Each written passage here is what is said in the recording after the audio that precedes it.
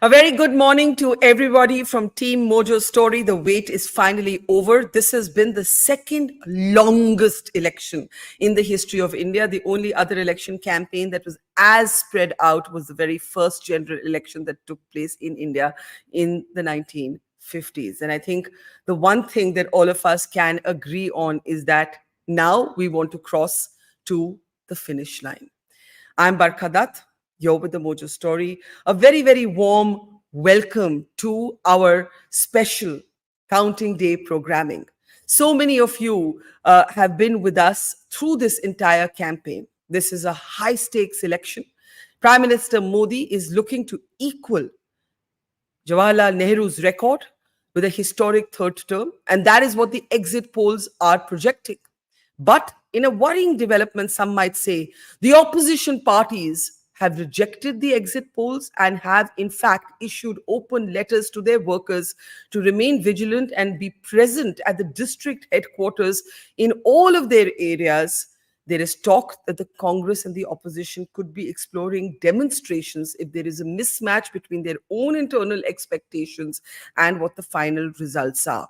We hope this morning that we will not see the unprecedented situation of election denialism, but let's see how the day develops and let's see, in fact, what the final numbers are at the end of this day. In fact, we won't have to wait till the end of this day. In the next 2 or 3 hours, we should know who will be the next prime minister, how many seats will he have, what kind of government might that look like, where does that leave the opposition?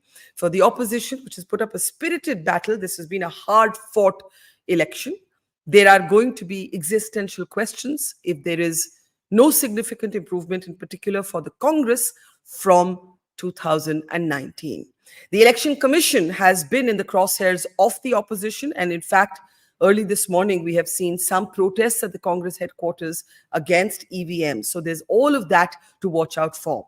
But in the meantime, we are looking at a situation where the exit polls have projected a very, very comfortable and in some cases a landslide victory for the NDA, and Rahul Gandhi, among other opposition leaders, has rubbished those exit polls. Now, as I've been saying for the last 45 days, we've been traveling across India.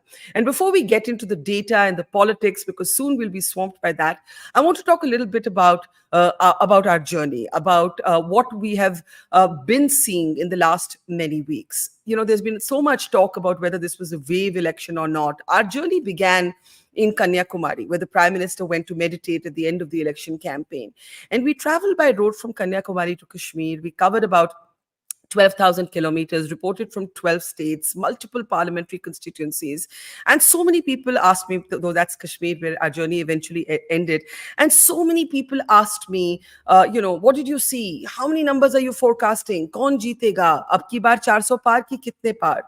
Well, all I can say is I'm a reporter. I'm not in the business of punditry. I have now understood the Indian voter's mind is far too wise and far too complex to be able to predict.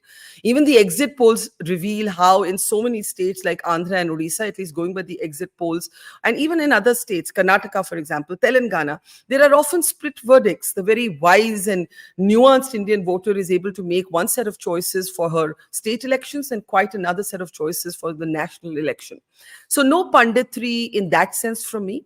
Once the leads start coming in, I will share my own impressions. I did ask many voters what's one thing you like best about the Modi government and one thing you'd like to see them change. And we can talk about all of that later. But I want to say thank you to all of you for being part of this journey. Also, some of you who have tuned in this morning haven't subscribed to us, are not Mojo members. So it's my request that please do be part of our community. Do press the bell icon if you haven't subscribed. Do become a Mojo member if you haven't become a Mojo member yet. Let me welcome now to the program early this morning, Dr. Karthikeya Batra.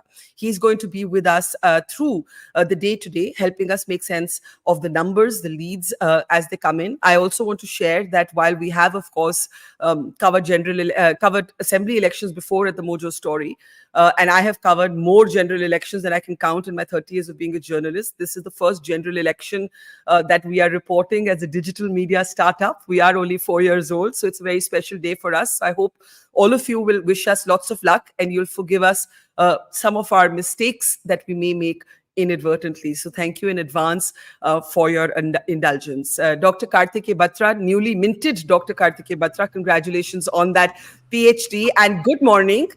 Before we start looking at the big trends, the big patterns, because the leads will only come in about 25 minutes from now, any thoughts, any broad thoughts?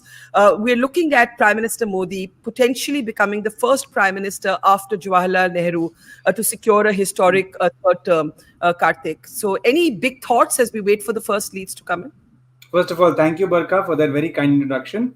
I think indeed it will essentially mean that the BJP has, if those results that the exit polls are predicting do fructify, what you will see, Barkha, is that the BJP will have decisively broken out of the mold of being a North-Western party or the party of the Brahman Banya or the party that certain sections, apart from the religious minorities, were averse to. So that will be, and a large part of the credit for that will go to the Prime Minister himself. And I think that at the end of the day, if the verdict does go one-sided towards the BJP, the Prime Minister's own credibility, people may like him, people may not like him, but a large section of the voters who vote for him essentially find him to be a very credible face, despite his deficiencies. And I'm sure you will reflect on that when you talk about your own travels. I think for the Congress, it seems like they will improve their tally. Now, that would mean that the glass would still be 3/4 empty, but 1/4 full. And then we'll have to see how things churn within the Congress. The only thing that I see is that they probably have an easy fall guy this time in the former Mr. Mallikarjun Kharge. So we'll see how those things pan out, what that means for Mr. Rahul Gandhi, what that means for Ms. Priyanka Gandhi. The next thing is that I think if the results from Odisha and Bengal fructify, then that says something about the future of unaligned regional parties in national elections. Yeah. Well, Bengal is, just sorry to interrupt you there. Bengal is going to be the big one. And I want to start by playing out something that I found very intriguing. It was one of the Prime Minister's interviews to ANI. And he made this is before the exit polls. It's important to note. He actually said Bengal was going to be the BJP's best performance. I want to play out that clip for our audience. Take a look. इस बार पूरे हिंदुस्तान में the best performing state कोई होगा तो पश्चिम बंगाल होने वाला है। Bharatiya Janata party को सर्वाधिक सफलता पश्चिम बंगाल में मिल रही है और पश्चिम बंगाल का चुनाव एक तरफा है।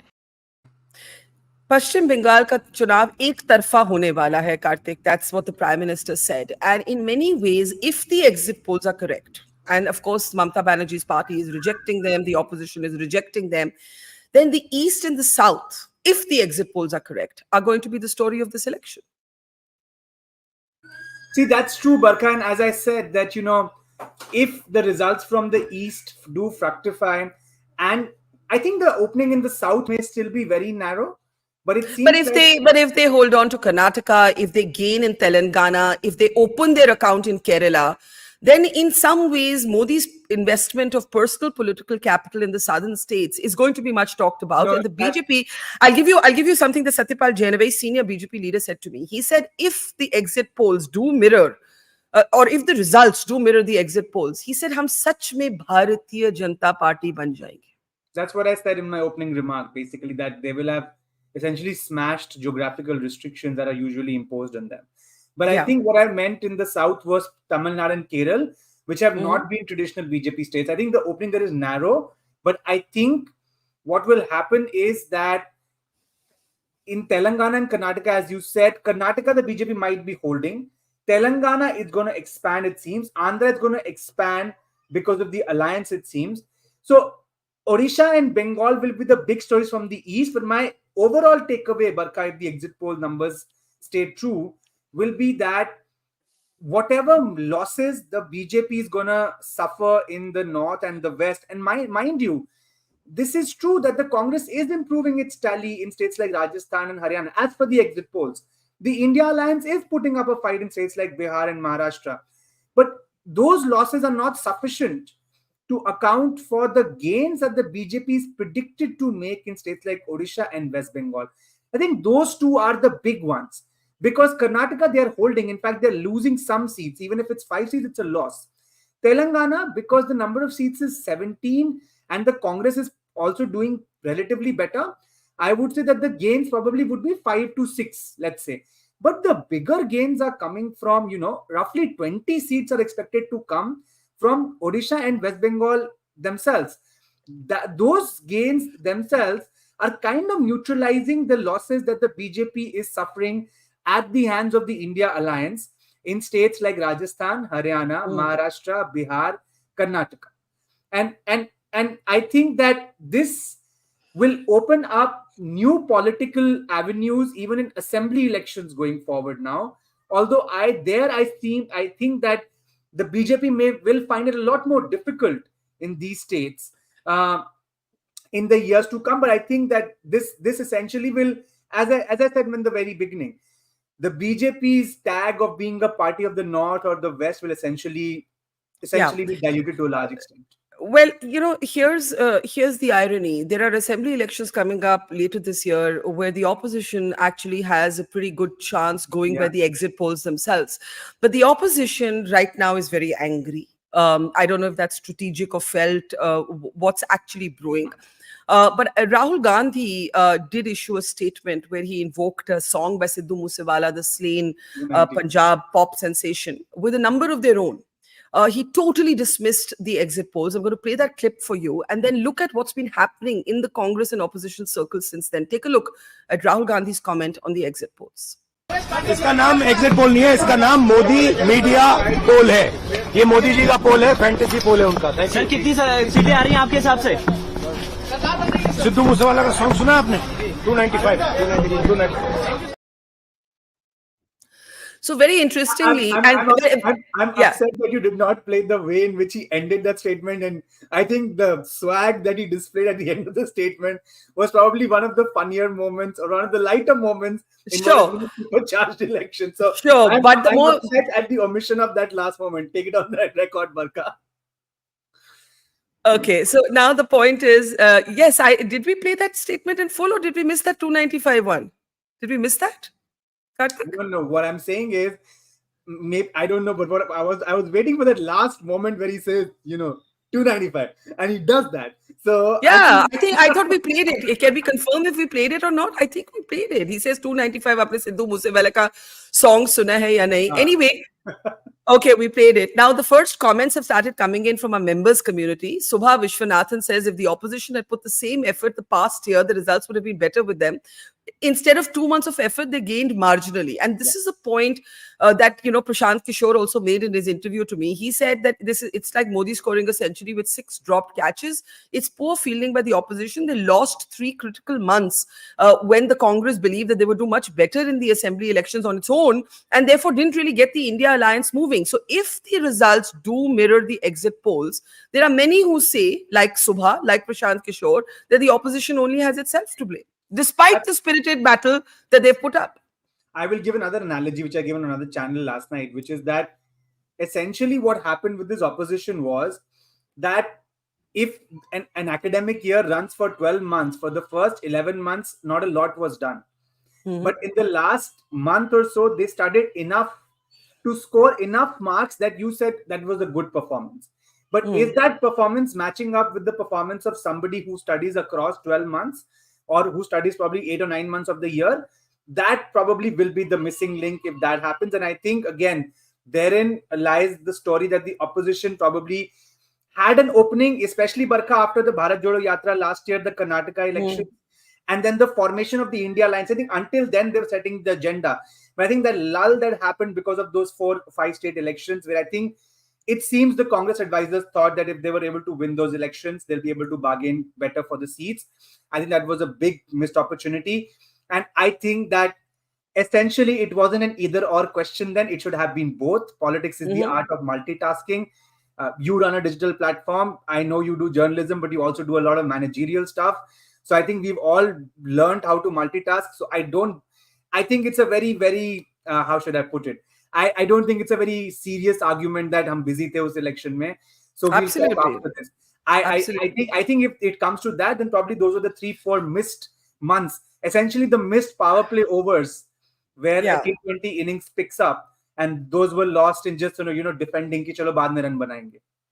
Now, one of the, to me personally, the worrying developments in the last few hours has been the kind of public statements and letters that we have seen from opposition leaders. We saw a deluge of tweets in the last few hours, in themselves fair, asking their workers to be vigilant if they see any wrongdoing to film it.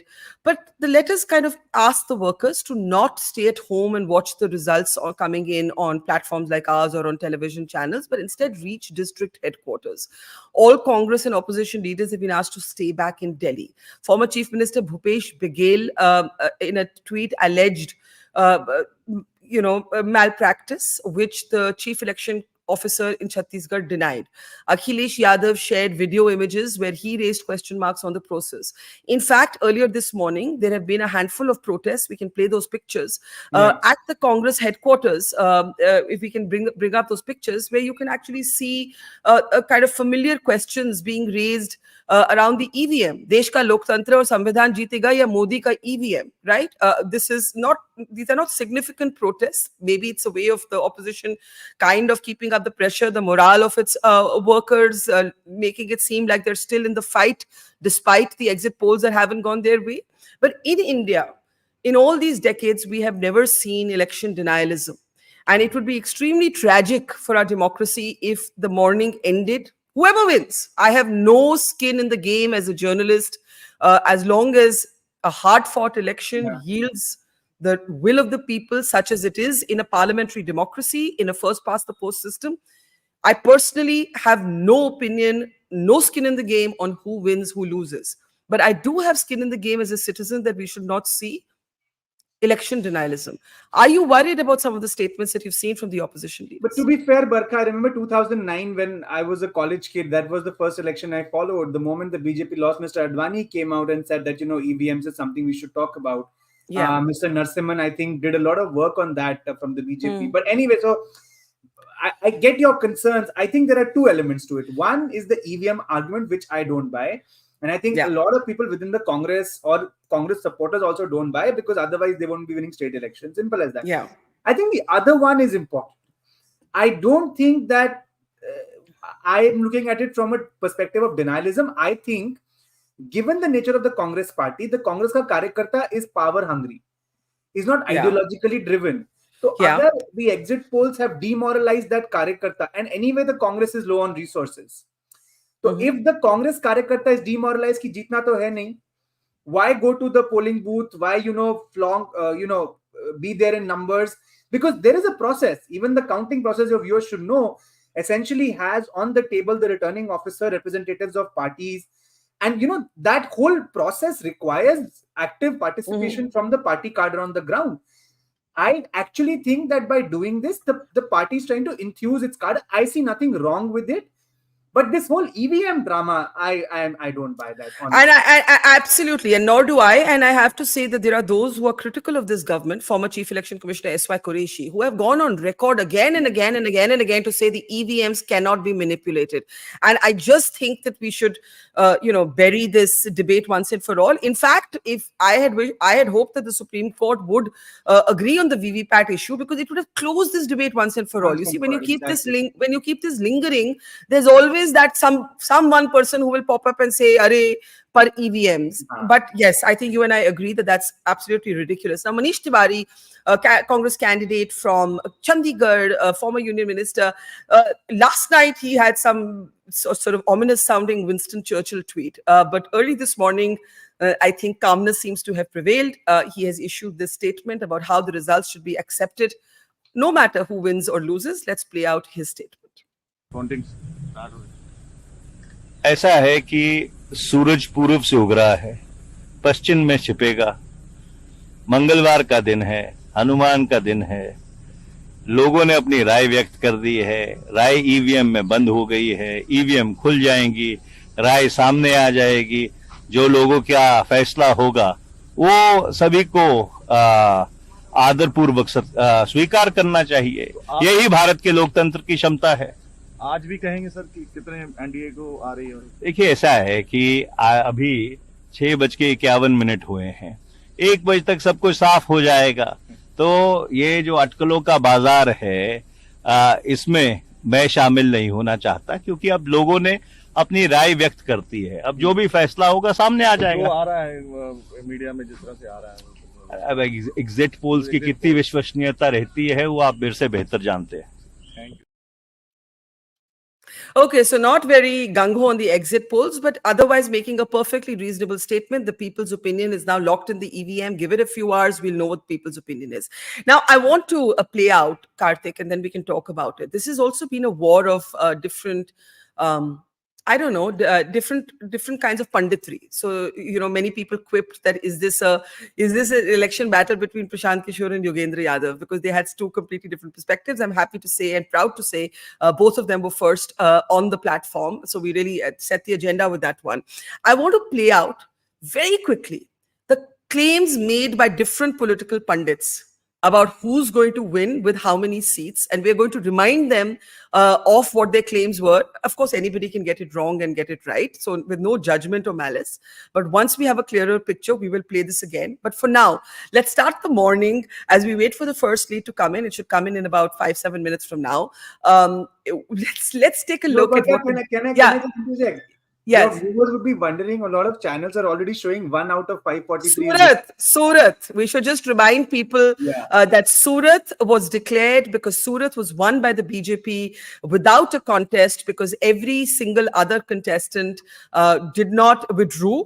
The Congress candidate went missing at the last moment. Then he turned up with papers that were not accepted. I actually met the Surat member of parliament, and I said that, you know, people will say that you have manipulated the electoral process. The BJP, of course, then pointed to other instances in the past where opposition leaders have also won uncontested. And in fact, but you're right, we can start showing on our screen the tally, because we do know that one is in the box of or the kitty of the NDA. So that was declared long ago. In the meantime, I might as well just add. I think I can start with two, because Banaras. Yes.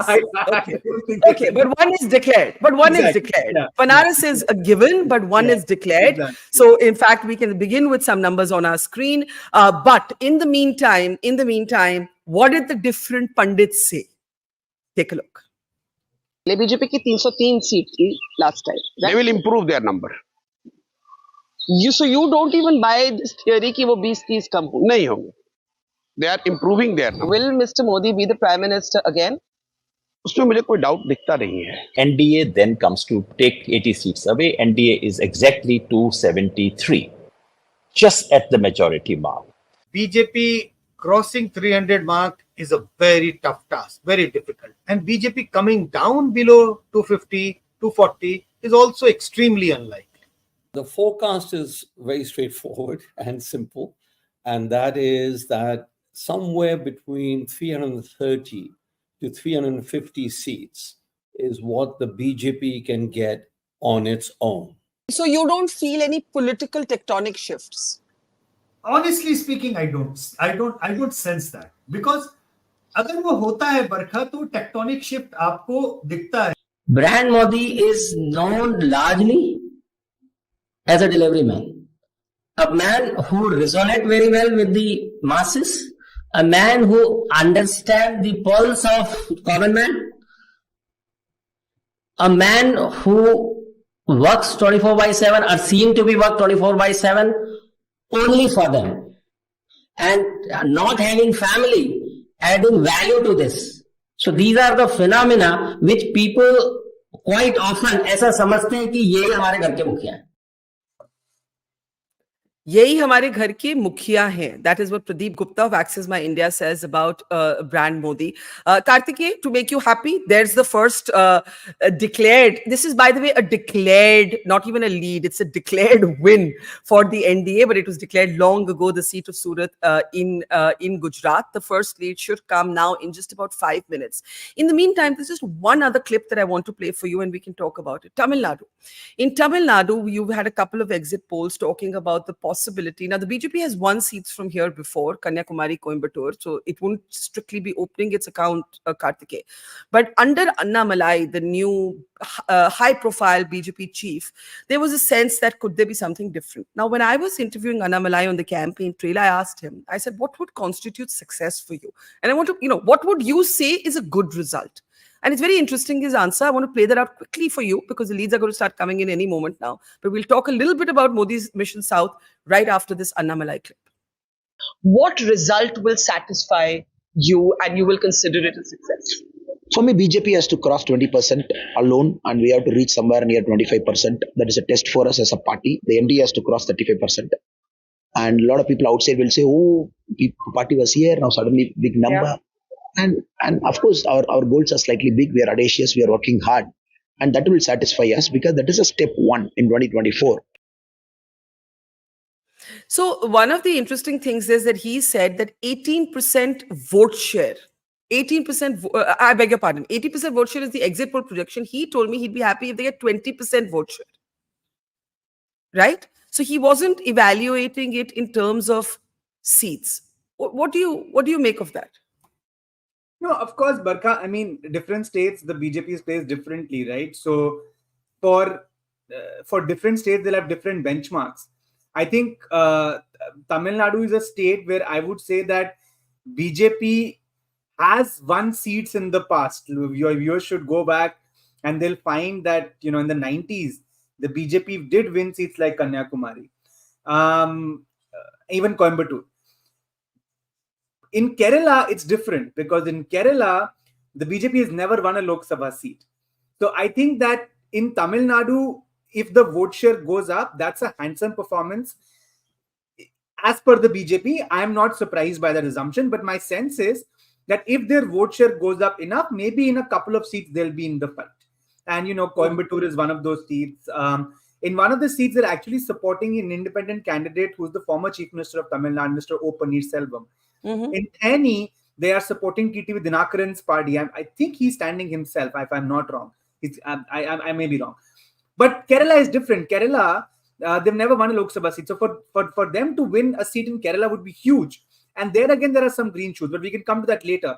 But I think Tamil Nadu is a state where the BJP understands that the AIADMK is not going to get any better in the near future. That's what they are sort of positing at this point. And 2 years from now, we have a crucial assembly election there, which if things stand as they are, the DMK might win again. Because the AIADMK does not seem to have the capacity right now to beat the DMK. I mean, it's a much weakened force because we know that Ms. Jayalalitha passed away, then the Shashikala re-entry did not pan out the way it had to be. There was a split between EPS and OPS. They lost 21 elections. They were hammered in 2019 in the Lok Sabha election, despite EPS being the chief minister at that point in time. So the BJP is trying to occupy that space, which has been ceded by the AIADMK. What will be interesting to see is after these results, if the BJP does well enough, do they go ahead alone in the assembly elections or do they go back and tie up with the AIADMK?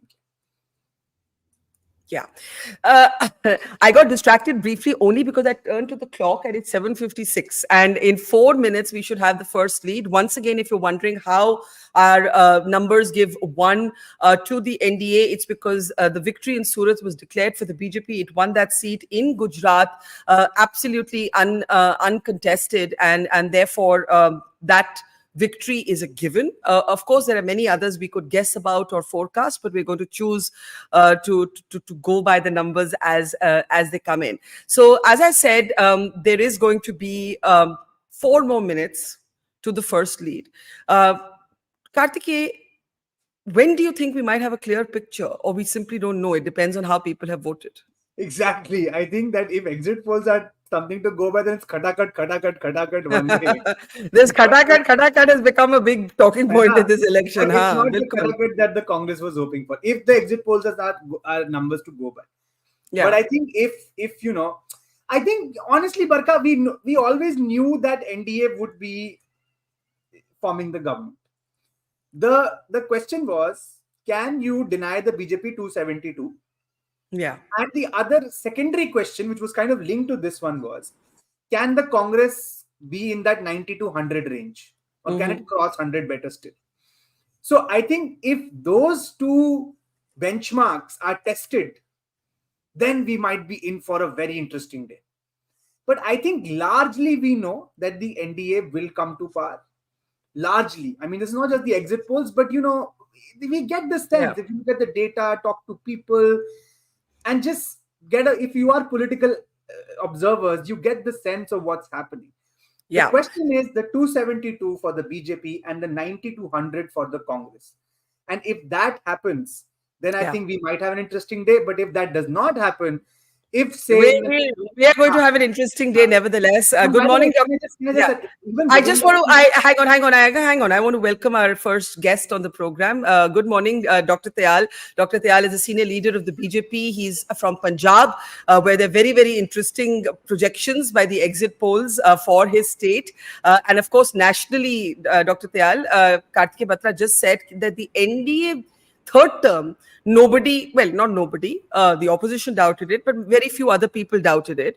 But ab sab khel jo hai, wo scale ka hai. How are you looking at it? How important is the scale of projected victory going to be? First, let's talk nationally, and then we'll talk about your home state. So, thank you, Barkha. It's a pleasure being here. And particularly where I am, it's a very bright morning. In you're in Chandigarh, right? You're in Chandigarh. So till yesterday it was a hot morning, but suddenly today I'm seeing it as a bright morning. Okay. So and I think that is going to be the I agree with Kartikeya that that is going to be the mood today. That we're going to see some very good numbers. So no doubt on that at all. Anybody who has had any doubt about it, or was possibly, in my opinion, was actually there was a compulsion for him to express a doubt rather than actually having the doubt within, and which happens in politics. I mean, you're supposed to say what you're supposed to say, so they had to say what they had to say. Are you concerned that with the kind of statements that we've seen from the opposition in the last few hours about be vigilant, film everything, Mr. Kharge writing to the bureaucracy, show a spine, don't act with fear or favor? It's quite unusual. I don't remember previous elections where this has happened, but the argument has been made that the Election Commission has not played the job of a neutral umpire. That's what the opposition has been saying.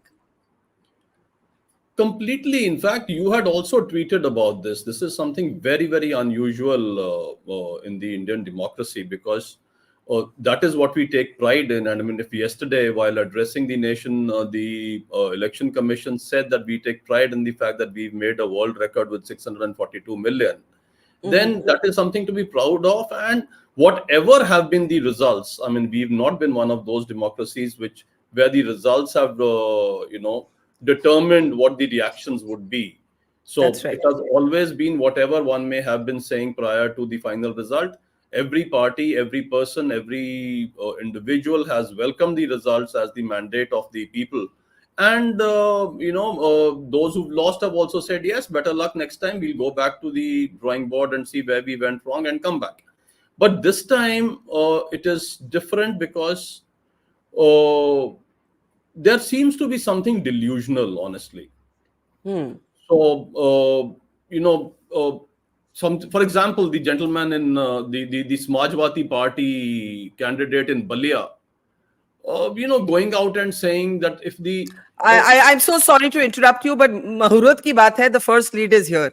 I'm a little superstitious ki first lead ke saath hi shuruaat honi chahiye. It goes in favor of your party, not surprisingly coming from Gujarat, the BJP's. This is officially the first. So we have one victory for the BJP in Surat declared earlier, and we have one lead coming in favor of the BJP in Gujarat. I'm also taking this occasion to welcome my friend and veteran journalist from Telangana, Shriram Kari. Dr. Tyal, go ahead and complete your point. You were talking about the opposition's quote-unquote delusions. Go ahead. Yeah, so the candidate from Balia going right out and saying that, using a euphemism by saying if the process is not fair, but ultimately intending that if the result doesn't come in my favor, ya to meri lash jayegi, ya DM ki lash jayegi. I mean, that is not the sort of thing that one is used to hearing.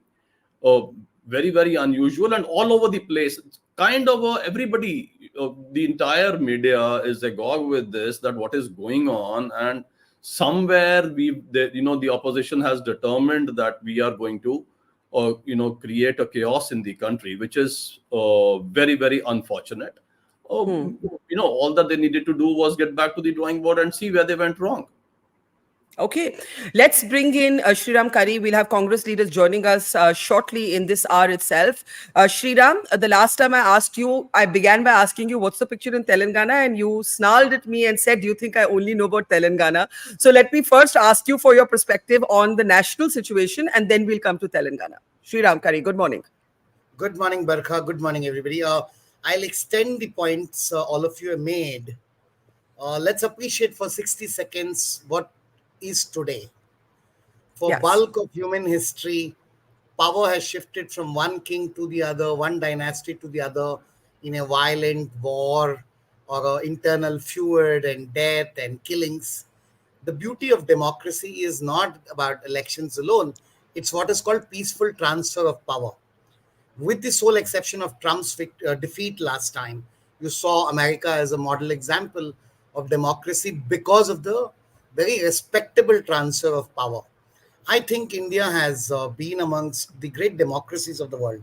We may criticize a lot of things, but imagine for a second if there was sorry, I'm so sorry. Kartike has some leads. I'm going to be interrupting all of you. You'll have to forgive me for it because we have to keep an eye on the numbers. Dr. Shama Mohammed is with us. Good morning. Kartike, very quickly, I'll let Sriram finish his point right after that. Sorry, Sriram. Numbers beyond Surat started coming in. So the first 5 leads are all for the BJP. This, of course, includes, for the NDA rather.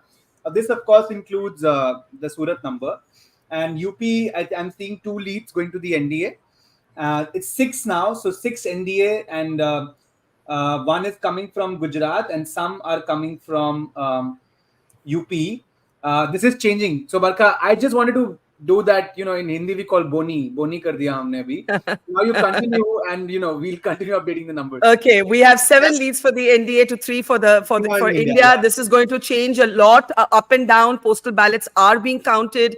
Also, the opposition made a big case for that before the Election Commission. Sriram, before I get Shama Mohammed in, do complete your point about the historicity of this moment and the importance of the peaceful transition of power from one elected government to the next, whoever that government may be, or whichever that government may be. Barkha, in the last 25 odd years plus that I've watched elections, I feel one of the most beautiful things about our election results day is the concession speech by the party that loses and wishes the victor all the best. You look at the speech when Obama won, the speech of concession was the greatest speech made that day. I remember 2009, for example, Sushma Swaraj's speech conceding to Congress. These are beautiful moments of democracy. I think no political party should. Yes, there was a lot of animosity. There's a lot we may find is. Second thing, this questioning election commission. We keep asking, what is it India is the best in the world? I think in terms of conducting extraordinary scale of elections, largely fair. I think election commission and all the people involved should be saluted before we get going. Yes, the postal ballots are beginning to trickle in. Yeah, we have a heady day, but whoever wins, democracy is already won, according to me. That's a very Ravi Shastri line, right? Exactly. कोई भी जीता ये तो cricket की victory. Jinx, this is jinx. I was about to say that. This is Ravi Shastri. Oh, please, what did I do to deserve that? But well, it's democracy. Okay, welcome to the program, Dr. Shama Mohammed. Good morning to you. Dr. Tayal here of the BJP was just saying that some of the comments from the opposition have been, he called them delusional. Why is the Congress and other opposition parties already making some sort of noise about a kind of protest noise before the results are out? I understand that you don't agree with the exit polls, but why is there this open letter to the bureaucracy, open letter to the workers to reach district headquarters? This has never happened before. Okay, so there are a lot of things which have never happened before. Now, the person before me said, I don't know who that gentleman is, he said, in laws, you should be as gracious as Obama and Sushma Swaraj when there are, of course, free and fair elections. We have seen the conduct of the Election Commission of India. The model code of conduct has been violated numerous times We all know that a 7-bench judgment in 2017, Chief Justice Thakur was there at that point of time, said that keeping Representation of People's Act 123, Clause 3, one cannot ask for votes based on religion, caste, creed, community, whatever. Now, what was Mr. Modi doing this time? He has violated the Model Code of Conduct numerous times. He's called me a Ghuspetia. He says they will come in, the Ghuspetias, they will take away your aapka sampat leke. The Congress party is going to go and give it to the Hindu. They'll take it from the Hindus and give it to the Muslims. Aapka Mangal Sutra chinenge, aapka Gaay chinenge, Bears chinenge. So, I mean, numerous. I have few of them. Then if the Congress party comes back to power, there will be a lock on the Ram Mandir. So these are things, see, here we 5 people are sitting. When the Prime Minister speaks, what happens at that point of time? People like you and me think, all right, prachar ke liye, for campaigning he's doing to winning election. But the common man out there thinks, you know what? The Prime Minister of India is saying this. So definitely the Muslims are the villains. You are creating animosity amongst your people. You're creating a kind of hatred. And why didn't the EC not take action? The EC should have taken, they have banned, I remember, Randeep Surjewala for 2 days. The Chandrasekhar Rao was taken off for 2 days. So why not on Mr. Modi? Why is Mr. Modi above everything? Now, he could have gone for his meditation after first evening of the first. Why was he allowed to do it on the 30th? And why live broadcast? You can go and meditate. Why are you influencing voters? All I'm saying, Shama, So we do not trust the Election Commission. I do not trust the Election Commission of India. The Election Commission of India was supposed to be selected by the Chief Justice, by the Leader of Opposition and the Prime Minister of India. They got in a bill in November and changed that and saying that, you know what, there will be no Chief Justice but a cabinet minister. So it says 2:1. Every attempt to subvert democracy has been done this time. Every attempt to subvert democracy. And we have seen after 2014, they keep I want to ask you something. You just said you do not trust the Election Commission, right? I think you can have disagreements with the Election Commission, but that has nothing to do with the will of the people, right? The will of the, you can say the EC could have intervened here. The EC could have, 1 minute. I want to ask you a direct question. If in the next 3 hours, the results mirror the exit polls, I'm not talking about the scale. If the NDA is back in power, Prime Minister Modi is back in power for a 3rd term, will you, as a high-profile, well-regarded leader of the Congress party, accept the verdict, or you will question it? I will always accept the verdict of the people. We have never been the right causers in this country. We know who incites riots in this country. Now, will you accept it? Will you accept the verdict? I've always said I accept, but let me look at the discrepancies. Now, you said it's the mandate of the people. How many people have told that our names are not there on the voter ID? We have seen videos from UP where police are not allowing voters to vote. I mean, various things all over the country, which has never happened in the history of this country. My question is, if Mr. Modi or the Bharatiya Janata Party wants to go into a war or go into an election, let it be free and fair. Why is there subversion of democracy at every angle? Why is the Election Commission supporting the party in power, which has never happened? And also Mr. Qureshi's question, listen, for example, the first phase, after 11 days, we come to know the voter percentage. Why? They come to know at night itself how many people have voted in each booth, isn't it? That comes out at that particular night. Give it out the next day. Why is there discrepancy? Then they say it is 63%. It goes up to 65%. In Odisha, there's a change of 4 lakh votes. What is happening, Barkha? This is not my country. I want free and fair election. That is my issue. Why? Okay. You just said that you will accept the verdict, but all of the anger that you feel makes me wonder what the Congress party will say if the results don't go the way that they have expected. Before I get in, Rahul Ishwar, I know Dhirendra Tyal also wants to respond. Leads are really coming in very quickly. Karthikeya, quick overview on the number. Good morning, Rahul. We'll come to you in a moment. Karthikeya, just take us through what we know so far. I think 14 to 13 in NDA to India. So I think Dr. Mohammed, there is reasons to be optimistic.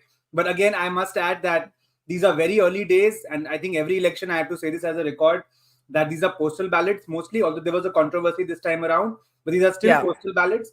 And leads come from all states. Uttar Pradesh is 4-2 in favor of NDA. We have leads from Bihar, Tamil Nadu, India is leading on 1. Karnataka Congress is leading on 1. Maharashtra, India 3, NDA 1. Madhya Pradesh, BJP 2, India 0. Gujarat, BJP 2, Congress 0. Rajasthan, BJP 2, Congress 0. So essentially, we have leads coming in now from more or less all states. In Bengal, the first lead, Barkha, surprisingly has come from the Congress plus Left Alliance. So, could that be the harbinger of some hope for the India Alliance? That is the contradiction, Shama. Just imagine if the result goes better than the exit polls have projected for you. Will you still be so angry with the election commission? At this point, India is 19 to NDA is 14. India Bloc has taken a lead. Kangana Ranaut is trailing, but once again, it is early days. It's early minutes.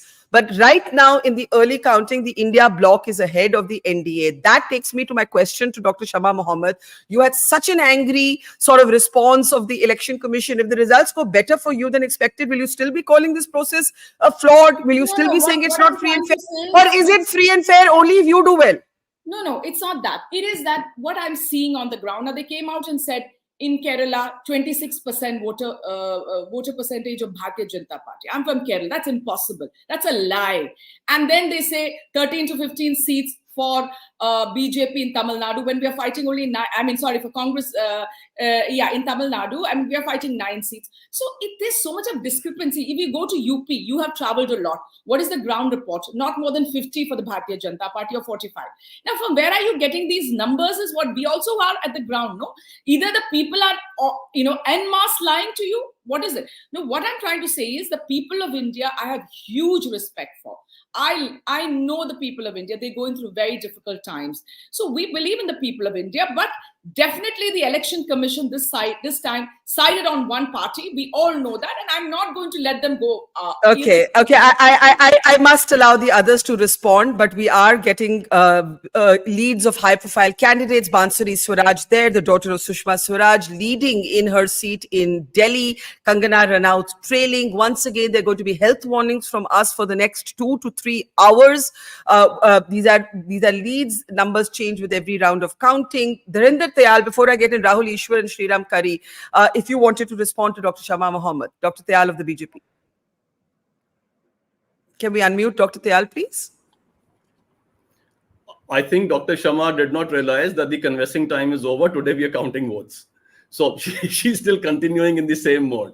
Where she says that, we know who instigates riots. 1984, we haven't forgotten. So let us not get into, in the last 10 years, the riots have been the minimum. So anyway, let me not get there because we're not conversing at this moment. The basic issue which I want to make is when I said the Congress is delusional now, it is really psychological. There are delusions of persecution. The election EVMs are bad. The makers of EVM, Bell is bad. Election Commission is bad. The DMs are bad. The police is bad. The psephologists are bad. The media is bad. Eurasia is also bad. Everybody barring the India Alliance is bad, is sold out already. Watch out, Barkha. So, so that is, that's a height of delusion. You're denying everything. There are I don't know how many lakh EVMs. The courts have said 5% of them you can have verified. There is no issue. And there is a gentleman sitting in Delhi, जिनका आभूषण ही ये है कि वो रोज एक case डालते हैं कि जी ये हो गया वो उनका आभूषण है. So I'm not naming the gentleman. So so every day he's filing a case. You've gone to the court for everything under the sun, and you've got reprimanded by court and been booted out. Now the only place left is where at least they say they have the respect is for the courts. So at least you've gone there for everything. Then now don't cry. I'll tell you where the problem lies. The fundamental problem is, and this is really very, very basic, is that in all these decades of independence, we have not heard the term pro-incumbency. It has always been anti-incumbency. Whereas, why not pro-incumbency? The only reason not pro-incumbency is because the legacy of the British, which was to exploit, once you are in power, go ahead and exploit, which the Congress got. So they were exploiting. and they were ready for it. Okay, we've exploited 5 years, we'll sit out for 5 years, call it anti-incumbency. Call it anti-incumbency. Okay. Let me come in before this early hour. 1 minute, sir. I have to interrupt for the numbers. You and the Congress can keep arguing. Karthik, we have the India Alliance ahead in 41 seats and the NDA in 23. That's the latest number we have. Karthik, go ahead. Go ahead. It's 41 to India, 23 to NDA at this point. Again, yes. Very early days. Yes. Can I tell you, UP, Bihar, Maharashtra, Tamil Nadu, India is leading in all these states. These are 4 big states. And in all 4 states right now, India is leading. But again, very early days. But, at least this is sufficient to probably enthuse the cadre who are sitting at the polling stations. So this is not a bad start for the India Alliance. Of course, these are postal ballots. Not much should be read. But if they had to have a start, they would prefer this one over anything else.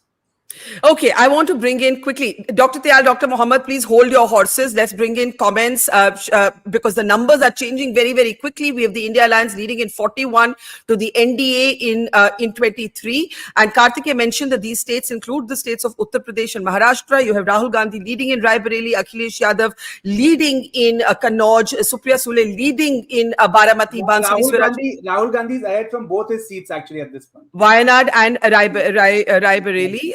There you see that on your screen. Rahul Ishwar, quick comment, and then Sriram, quick comment. With due respect, I think Shamaji is more like the Amitabh Bachchan of the 1970s and 80s. Very educated. Well, Shama is going to take that as a compliment. Yeah, I think I should. I know I really like her and respect her. She knows it. But no, just one submission. See, just imagine. Let us imagine that EVMs can be rigged. See, if EVMs can be rigged, will Modi ji allow a 67-3 for AAP in 2015? Or recently, Sri D.K. Shivakumar under his and Siddaramaia's leadership, Congress nearly won 136 in Karnataka. So the election denialism is one thing, and I think India's greatest aspect is all the parties in our history, without major exceptions, have conceded elections, unlike the Trumps of the US. So I think we should trust the process. If we have any doubts, we can definitely raise. And I agree partially with Shamaji when they say the election polls project somewhere around 27% for BJP in Kerala. Even BJP workers down the ground won't believe that, because from 15 to 27 is a huge jump. But these can be genuine mistakes or genuine miscalculations. We should also give a room for that. Sometimes people call elections in a wrong way. The sample size of the entire India will be less than the votes of one single constituency, because maximum sample you take is around 5 lakh or 6 lakh or say maximum 7 lakhs. In one good constituency, for example, Trivandrum, you will have more than 5 lakh voters or nearly 6 lakh voters. So it can be genuine miscalculations. It can be genuine misreadings. So everything is not a grand conspiracy. Everything is not out to get. So yes, the opposition should have an adversarial role towards the establishment. They should question, they should check. But at the end of the day, since there is nothing else to prove, I think we should be humble enough. Whosoever wins, we should be humble enough to accept. For example, many psephologists said, in Kerala, BJP may win 4 seats. Even BJP doesn't have that assessment in Kerala that they are going to win 4 seats. So, these can be some kind of a miscalculation or some kind of a genuine misunderstanding. This has happened many times. For 2000, we have seen the India Shining campaign. We have seen last West Bengal elections being called wrong. Many people overestimating BJP seats by nearly 70 or 80 seats. And saying that they are very close. So it can genuinely happen. Maybe there is a tyranny of distance. Maybe the urban voters, they are more centric on. Maybe BJP is as a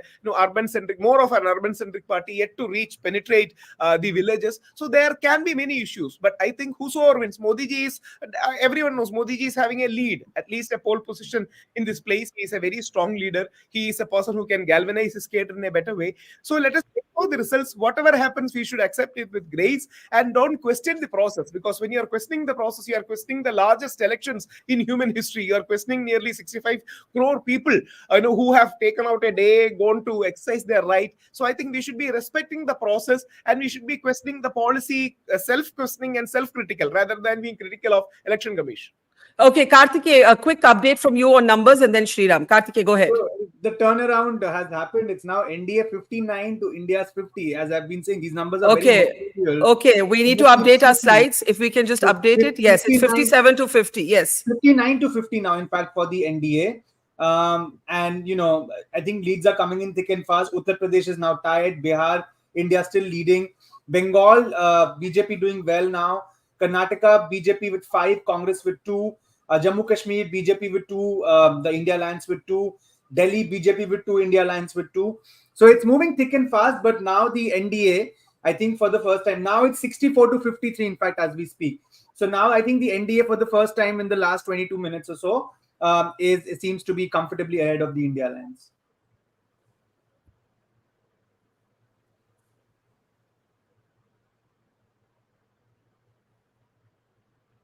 Madhya Pradesh, yeah.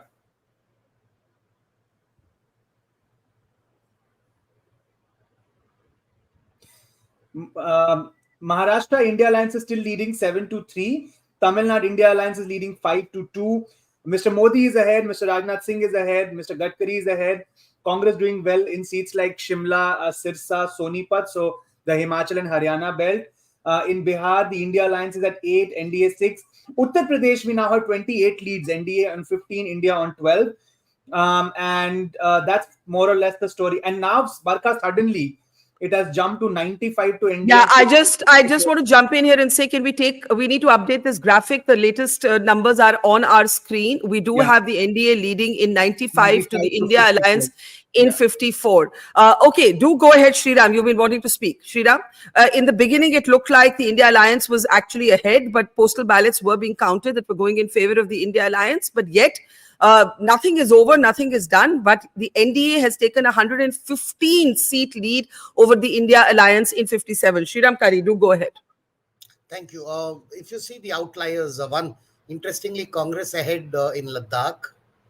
It's also ahead in 1 seat in Gujarat. So it's very interesting that postal ballots, while they're very small, they're actually votes by security personnel, employees of the Election Commission, government employees, and those who are likely to be deployed on duty today. So these are the people, during the election, they're in duty and therefore can't vote. So they get to vote. And of course, we now have this senior citizens, very senior citizens get to vote. So it's an interesting slice of vote, gives you a different perspective across. But Barkha, I will go back to the point I said that whatever political parties might say about the fairness or the standard and conduct of Election Commission, and their complaints might be genuine, maybe they're part of the heat, but we must all as Indians reflect somewhere, and it's not a cliche or something, that the elections India has conducted for 75 years, the size, the scale, the diversity, let us appreciate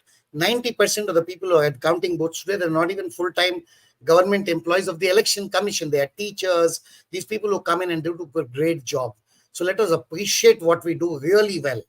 I think it's one thing. Switzerland is proud of its watches, or Turkey is proud of its towels. I think India should say our elections are unbelievable.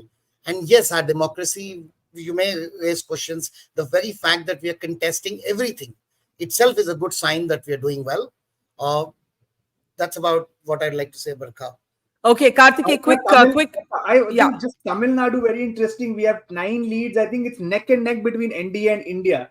So fascinating. But Bihar, UP and West Bengal right now neck and neck. In MP and Gujarat, the BJP is racing ahead of the Congress. In fact, things have changed in Bihar dramatically now. NDA 9, India 2. So things are moving very fast. Tamil Nadu now 12 leads, all 12 going to the India. Now this is 127 to 67 as the banner is showing. Gujarat, all 14 leads to the BJP. Madhya Pradesh, 22 or 23 leads to the BJP. This is expected. Bengal, BJP with 11 leads, TMC 7 and Congress Plus with 1 lead. So things are moving really fast at this point in time, as expected. Okay. Also, Shashi Tharoor in early leads is trailing in his seat in Trivandrum. Those are details that are just coming in. Once again, in UP, BJP is ahead in 15 seats to the India Bloc in 12. Those are the numbers we have so far. That has changed to 17 to 8 now, Barkha. 17 NDA, India 8. So it's not our fault, it keeps changing dramatically. So it takes a little bit of time to update the numbers, but it's happening at a very quick pace. It's coming fast and furious. Shira made his point. Dr. Shama Mohammed, it looked like it was going well for you. Now the India Alliance has fallen behind, but this is the nature of democracy. The point that everybody else is making is that you can't question that process. You can question the Election Commission, the decisions they take. That is your right. That is your right. but you can't question the will of the people. These are two different things. I said to another colleague of yours, there's a difference between saying I didn't have a level playing field, you can make that argument, and saying it's not a free and fair election. These are two completely different things. Barkha, who questioned the will of the people? Nobody questions ever the will of the people. Nobody questions the will of the people. We always accept the will of the people. It is that when these things happen, for example, the gentleman again who spoke before me said, what a great democracy. Why did we have 7 faces? I mean, I think if it was 2009, we had 4 faces. Why do we need 7 faces? Maharashtra, if I'm not, they were around 5 faces or is Maharashtra a state where there is Naxal attacks or any of those? So West Bengal, 7 faces. It is this is very wrong to the people of this country. You know how hot it is? Even for the representatives, the candidates, it was difficult, as well as the people who've come out to vote. It is not easy. Why did we have this election starting in April, ending in June? We never even had it in 2019. So as we are progressing, Mr. Modi wants one nation, one poll. He can't conduct, or the election commission, which is his puppet, can't conduct an election which in 3 phases, or for that matter 4. We have to go to 7, and then they say we want one nation, one poll. So what he talks and the other side, there is huge discrepancy. We have never questioned the will of the people. We will always accept the will of the people. But it is what is happening around, how the will of the people is changing. You know, if you go to the ground in Punjab, or for that matter in UP, or people are upset about the price rise and unemployment. This is the basic issue in this country. There is no equality here. You know that 1% of this country own 40% of the wealth. So it is not, it is this GST on everything, you know, everything less than 20 kgs or 20 liters. There's a 5% GST on rice, wheat, milk, curd. I mean, how does the common man afford all this? And salaries have not gone up. Jobs have gone down. During our time, at least during the UPA time, I'm so sorry to interrupt you, but the NDA at the moment in Leeds has just crossed the 200 mark. It's 205 to the India Alliance's 80 seats. We're starting to get individual leads from states. Karthikeya, a quick run through of the numbers. I think some interesting numbers are picked up. Barkha, Haryana is going India way 7-2. Odisha, BJP way 8-3. And these are leads, of course. Early leads still, I would say. Karnataka, as exit polls were saying, and surprisingly so, it's one way it seems so far. And look at Bengal. Look at Bengal on your screen right now, by the way. Pretty close fight there. Rahul Gandhi, Supriya Sule leading. Yes, we can see this. Supriya Sule is trailing, I think, from the last slide, if I'm not wrong. Yes, trailing. I'm so sorry. Thank you for correcting me. I read that wrong. Yeah. Karnataka, BJP, NDA is 17 to Congress is 2 at this point. So this is as per what the exit polls had predicted. But Bengal, I think you're saying BJP 11, TMC 7, Congress +1. So, so far, this is... I think Sriram's wanted to jump in. Sriram? Just two updates from the Telugu states. Early leads for BJP in Telangana, which, of course... Can we switch to the... Yeah, I think we have the Telangana slide. Please move to Andhra and Telangana, please. Yes. Could we have the slides of Andhra Pradesh and Telangana as they're coming up? Sriram, do go ahead. Yeah. Telugu Desam alliance with the Janasena party and BJP is looking like it's got early leads and the votes of the postal ballots at least. And in Telangana, looks like BJP has got early leads. I'm very sure it will change, but as of now, yeah, BJP but Sriram, in Telangana now it's Congress 9 to BJP is 5 at this point. Okay, Yeah, then we need to correct that. We need to. Okay, the numbers are coming in so quickly that by the time we put up a slide, the lead has changed. So you've got to forgive us for that. We're trying our best to keep pace, guys. We're being told that this slide is dated. So if you could please refresh it and update it. Let's get reactions in the meantime. Rahul, Ishwar, do go ahead. Just one submission. With due respect to Shamaji, this is where our left liberal friends and Congress is getting it wrong. See, so-called bread and butter issues and livelihood issues are not only the issues in election. There is something called an entire right-wing spectrum where caste, religion, community, region, local issues, identity, pride, these kind of things matter. This is the reality. For example, in USA, I'm just taking the example of USA so that there is impartiality. Yeah. See, people vote for an absolute liar called Trump because there is an identity issue, there is immigration issue. so many other Yes. issues involved. See, so there is an entire spectrum there you are missing. I respect Nehruji, but the Nehruvian spectrum is not the alone spectrum. There is a entire Sardar Patel spectrum on the other side, and Mahatma Gandhi used to balance it. They even used to, Nedaji in one letter to Nehruji even called it the right and left of Congress. I think the left wing of Congress boycotted Mahatma Gandhi, and Nedaji was questioning how dare the left wing. Okay. Everybody has their hands up. First Shama, then Dr. Tayal. Karthik, if you have an urgent update, we have Karnataka numbers on our screen. Just BJP, the India Alliance has now breached the triple digit mark. The 100 mark. Yes. So the India Alliance at 100 or a little over 100, and the NDA well ahead at this moment, ahead across the 200 milestone mark. Let's start going through several of the states. Dr. Mohammed, do go ahead. It's 233 to 114. The NDA and the India Alliance. Shama, please go ahead. Yes. He was talking about something. I agree those issues are there. But you see, America is a developed nation. Here, people don't even get drinking water. They need, these things are very important. Now, let me tell you, during the Trump's time, let's not forget one very important thing. When the CNN reporter was kicked out by Trump, he went to the Supreme Court. Even Fox News, who is a right-wing news channel, stood with CNN, because they believe in the fourth estate. Here, what has happened to the fourth estate? You're an exception, Barkha, but the fourth estate is completely on one side. Before 2014, the government was questioned for everything. You know what happened, Nirbhaya, the coal allegation, 2G, everything. Here, the government is never questioned. I mean, you know what is electoral bonds? What did the Supreme Court of India say? Unconstitutional. And which reporter was questioning Mr. Modi or the government? How can you pass the Finance Bill 2017? Nobody questions. That is the difference. During the Trump time, I'm telling Rahul Ishwar, the fourth estate was not bought. They even kicked out Trump from Twitter. That is how it is in America. Here, but Shama, estate, except for a few, let me finish, except for a few, I've seen it from 2015 onwards. It is completely on one side. We are questioned whenever things happen in India. Whatever happens, Mr. Modi is never questioned, even for his speeches against the Muslims. Right now, calling them all sorts of things. I mean, no Prime Minister of India has gone to such level fighting an election, calling your own people Guspetias. I mean, the level he has gone to, I'm sorry to say, that is not what the Prime Minister's chair behoves.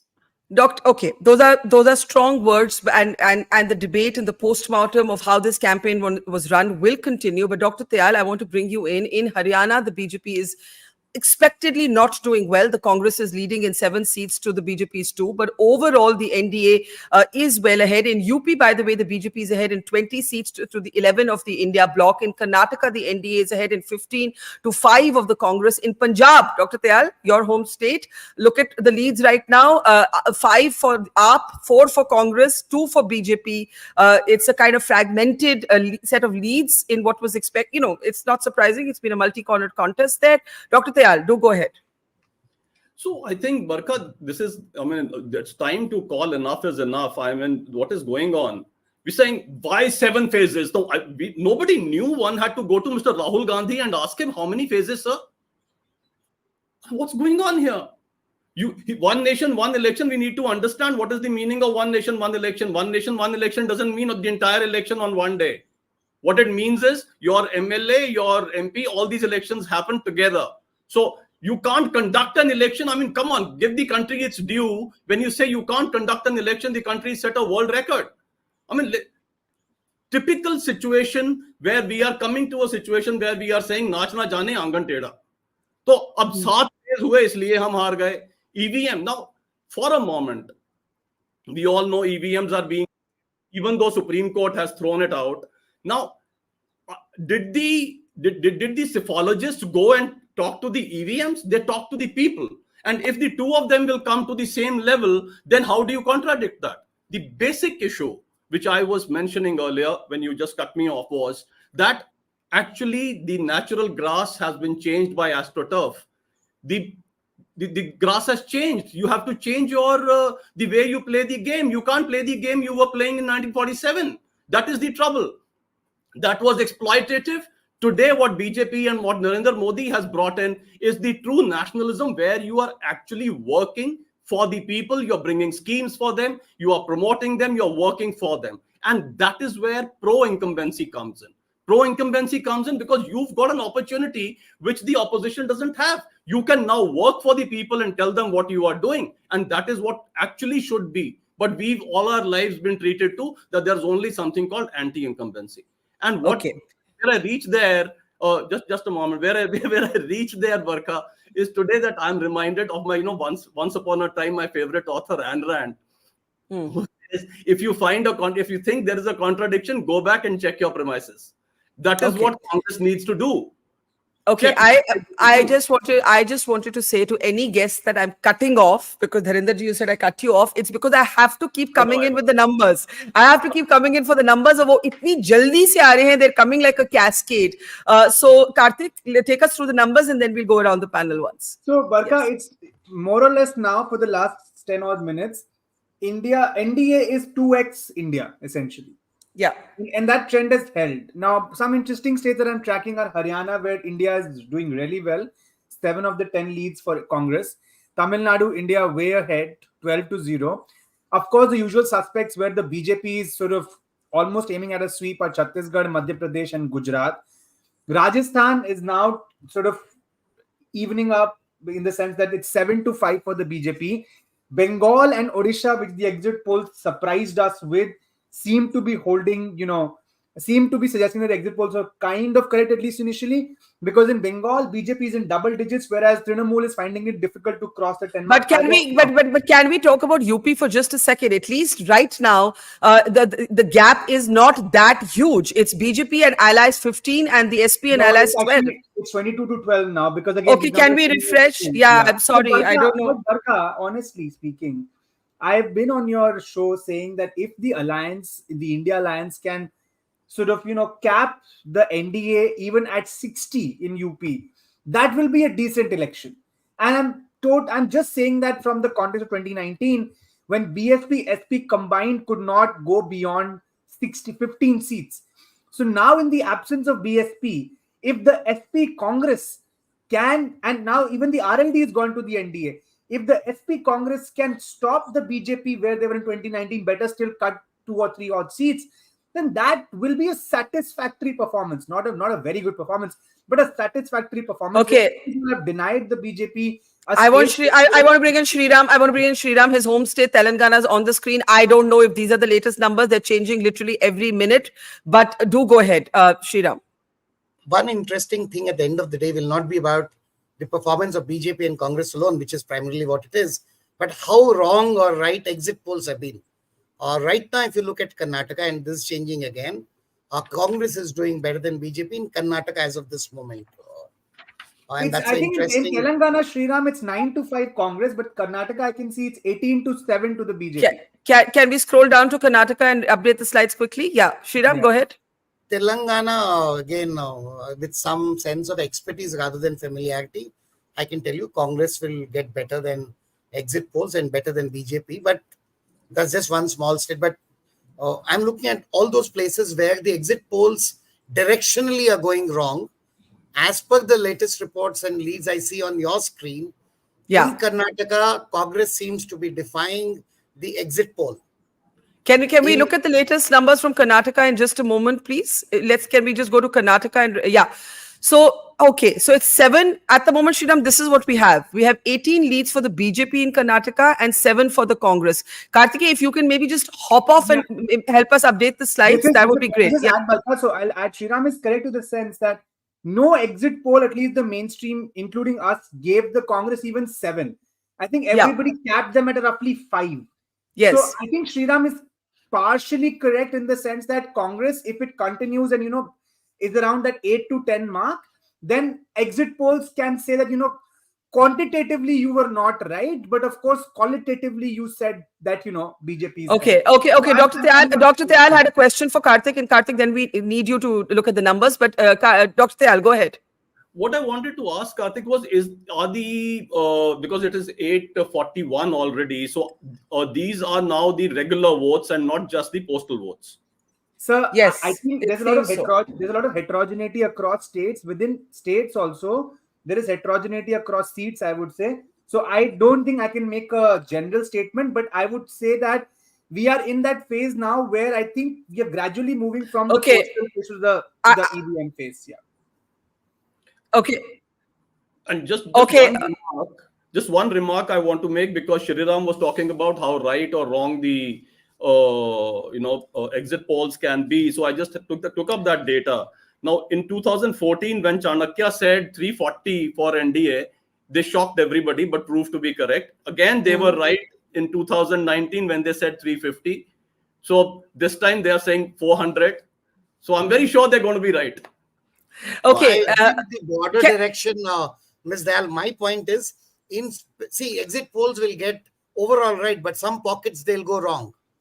I'm looking at those outlier I just want to come in. We have a lot of numbers. I'm going to request Karthike to actually just step out for a moment and help us collate some of those numbers. And in the meantime, I want to take you through the numbers we have. So I'll start with Karnataka, where Sriram made the point that the exit polls, no exit poll gave the Congress more than 5. At the moment, the Congress is leading in 7 to the BJP's 18. But if we can just switch, can we go to some of the other states? West Bengal is very important. Look at this. The Prime Minister had said that Bengal would be the BJP's best performance. The BJP is leading in 17 to the TMC's 9. Others, that's the left in Congress, are at 3. Can we just look at a couple of other states? We do know in Delhi, we'll have that on our screen, the BJP is leading in all 7 seats. In Haryana, it is advantage Congress. Telangana, where Sriram is, in Andhra Pradesh right now, go slow, guys. Stay on one slide. That's TDP and its allies ahead in 6. Jagan Reddy's party yet to open its account. This is Andhra. If we go back briefly to Telangana for just a second, if we can go back to Telangana, the BJP is leading in 5 ahead of the Congress. The BJP got 4 last time and was ahead of the Congress even last time. This is despite the handsome victory of the Congress in the assembly elections. And that takes me to a very important question for you, Dr. Shama Mohammed. One of the patterns that is emerging, if the results confirm the broad direction of the exit poll, is that even in states where the Congress has won the assembly elections, Karnataka and Telangana being 2 important examples, the voter obviously sees your party as a good or sometimes even better than the BJP option at a state level, but isn't seeing you as a national alternative. These are split responses coming from the voters. Do you not think the Congress has to reflect on why it is not being seen as a national alternative, but it is being seen as a regional alternative, even when it goes up against the same BJP? Dr. Mohammed. That's what I'm trying to tell you. See, there are various things which leads you to a national alternative. It is the image given to the Prime Minister of this country that, after he came in, the world knew us. I mean, what is that? I have lived abroad. I was brought up abroad, Barkha, when I was in the 80s. I was brought up in Kuwait. India was well known even then. Let me give you one simple example.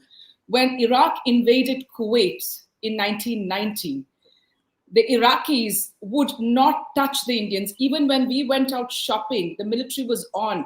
They say, Indian, please, we are your friends, because in the Iran-Iraq war, India always supported Iraq. And they recognize us. So where is this joke coming that after 2000? So it is the image built around it. Media is one of the biggest culprit in this. I am pointing fingers, except for a few. So there is definitely, and the gentleman from the Bharatiya Janata Party, I don't know, he doesn't understand that I've been doing it for the last 9 years. I never meant one election, one nation, meaning that in one day. What we all know, it's the assembly elections and the Lok Sabha elections are supposed to be conducted together. So I'm not somebody, maybe you don't know who I am. I don't know who you are. I've seen you for the first time. But this is let me introduce you. This is Dr. Tayal. He can't insult somebody's intelligence. That is not justified, coming here and insulting my intelligence. Oh, you know what? One election, one poll is this. Please don't get people who insult somebody's intelligence, especially when a woman is there. These men think they can just come and insult us. We are much better than you. We have got smarter than you also. All right. So don't come out with these. Okay. Also, one last point. All this direct benefit transfers, it never happened to you. We got in the direct benefits transfers. Let me tell you one very important thing. One of the biggest legislation against corruption is right to information. Okay. Who brought that? The Congress party. Manrega, the Food Security Act, which we got in 2013, is what Mr. Modi is giving it to 80 crore people. They say they uplift 23 crore people, all right, out of poverty, but they are giving free rations to 80 crore people out of the 140 crore, more than half. Their numbers never match. So that people believe a lie. Ma'am, before Dr. Okay. The media also Firstly, puts up that lie. That's the problem here. The lie. Okay. Shama, there'll be a lot, as I said, in the post-mortem of the campaign. Dr. Tyal, meet Dr. Tyal if you haven't. He's a BJP leader from Punjab. In the meantime, Dr. Tyal, give me a second. There's so many numbers on our screen. We have the NDA leading in 240 to the India Alliance in 126. The NDA has taken a clear lead. As Karthike was saying earlier, it's almost a 2x of the numbers that the India Alliance has. We're looking at some of the numbers state-wise before we come back for comments. We have, that's how it looks now. It's further updated. It's 240 to 126, 11 for the others. In Rajasthan, the BJP is leading in 8 to India Alliance's 5 seats. If we can start looking at some of the other states individually, Dr. Tyal, in the meantime, do go ahead. So there was never any intent to insult somebody, but if somebody is going to come right out guns blazing and insult the prime minister of the country or the election process of this country, then it was the logic which was being challenged, not the person. So please, one should be able to disassociate the person from the logic one has given. And what you had said was that why did we need 7 phases? Now, who is going to ask why did we need 7 phases? They were the same phases for everybody. It is not as if the BJP went to elections in 7 phases and you were given only 3. So when you say that, then obviously the retort is going to be there. And when you say, and the prime minister says, I want to do one election, one nation, one election, obviously then how does it matter if it is 7 phases? It is going to be one nation, one election. I go to poll 1 vote for the MP. I'll also poll 1 vote for the MLA. So the two are not linked. If you link the two, obviously the response has to be there. Okay, can I just give an update? Mahua Moitra, the high-profile Trinamool Congress leader who faced flak in Parliament, is trailing at the moment. Mahua Moitra is trailing. Bengal is going to be critical for the outcome of this election. We have Brij Bhushan Saran Singh's son leading. We have Prajwal Revanna leading in Hassan. Those are 2 leads that personally as a woman make me extremely unhappy. It has nothing to do with which party they represent. It has to do with the fact that one has been accused of rape and the other's father has been accused of sexual exploitation. But also Mahua Moitra is at this moment trailing. If we can have that up on our screen as well. In Uttar Pradesh, the NDA is ahead in 40 seats. There Mahua Moitra is trailing. All right. Dr. Tyal, I'll let you complete. Okay, Shama, can I get Shama in and then I'll come to you and Rahul? I know everybody wants to speak. Shama, go ahead. Dr. Shama Mohammed. Can we unmute her, please? Shama Mohammed, please go ahead.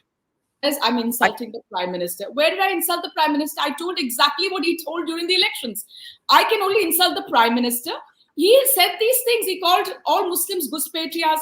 Of course, when I have always believed myself as an Indian and nothing else, that is all what I've looked at. I'm a Bharatnatyam dancer. I was taught Bharatnatyam in a Muslim country from the age of 7 to 13. And how dare he says I'm a Guspetia? Of course I will be hurt.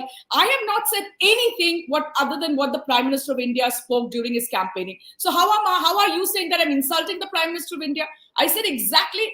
Didn't he say all this, Barkha? That tala lagaenge Ram Mandir pe jab Congress party aayegi. Congress party मुसलमानों को 15% उनका जो budget में 15% मुसलमानों को देते. The Muslims are the worst in this country. They are at the lower most strata in terms of jobs, in terms of education, in terms of everything. So again, you want to put them aside and put them there just because you feel that they are the villain, they are the enemy to win the election. That's about it. To win the election. I said exactly. So where have I want you to tell me just now on live TV. Where have I insulted the Prime Minister of India? I've just told what he said. You can't say that I've insulted. Sorry, you should not use those words, insulted. I have said exactly what he said during the campaign. Okay. Dr. Tyal, very briefly, because Dharmendra Pradhan, or the senior leader of the BJP, is leading in his own seat. In Bihar, the BJP and its allies are 17 to the RJD's 8. Once again, this is maybe slightly better. One second, I can't hear. There's a big disturbance and somebody was trying to speak. I don't know who that was. Dr. Tyal, was it you? Do go ahead. Okay, it wasn't you. I can see Sadanand on the program. Good morning, Sadanand, and hi, and welcome to the program. And I can also see Varun Singh from Maharashtra. Welcome, everybody. Okay, Shama, I know you're feeling very angry. I'll let Dr. Tayal respond. Dr. Tayal, do go ahead. So, okay, Shama's trying to say something. Let me hear what Shama's trying to say first, and then Dr. Tayal can respond. No, Barkha, I'm not angry. I just told what the Prime Minister said on the campaign, and he says I'm insulting the Prime Minister. That upset me because I was not insulting the Prime Minister of this country. I was just saying exactly what it said, and it hurts me because I am a Muslim. And it keeps, every time you keep pointing fingers, it hurts because I've always thought of myself as an Indian. And you keep, putting this particular community in the dustbin. And that is not fair. The Prime Minister of India has to grow up. He's not a BJP president. He's not a BJP karyakarta. He's also my Prime Minister. So every time he says, घुसपैठियां हैं, ये है, आपका संपत्ति लेके भाग जाता है. What is this? I mean, Eid को बिजली मिलता है, कब्रिस्तान को आप जगह देते हो, शमशान घाट को नहीं. I mean, this is not done. The Prime Minister of India should not speak in such terms once he becomes the Prime Minister. This has gone on for 2 terms. Is he going to continue all this? Okay, let me just say that if you have joined us close to the 9 a.m. hour, we're in the middle of a heated debate where Dr. Shama Mohammed of the Congress is objecting to the way the campaign was run, the Prime Minister's language in it. Dr. Tayal is saying that the opposition is guilty of delusions. In the meantime, the numbers look something like this. The NDA is leading in 250 to the India Alliance's 150. Health warning, the numbers are changing very quickly. The leads are being counted in real time. We're updating our slides and our numbers as fast as is humanly possible, but do bear with us. The big story is the Congress is leading on both seats in Manipur. That's a news update that we're just getting. Manipur has been strifed on for more than a year. But at the moment, the NDA is comfortably ahead of the India Alliance. That's the latest position. The BJP is leading in all 7 seats. At the moment in Delhi, in Orissa, the BJP is ahead in 9 seats and the BJD is ahead in 4 seats. Karthikeya, let's take our audience through some of the other states. Sambit Patra, we knew him as a spokesperson. At the moment, he's leading in his seat of Puri. The BJP doing really well in the eastern states of Orissa and Bengal. Those are going to be the big and Bihar. And Bihar, where the RJD, which got no. Please remember the RJD got no seats last time. So the RJD is improving, but the BJP is still holding its own. So the East right now is proving to be the big story for the BJP in this election. Karthikeya, go ahead. Gujarat, interestingly, Barkha, Congress has 2 leads or India has 2 leads. I think that if India can win 2 or 3 seats in Gujarat, that will be no less than a huge achievement. Karnataka is still 17-8 to the NDA. Rajasthan is kind of, as I said, it's not closing, but BJP still ahead 9-5. Bengal, BJP is now in the 20s, Trinamool still at 12. So the gap of 10 seats. Uttar Pradesh, now the gap is increasing, it's 42-16. But interestingly, in Pilibhit, which was Mr. Varun Gandhi's former seat, the SP is leading now. Madhya Pradesh is a washout. Chhattisgarh has been a washout. Himachal, interestingly, Congress leading on 1 seat. I don't know which seat that is. Now, my bet would be it's either Shimla or Mandi. Again, Maharashtra, the leads are coming in pretty slow. 3 to NDA, 2 to India, and 2 to others. Interesting others.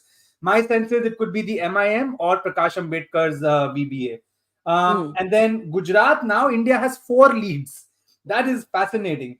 But, it is what it is. Yeah, as I said, so VBA leading from Akola, Prakash Ambedkar leading from Akola at this point. Tamil Nadu is 26 to India, 2 to others. My sense is AIADMK and NDA is at 0 right now. Even in Kerala, Barkha, I don't think that there are any leads for the NDA right now. So the Tamil Nadu, Kerala, not so good, but Odisha, BJP way ahead of the BJD. Bengal, BJD maintaining a stiff lead of 10 seats ahead of the Trinamool. It's been some time now. And in Bihar, it's 19-8. So I'll tell you with Bihar, Barkha, the thing is, it depends on the benchmarks. You said the RJD did not... 19-8. 19-8. We need to correct our number. We have said 18. Please correct it. It's 19-8. So Barkha, the thing is with Bihar is that I think that given the alliance's shape after the sudden, abandonment by Mr. Nitish Kumar, my sense is that anything around that 10 to 15 mark would be a good achievement for the alliance. Because the BJP looked strong in Bihar. the JDU's capital was down, so the attack on the JDU seats might have. Okay, I'm just going to jump in because Gujarat that you mentioned, this is very interesting. Gujarat has been a kind of Modi Shah, domination all the way, bastion. And if the Congress is leading in 4 seats, we have to see if those leads hold. This could, this is not probably just the Congress. It might be, say, Aam Aadmi Party from either Bharuch or That's right. That's right. We should actually say India. My sense is these seats could be, Banaskantha, Patan, Anand, Bharuch, Bhavnagar. Those are the seats that I would sort of put a bet on. But again, these are still early leads. This could evaporate in no time. Again, as I said, I think opening their account in Gujarat would be a good achievement for the India Alliance. Winning anything around 2 to 3 seats would be a very big achievement given how Gujarat is currently structured politically. Okay, I just want to get closing comments from Rahul and from Shama and Dr. Tayal, and then we can start the next hour of. Please, everybody, stay as long as you can. You don't have to go, but in case you have to go, yeah, Shama has to go. Dr. Tayal, briefly. Dr. Tayal, briefly. Then Shama, then Rahul. Yeah. Couple of things. One, I don't understand where did BJP go wrong and why are they not being able to rig the Wayanad EVM? So there must be something very serious there. So wherever they win, the EVMs are okay. Now, the other thing which she said is she never insulted the Prime Minister and I should respond.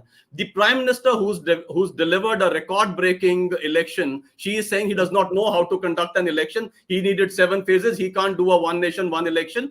Why? And she says, 15 minutes of your 1 hour have been devoted to Muslims. I don't understand why it has been Muslim. I'm a Muslim. I don't want to know. I'm talking about elections today. And it is your Prime Minister who said you have the first right on the resources. Why? I have an equal right on the resources of this country. So let us not go there.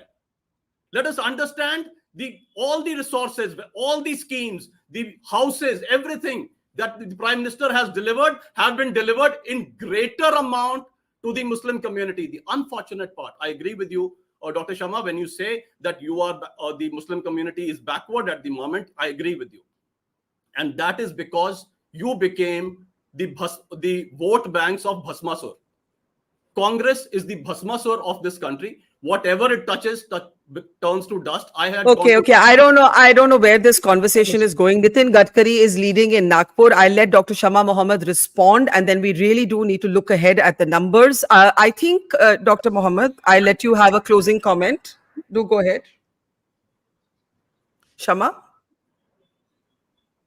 I can't hear Shama. I can't hear Dr. Mohammed. Yeah, so I said, what I'm trying to say is I'm not the one who made it Muslim. We all know who made it Muslim throughout this campaign. So it is not me, it is the Prime Minister of India. Please ask him why he did that. It is unfortunate, I'm telling you. It doesn't behove his office. None of us want it. We all want the development of India, Indians, infrastructure, water, housing, education for all Indians. I run a charitable trust in Kerala. And in that, we give it to whoever. We convert a normal government school to smart schools, and everybody comes to that school, whether it's a BJP, CPM, Congress, any religion, any caste. So please don't point these fingers. I just want to say that let's hope for the best, and there is no animosity from our side. We'll, of course, accept the mandate. That is what we've always done. Thank you, Barkha. Okay. Okay, Rahul, yeah. India is the world leader in at least one thing, absolutely for sure. That's dog whistle politics. From both sides, we are masters of dog whistle politics. And let us be honest about this. And this just one concluding comments. Just like the tricolor flags, Mahatma Gandhi rightly said, this belongs to Hindu, Christian, and Muslim. That's how Mahatma Gandhi and Pingali Vangaya in April 13, 1921 conceived it. Even after the election is over, let us hold our tricolor together. Let us bring all communities together. In election times, these things will keep on happening. But after the bitter fight, it is time for healing, some kind of meditation, and moving ahead. All the best to all parties. Thank you, Rahul. I think that's a very important point to make, because we did see some early sort of murmurings that sounded like election denialism, but at the moment, at least Shama Mohammed, Manish Tiwari, Congress leaders who may have other quarrels with the Election Commission have said that they will accept the verdict no matter what it is. Rahul, stay if you can. Let me welcome our new round of guests. Vinita is here from the BJP. Sandeep Ghosh is is there. Dr. Tyal, you have to leave. Thank you very much for your time. We'll catch up later with you. Sadanand Dhume is joining us. Varun Singh is joining us. Welcome, everybody. If you have just joined us, it's about 9 o'clock or a little after 9 o'clock this morning. The NDA is leading in 272 seats. The India Alliance is leading in 182. Others, non-BJP, non-India Alliance parties are at 12. If we can quickly go through some of the individual states, but remember the leads are changing very, very quickly. You've got to be patient if the graphic is a little bit behind what's actually happening. Literally every second. What we have in the big picture is the east of India being the big story. The BJP has taken a distinct lead in both the states of Bengal and in Odisha. Okay, I have the leads for Gujarat. The BJP is leading in 17 to the alliance's 4. We need to change that to India Alliance. We discussed that earlier. Smita Gupta is joining us as well. Omar Abdullah is trailing in early leads in Baramulla in Kashmir, where he was up against Sajjad Lone. Let's actually come back to the numbers. We'll see that the outcome of that seat, of course, could change as more counting comes in. All right, let me just get first comments from the guests who have just joined us. Smita, I'll start with you. Overall, the NDA is in a comfortable majority. Different states are throwing up different stories. What is your take? Well, I don't think there was any doubt that the BJP would be ahead, the BJP plus NDA would be ahead in these elections. The question was really about the kind of margins and whether the India Bloc would do better than it had done. The parties that comprise the India Bloc would do better this time. So I guess all that will emerge in the coming hours. Okay, let me bring in Sadanand, Sandeep, Vinita. Sadanand, the big picture, I think everybody's now saying we didn't have a doubt about who was going to win. And I think what is going to be interesting, and we're going to have to wait for some time for that granular data, is where the individual parties stack up. Where does the Congress on its own stack up? What are the stories of the states? What we do know for now, this is disturbing news. Amritpal Singh, the separatist insurgent candidate, is leading in his seat in Punjab. So sorry, these breaking news developments are going to keep coming in. Sadanand, go ahead with your first. I have a question for you first. Do you have a sense of what has been counted? Are these just postal ballots? Is this first round mostly? How much? What are we working off of at this point? Postal ballots started counting first, but now they're being counted in parallel with the EVM machines, Sadanand. And we're 1 hour of counting in, so it's still early. It's still very early, but these are simultaneous rounds of counting. So, it started so if this holds, and obviously big if because it's so early, if this holds, I think, the big picture is that, yes, of course, the NDA is coming back, but with significantly less than many of the exit polls seem to have predicted. Secondly, that the India Alliance is doing a lot better again than the exit polls had predicted. And third, that there's been an absolute sort of collapse of the so-called others or third group. So again, this is very early. I'm not saying that this is what we'll see as the big picture in an hour or in 2 hours, but that seems to be the big picture at this moment, at least. Yeah, but I'm saying it's also too early, Sadanand, to say whether the exit polls got it wrong or right in margins, because we're still waiting for more details, right? But the broad direction, I don't think that the NDA is going to be back at the moment. At the moment, the exit polls are being mirrored by what we're seeing in the leads. Now, the leads of Maharashtra, Varun, are confusing. Once again, this is early, but you have India Alliance leading in 6 to the NDA's 4. Maharashtra was a multi-corner contest where even Modi voters, at least that I met, were feeling sympathetic for, let's say, Uddhav Thackeray after his party was split. These could change. Do you have any early comments on Maharashtra, Varun? I was just going through the Election Commission's lead, and it said 2 leads, and both showed in the for Shiv Sena, that is led by Eknath Shinde. So, as I said, things would change, and I'm very sure about the silent voters who many people have ignored. You actually traveled in Maharashtra. You must have noticed that people were sympathetic in certain areas to Uddhav, but they would go back and vote for the BJP for a very simple reason, because they wanted Modi. And people in Maharashtra know whom to vote and for what. And I'm sure in 30 minutes from now, we will have the we will have clarity on how many seats. And right now, if I'm not wrong, in Mumbai, where it was being said that Ujjwal Nikam will lose and other candidates will lose, they all are leading. As per the exit poll, many people had said that Rahul Shewale will lose in South Central, but he's leading right now. So all those, I would say, while the exit poll may get it right for the entire country, it may get it wrong for Maharashtra. Okay. Rahul, on your home state, before we let you go, Kerala, the exit polls had suggested that the BJP could open its account. That has not happened so far, according to early leads. Do go ahead with your comments on Kerala and, of course, the national picture before we let you go. Yeah, the regional leader, I mean, the regional channels are reporting BJP is ahead in 2 seats. One is Thrissur. Right.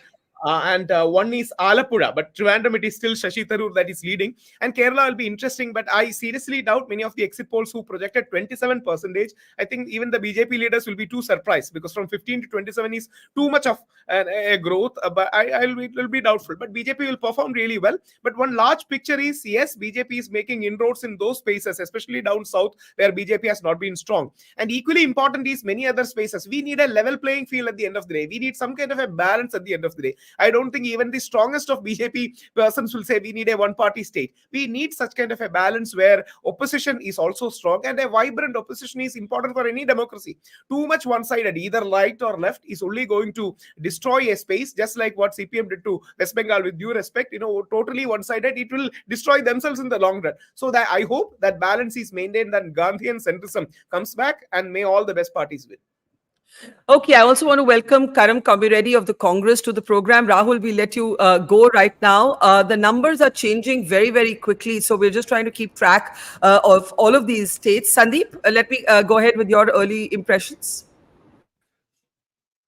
See, Barkha, my interest would be at this stage not to look at the total numbers, because as you say, those can change. It's early hours yet, and overall trend about NDA moving towards a majority is not surprising, at least to people who have been, taking a reasonable view of the trends.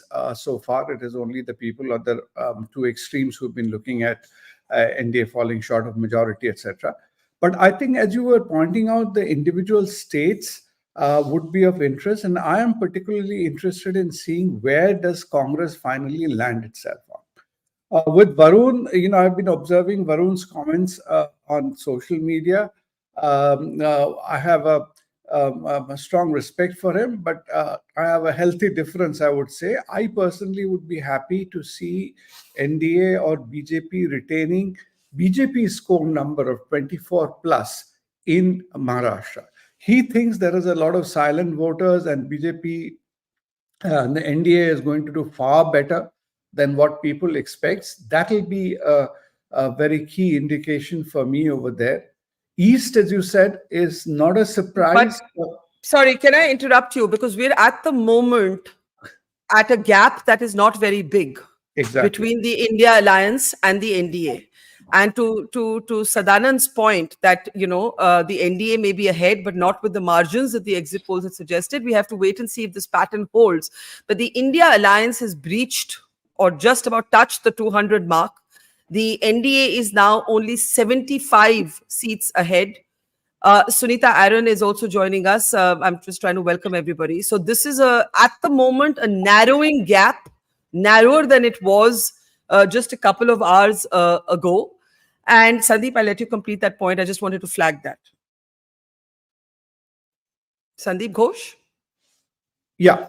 What you said is very important, pertinent, but I think it's too early for us to get excited either way. It's 210 now. It's 210 now. It's 210 for the India Alliance to 271 for the NDA. So it's a narrowing gap at this point. Yeah. So we should keep an eye on that, but maybe too early for us to, as I said, to take a call there. But the interesting thing, how even that trend is going to emerge is how the individual states are, faring. I think that is what's key.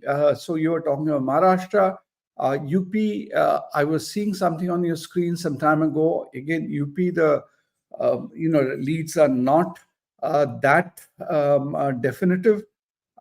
In the East, whereas they will make improvements, I am still not too sure how the final numbers in West Bengal are going to, for practical reasons on the ground, how they're going to translate. So we need to keep an eye on there. And I would like to, Barkha, and your people, you should tell them to keep an eye on out of the 210, how is Congress faring? Because we in the UPA or the so-called India alliance, we expect the allies to do much better than what the NDA allies will do. So the composition of Congress in the 220 is also going to be an interesting thing to watch for. Okay, at the 265 leads for the NDA to 220 for the India Alliance. At least at 9:12 in the morning, the election is closer. There's more fight in this election than the exit polls projected.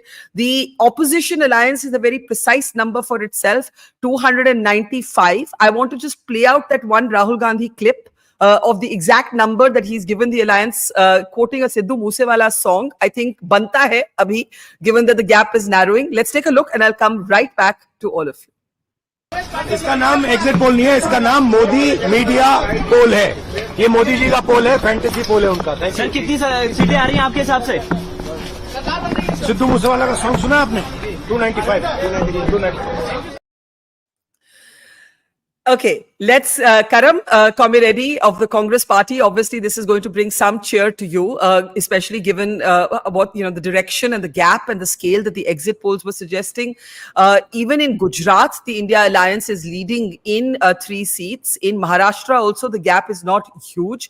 In Odisha, the BJP is well ahead. So in BJP and, I beg your pardon, in Odisha and Bengal, the exit polls direction seems to be reinforced. But even Delhi, in which the BJP was leading in 7 seats, has got more competitive. The AAP and its allies, that's the AAP and the Congress, is now leading in 4 to the BJP's 3. Last time the BJP had swept all 7 seats. So this is the big picture right now. Can I just have the national numbers on the screen? UP, Sunita, this will interest you.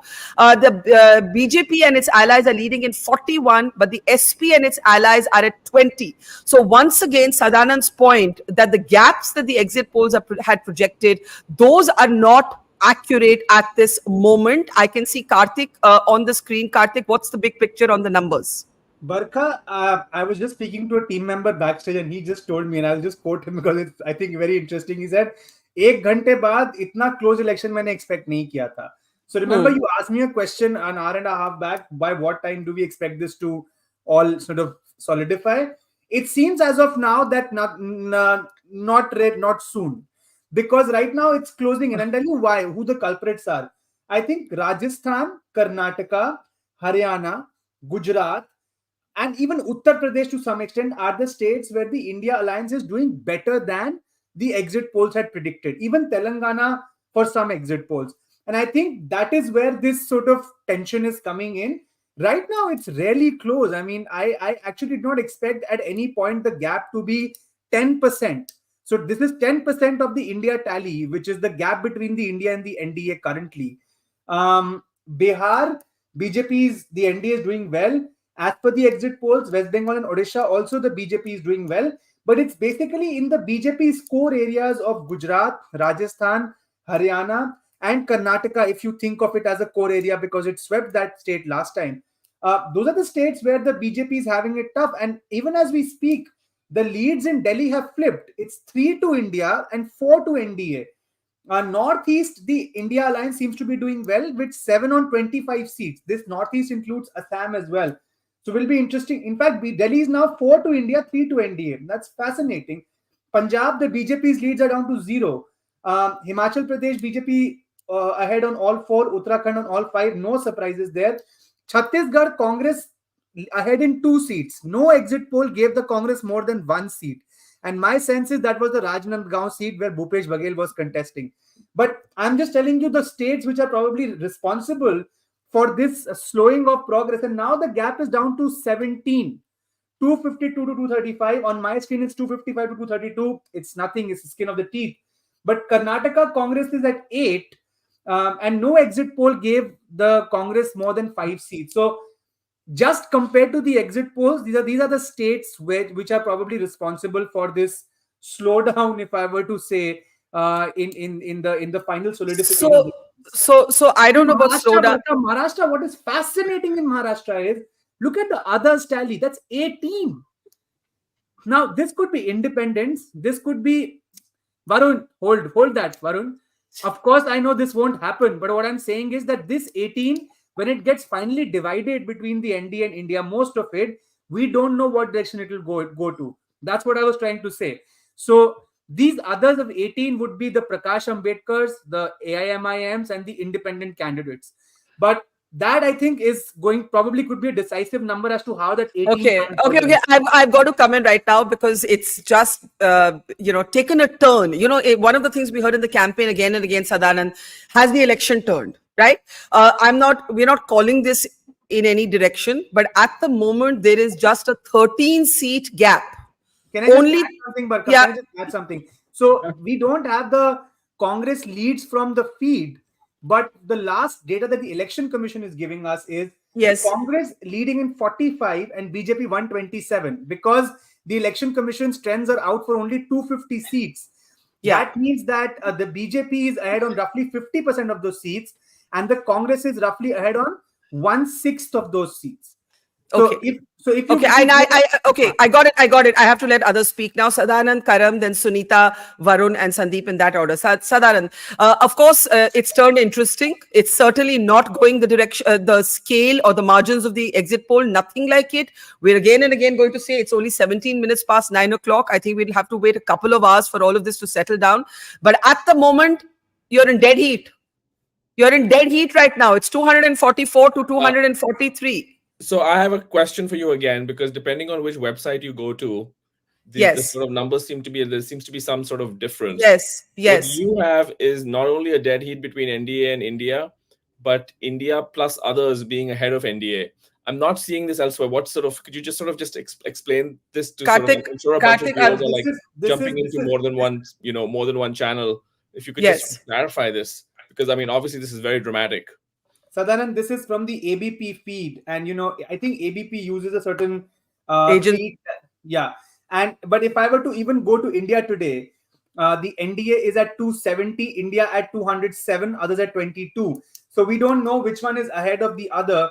But even if it's 270 to 207, I think Sadanand, you would agree that this is much closer than what the exit polls had predicted. But as per the ABP feed, which is the one that we are relying on, and which is a usually reliable feed, it's 244 to the NDA and 243 to the India Alliance. So all I'm saying is we don't know at this point, but those are two different stories, right? One story is the NDA facing a lot of competition, but making it over the line. And the other potential story, we don't know which one is true, is actually a shock upset victory for India. These are pretty dramatically different stories depending on which is why we have to just keep giving the health warning. We have to wait because this is not Election Commission data. Barkha, it has flipped now. India is ahead of the NDA as per the ABP feed. 244 for India and NDA 243. I think a lot of people, I think Varun's expressions are very visible. But again, this is all we're reporting as things are coming in. These numbers, of course, will change. Varun, okay, so just to explain to you, Sadanand, every platform uses a different counting agency. In the end, the Election Commission has the final word, but the Election Commission releases data very slowly. So what we do in live programming is we tend to follow one lead, but yes, it would be instructive to do a comparison as to how the others are reporting, because as you said, those could be two very different stories. But at the moment, this is C-voter data, that we are looking at, and we don't know. We simply don't know. So we're not calling anything yet. Yeah, so we don't know which one is ahead at this point, basically. We don't know which of these two data sources is ahead by 15 minutes or half an hour or whatever. That we don't know at this point. Yes, we don't know. We absolutely don't know. Telangana, interestingly, the Congress has reached double digits now, 10 on 17, which is what the C-voter poll has been saying for some time, that the Congress is roughly around that double-digit mark, which is not what some of the other exit polls gave the Congress. Delhi, it is now 3 to India, BJP 4, so it's much more competitive than was expected. Maharashtra is now 14, 10, 17. This 17 others is just mind-boggling for me. Karnataka, Congress at 8, BJP 20. Rajasthan, BJP 16, Congress 9. Gujarat 23 to BJP, 3 to India. Haryana, Congress ahead with 6. In fact, India is ahead with 6 because there's an alliance with Aam Aadmi Party. Punjab, BJP has no leads. It's 7-4 to Congress and Aam Aadmi Party respectively. Chhattisgarh Congress now has a third lead. This is very interesting. I mean, if Congress gets 2-3 seats in Chhattisgarh, that'll be a good performance. Uttarakhand and Himachal seem to be a washout. Odisha, the exit polls have gotten right, it seems, because for some time now, the BJP is pulling ahead with 12 leads to the BJD's 4 or 5. Even Andhra, the NDA is ahead. Kerala, NDA at 1, UDF 11, LDF 8. But the story there would be if LDF gets 8 seats, that means that the UDF has been reduced, which means this could be a potential lost state for the Congress. Last I checked, KC Venugopal was trailing from the Alapura constituency, or Alapura, I think that's where he's fighting. Okay. Karthik, the point is, I think Sadanand raises a very valid point that according to one feed, the India Bloc has now locked in dead heat. But according to other counting agencies, hang on, Karthik, what? But I kind of disagree in the sense that I think the point we were trying to make. I have to interrupt you. Uttar Pradesh is in dead heat right now. It's 37-37. Uttar Pradesh is locked at a tie in terms of leads. So, maybe these numbers will change. We just have to wait, but we've got to go with the numbers we have right now on our screen. Otherwise, this is an endless theoretical debate on the nature of polling and how votes are counted. Sunita, let me bring you in at this point. At the moment, going by the C voter feed, 37-37 is what we are seeing in Uttar Pradesh. Does this surprise you that this is as competitive as it's turned out to be, wherever the final numbers rest? Sunita Aaron. Yeah, as of now, it surprises me because we never thought that India can do that well, 37, the alliance. But it's all about numbers right now, and numbers are very confusing, and especially after the exit polls, because they showed only 5 or 7 seats for the alliance, and most of the prominent leaders were losing. So I think we have to wait for some time more to get the right figure. But one thing is sure, that alliance in Uttar Pradesh is in fight. Their formulas have worked. It's not that they have been decimated completely as the exit polls had said. We always thought that alliance had come out with certain strategies to fight BJP's might, and that is showing in the numbers here. But I think another hour we need to wait, because I was at another channel where they were not showing these numbers. So I'm a bit confused. But one thing that I saw there was that Arun Govil, because that's something is of interest, Arun Govil was trailing in Meerut. If that happens, that would be very, very interesting, because the screen round will be losing I think Karthike has some news about it. Barkha, can I just add, because Sunita ji was speaking, and I can give you some breakup about UP as per the Election Commission website. This is of course dated, but Sunita ji, the leads for Samajwadi Party coming from Kairana, Bagpat. I have a large parts of Awadh actually: Amla, Eta, Firozabad, Manpuri, Kannauj, Etawah, Mohanlalganj. That would be interesting if Mohanlal Pratapgarh. That was expected. Basti. So basically, Sunita ji, if you look at the map of UP as per the Election Commission website, I think they've done a good job of it. Then basically, in Purvachal, parts of Awadh and Western UP is where the Samajwadi Party is doing well. What is surprising is the Congress is ahead in Sitapur. It's ahead in Barabanki. It is ahead in Amethi and Rai Bareli. This is, of course, dated as per the Election Commission rounds. But Sunita ji, if you have any comments on that, I thought that was interesting. Yeah. The bunch of seats that you mentioned initially, most of them barring Bagpat, I suppose sounds a little surprising. As for Amethi, I saw the other channel where they said that Smriti Irani was leading. But in any way, Amethi is a very, very close contest. And most of the seats that you mentioned, Barabanki and Sitapur, the Congress was doing very well on those seats. PL Punya's son is there in Barabanki. Yeah. He gave a very good fight there. Okay. So Shambi, we knew that SP. So we don't go into those details right now. But I think the bunch of seats that you have given, they were the seats that we thought either Alliance will get, or they are in a very, very tight contest. Okay, here's the big picture. We are looking at a competitive set of leads at the moment. This picture, I'm going to qualify this again and again. This could change in the next couple of hours. But Varun, I'm going to bring you in. The NDA is leading in 13 to the India's 9, but the others, these 18 others. Let's get reactions now from everybody. Karthik, just hold your horses right now. Try and figure out some sort of order in these numbers. Maybe they'll change, maybe they won't. But everything is suddenly looking much more competitive than at least the exit polls had projected it to be. Varun, go ahead. Barkha, before I say anything, the stock exchange has crashed 2,000 points down right now. And unexpected, to be very honest. And the other 18, even I don't know who are the other 18s. There was no talk about other 18s. Who are these people coming in Maharashtra? I know of 2 seats. One was Bhiwandi, where this Nilesh Sambre was there, and the other was Sangli, where Vishwas Patil. Apart from that, who are the others? Actually, very surprising. We will have to see, because Akola, it was, though Prakash Ambedkar's it is his bastion, but it is not considered that he holds so much of power to win a Lok Sabha seat over there. MIM, and right now I'm surprised about MIM, because MIM is not even it is not in number 1 or 2 in Aurangabad. It is at number 3. Number 1 is Sandeepan Bhumre from the Shiv Sena, and number 2 is Chandrakant Khaire from the Uddhav Thackeray faction. So very surprising. Even I would like to know who are these 18, because when I see the Election Commission website, it gives 5 or 6 to Shiv Sena, 1 to BJP, and 5, 6 to Uddhav Thackeray, 1 to Congress, and 1 to Sharad Pawar. So I'm very surprised. Okay. So I would need some breathe.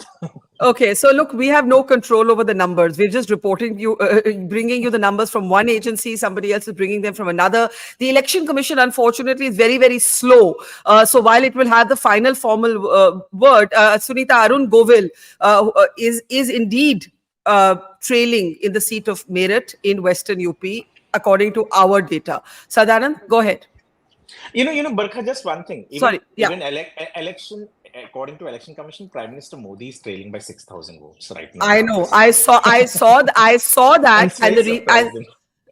that, and the reason we haven't mentioned it is because we know that the Election Commission is slow in counting, and I don't think anybody thinks Modi is going to lose Banaras. So, but the EC does, as you said, Varun, show the Prime Minister trailing in his own seat. But we haven't put that out there because EC is very, very behind sort of the counting of all other agencies. Sadanand, go ahead. So just a couple of very quick points, right? The first is that compared to the elections in 2014 and 2019, at this time in the morning, it looks much muddier.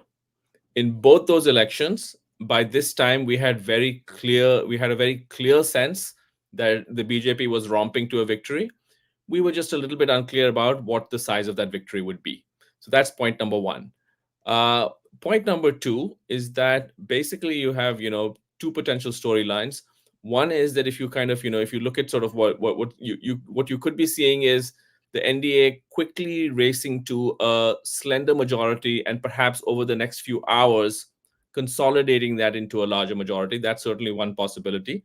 The other possibility is the India alliance coming to some kind of either a shock upset or something very close to a shock upset. But what both those storylines have in common is that at this point of time, the opposition has done much, much better than most of us would have predicted.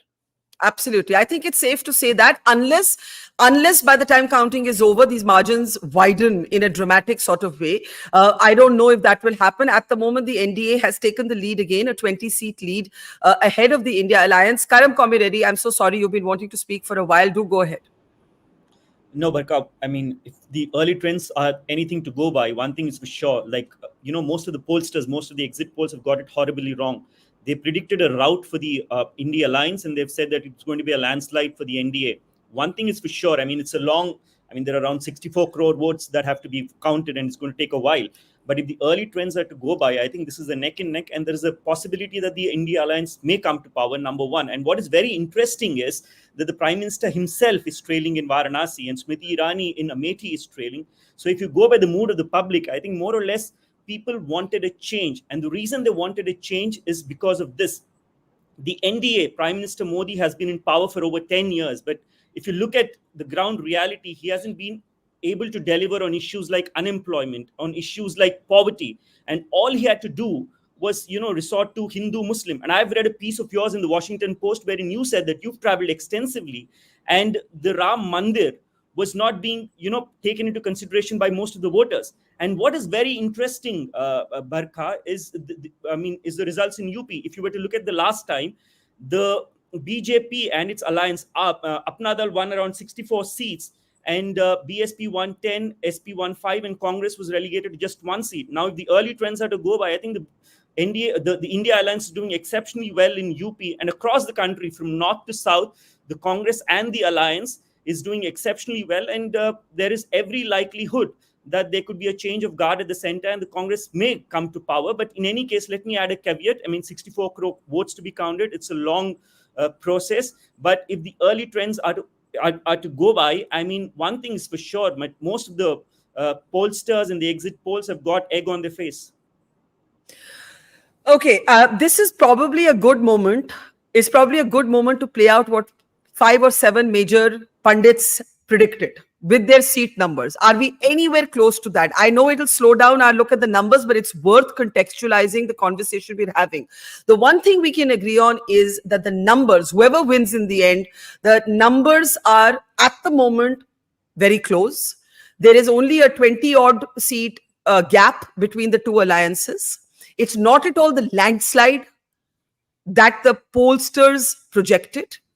Neither is it the other end of the BJP slipping below majority, as Yogendra Yadav said. So I'm going to quickly play out for you a quick clip of what all of the major pundits said, and we'll come right back with updated numbers. BJP की 303 seats last time. Right? They will improve their number. So you don't even buy this theory कि वो 20-30 कम हो? नहीं होंगे. They are improving their number. Will Mr. Modi be the Prime Minister again? उसमें मुझे कोई doubt दिखता नहीं है. NDA then comes to take 80 seats away. NDA is exactly 273, just at the majority mark. BJP crossing 300 mark is a very tough task, very difficult. And BJP coming down below 250, 240 is also extremely unlikely. The forecast is very straightforward and simple, and that is that somewhere between 330 to 350 seats is what the BJP can get on its own. So you don't feel any political tectonic shifts?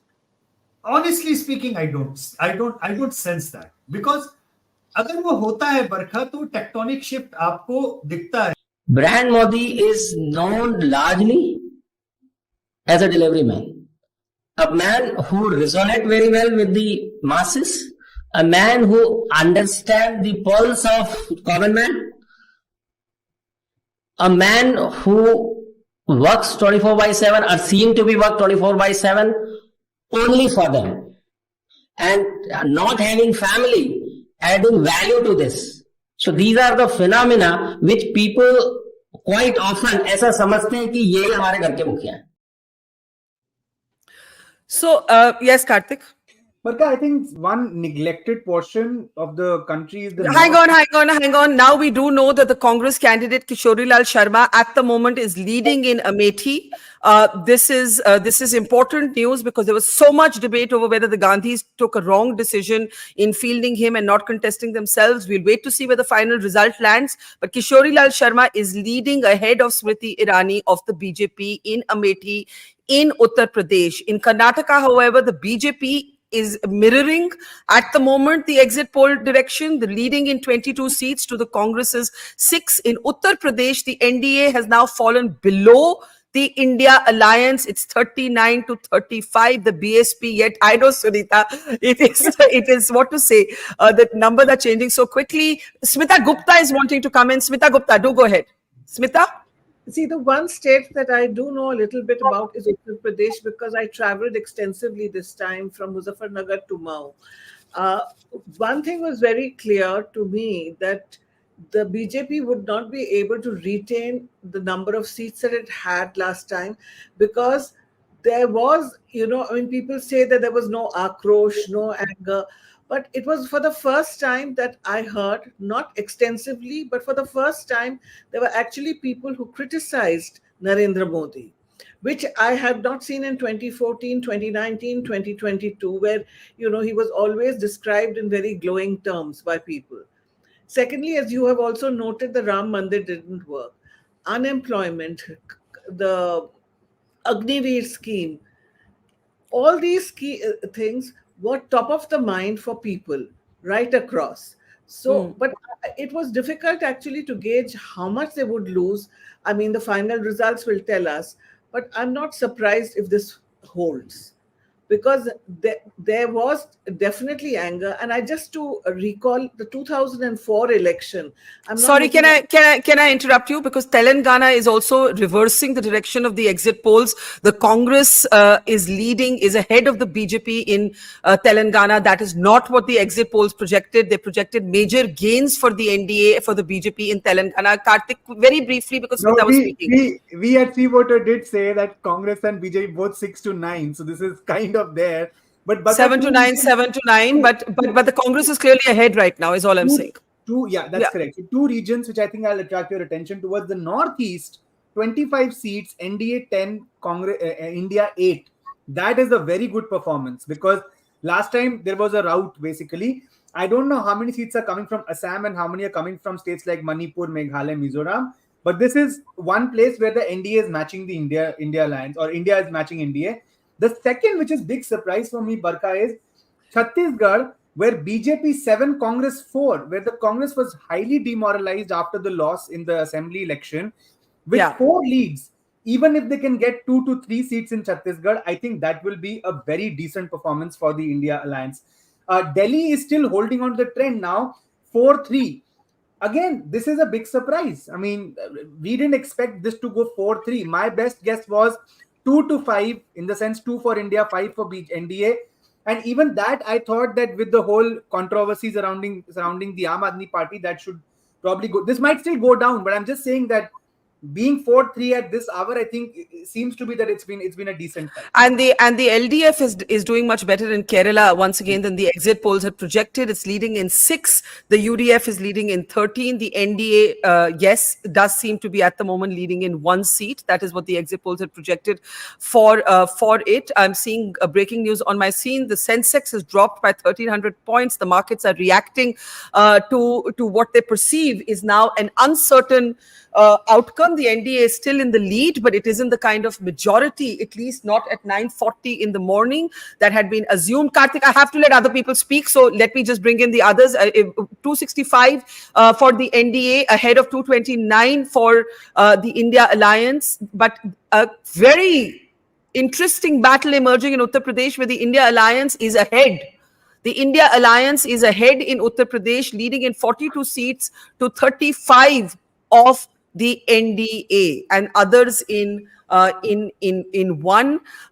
Okay, I want to bring in Sandeep Ghosh. Sandeep, do go ahead. Is any of this coming as a big shock at the moment? Are you holding your comments till we know? Sandeep, you're muted at your end. Just unmute yourself and go ahead. Barkha, overall, I think we should still hold for a bit, but UP, as you are seeing, UP, I think, is, clearly I see 40 to 35. Even if it changes, it cannot change very dramatically. So the kind of, as Smita was saying, BJP retaining its earlier tally looks a tall task over there. At the moment, looks challenging. Varun was talking about Maharashtra. We really don't know what is this 18, etc. Over there. So overall numbers, I think we should probably hold on a little longer before commenting. But some of these trends, as everybody has been pointing out, whether it's Chhattisgarh, whether it's Telangana, whether it's UP, I think these are worth noting, and certainly Delhi. Yes. Yes, we are holding on. Mr. Annamalai, who ran a high voltage campaign in Tamil Nadu, is trailing in his own seat of Coimbatore. To be fair to Annamalai, he didn't make any big claims about seats. He said he was aiming for a 20% vote share, but he is trailing, and Mr. Owaisi is trailing as well, according to this slide, in Hyderabad. But once again, we've got to see how and where these seats land eventually. A lot of dramatic developments have taken place. If you've just joined us, let me summarize the big picture for you. The NDA is leading in 265 seats. The India Alliance is leading in 227. This is nothing at the moment like what the exit polls had projected. Rahul Gandhi had dismissed the exit polls as being Modi media's polls. The Congress, in fact, since last night had been talking about the possibility of demonstrations. Mallikarjun Kharge had written an open letter to bureaucrats to show spine and do their job at polling booths without fear or favor. If this pattern holds, the exit polls would have got it wrong. They would have got the direction right of who the victor is because the NDA is still leading, but the understanding of how competitive the election is entirely wrong. But we will wait. We'll give it another couple of hours. We'll see where these numbers land. Different agencies are throwing up different numbers. The Election Commission is still slow. So we don't know. Sadanand, you wanted to come in and then I'll come to Karam Komiredi. Yes. So Barkha, at this point, it would be very interesting to know if you break it down, because I think the two things that are very interesting is how close is the BJP alone to 272? Because from what I'm sort of, if these numbers hold, the BJP alone may not get to 272, even though it looks like the NDA will cross 272. So that's an important number that we should take a look at. And the second number is how close is the Congress to 100? I think those are like two really important numbers, and that would kind of give us a sense of which way this mystery is going to unfold. Karthik, can you shed any light for us? We, on the breakup of the numbers, I know the Election Commission is giving the breakup, but again, it's, very behind in pace of what the agencies are counting. But do we have any sense? Because Yogendra Yadav has argued, we played all of those pundits, that the BJP by itself would fall below 270. Sanjay Kumar of CSDS said he felt the BJP cannot go below 250 and cannot go above 300, right? I'm just adding context here. Yeah, no, Barkha, it's tough to say right now, but all I can say is that in key Congress versus BJP states, the Congress seems to be denting the BJP a little bit here and there, like death by 100 cuts, for example. So Gujarat, for example, 4 leads, Chhattisgarh 3 leads, Delhi India Alliance 3 leads, Punjab Congress. So it's tough to say. Karnataka now Congress is at 10. Right, so it is a possibility. Remember at the beginning of the show what I told you, there are 2 numbers to look out for. Can the Congress cross the 90 to 100 mark, and will the BJP cross 272? At this point, I think both those targets are being tested. That much I can say. But it's Sadanand, I don't think we have the numbers disaggregated by party right now from the agencies that we are getting the numbers from. And the Election Commission is very behind the curve on that? It is absolutely very behind, which is why we are not using that data source. I mean, even when I gave you the UP numbers where the Prime Minister was trailing at that point, it was because of the Election Commission's sort of, slow pace of counting. Yeah. But as of now, if I were to just quote the Election Commission, Barkha, quoting it, okay? That as per the Election Commission right now, 406 trends have come out. BJP leading on 195. So that's roughly less than 50%, okay? Congress is at 76. Congress at 76, but BJP less than 50% of the leads that have been declared by the Election Commission so far. If that is anything to go by as of now, that's the best proxy that we have, Sadanand. Yes, but Sadanand, again to explain, the EC counts very slowly. So all of this is, stuff that could change. Now, I'm just going to go through everything we have on our screen. Gujarat, the NDA. Slow down. Let me go state at a time. Assam, the BJP. Okay, Gujarat. The NDA is leading in 23. You have to match my speed. I need to go back to Gujarat. Can we go back to Gujarat? Okay, we'll wait for them to try and bring up Gujarat. Just stay on it. I'll let you know when to change the slide. It's 23 leads for the NDA, 3 for India. This in itself is interesting because one was expecting, the polls had predicted a 0-0 and nothing for the India Alliance. The AAP and the Congress are in alliance in Gujarat. So that's going to be an interesting state to watch out for. We can change the slide now and look at the next. We can look at the next state. Chhattisgarh, the BJP is leading in 7 to the Congress is 3. Late last night, Bhupesh Baghel, the former chief minister, alleged irregularities that the Election Commission disputed. This is what the numbers look like. Let's take a look at the next slide now. Whatever you have, let's move on. Okay, let's move on. Assam. Jharkhand, okay, NDA 14 to India's 2. And the big picture is it's 249 to 246 nationally. So the gap is narrowing much, much more tightly than we anticipated. Let's get comments. Sandeep Ghosh, again, I'll give all the health warnings. Nobody is calling the election. Nobody is saying this is a sort of trend that's going to stay necessarily. But can we at this point safely say that the exit polls got the India Alliance numbers wrong? Can we at least say that much, Sandeep? I think they may have got it wrong, but I would still hold on, Barkha. Okay. Maybe I'm, being conservative, but I would hold on because I really don't have a sense of how many rounds of counting has happened so far. By which Kartikeya may be having a better sense. I don't have that. We have leads for 534 out of 543 states. I don't know how many rounds, but these are leads. Yeah. So I don't know how many rounds. Yeah. Sadanand was mentioning something about 2014, 2019. I don't have such a sharp memory, but I don't think at this point in time, which is about 9:45, whether we had a very clear indication so far. So I would probably wait till about 11 o'clock before taking a call on that. But certainly it's not a washout for India, as some of us reading the exit polls were thinking. But the UP is the most interesting one because I don't see if they're showing 32 leads for SP, it's going to fall dramatically, or the overall, the equation is going to change there dramatically, and that is for me a very, very interesting state to observe. But Barkha, one thing the exit polls have gotten right is the Bengal, Odisha, Andhra, the eastern seaboard basically.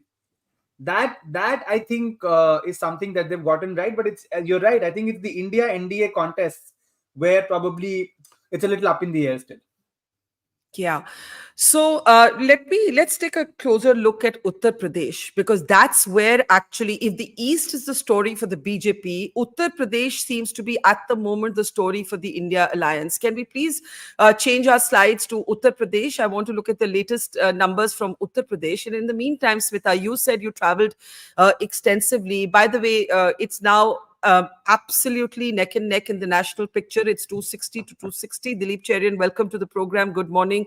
But in Uttar Pradesh, the India Alliance is leading. So I was trying to make the point that if the East is the big dramatic story for the BJP, Uttar Pradesh, the Hindi heartland, the place where the Ram Mandir consecration the inauguration took place, the consecration ceremony of which was presided over by the Prime Minister. Going by these leads at this hour, the India Alliance is ahead of the NDA in Uttar Pradesh, and there's a dead heat nationally, 260 to 260. Smita Gupta, I'll start with you. We've always said, I've said in all my travels, that the Ram Mandir was not an election issue. But here we are seeing something even more distinct taking place, which is the attempt by, let's say, an Akhilesh Yadav to stitch social alliances beyond Muslim Yadavs, to give tickets to non-Yadav OBCs, to focus on localized issues of unemployment, of jobs, of Agnipath. If these trends hold, that has worked for the SP and the Congress. If these trends hold, I'm qualifying that. Smita Gupta, go ahead. Can we unmute Smita, please? Ma'am, if you're muted at your end, please. Yeah, go ahead. Yeah. Yeah, if these trends hold, one begins with that caveat. But what I saw was for the first time that the India Alliance's narrative was resonating on the ground. The issues that they had taken up were actually being spoken of on the ground. And this was being acknowledged even by people who were seen to be close to the BJP. Number two, among the upper castes, among the Brahmins and the Rajputs, as we know, had 5 big caste sammelans in the western part of the state where they denounced the BJP. But there was disquiet amongst them as well as among Brahmins that perhaps, too much attention is being paid by the BJP to the other backward castes. which is the way which is actually the secret of the success of the BJP since Mr. Modi came back. So there was that great disquiet. You could hear people talking about it. There was also rumors right across the state about that if the BJP were to come back with a thumping majority, Mr. Modi would replace Mr. Yogi Adityanath with a backward caste chief minister. And this was being repeated at, every tea shop, every, town, every village, by people. And the odd thing is that Yogi Adityanath himself is popular. But as I said before, this was the first time that I actually heard. But I just want to give the qualification, Karthik, the qualification that other agencies are counting differently, and the gap is wider than the C voter ABP feed on the numbers. Karthik, can you give us a sense of the comparison? Before I do that, Barkha, Sadanand, I think from one source I now have the numbers. BJP 245, Congress 97. This is the India Today feed. And so there are three different sources that we are looking at right now. So ABP is showing 270 to 250 for NDA. NDTV and India Today are roughly at the same point where it's roughly 290, 295 to 210 to 220. But the India Today feed is also giving me the Congress and BJP numbers. The BJP numbers are 245 and they have but their leads are out for 540 seats. So BJP 245, Congress 97. Barkha, as I said, both those benchmarks, 272 and 100 for the Congress, are being tested in this election. But Karthik, the Congress argument was that if the Congress could win 90 seats, it could pull the BJP down below 270. You are saying neither is, That was conditional on the BJP also being checked in states like Bengal and Maharashtra, and not sweeping the state of Odisha like they seem to be. But even after that, it seems that the damage is enough for the BJP to be hovering around 250. Okay, So but a lot of people are going to ask the fundamental question that Sadanand asked. We have three very different scenarios. Is there anything in common that we can say at this point on the numbers, right? Because the other agencies are giving the NDA a bigger lead, and even as we're speaking, that lead has changed for us. 280. That's why I'm saying we've got to wait. We can't draw any conclusions right now. We've got to wait. It's 280 seats for the NDA and the India Alliance 240. That's why the only question I'm asking right now is, has the India Alliance done better than the exit poll said? That's the only question that I think one can frame reasonably. Nothing else about the outcome. As per now, absolutely yes. I would say the reason is that none of the exit polls gave the India Alliance anything above 170, which was C voter, by the way. 180 or anything above that. But here, as of this point, Barkha, and again qualification, the India Alliance is comfortably above the 200 mark. This could change. But even as we speak, those numbers from the other feeds are also changing. There now the NDA is 289 to the India's 220 and others is 31. So I will again say, Barkha, for the Congress that 100 point and for the BJP the 272 point, both are being tested. Both are being tested at this point. So Karthik, I'm going to request you to hop off and help us update our numbers, and we'll see you in a couple of minutes. Dilip Cherian, welcome to the program. Karam Komiredi, I have a question for you. We have seen disquiet, anger from the Congress. In fact, early morning, we have Dr. Shama Mohammed, and she was talking about the election not being free and fair, and I kept arguing that point with her. The point is, if this performance for the India Alliance holds, were you wrong to question the electoral process? Were you wrong to question the wisdom? You can't say if we do well, the election is fair. If we don't do well, the election is unfair. There's a contradiction there, right? Barkha, well, I must say that from the India Alliance standpoint, I think this is spectacular, given that I can see it on your screen, India 230 and NDA 290. I think this election has definitely passed the freeness test, but it has not passed the fairness test, regardless of what the result is. We must take into account that the Election Commission did not do its duty well. We saw how the Prime Minister spoke. He was not reprimanded. There was no notice issued to him. We've seen how Chief Minister after Chief Minister was picked up by the enforcement agencies. We had Hemant Soren, who was picked up in January. Then we had Arvind Kejriwal, who was arrested in when the model code of conduct was there. So I think this election, regardless of what the outcome is, has not passed the fairness test. In fact, the NDA government, the Modi's government, has gone to the extent of overturning the Supreme Court judgment to remove the Chief Justice from the panel of the selection committee, which picks the election commissioners. And we've seen how hastily 2 election commissioners were appointed by the BJP government just 24 hours before the matter was listed in the Supreme Court. So regardless of what the result is, I think this election, the fairness test, this election has not been fair at all. Okay.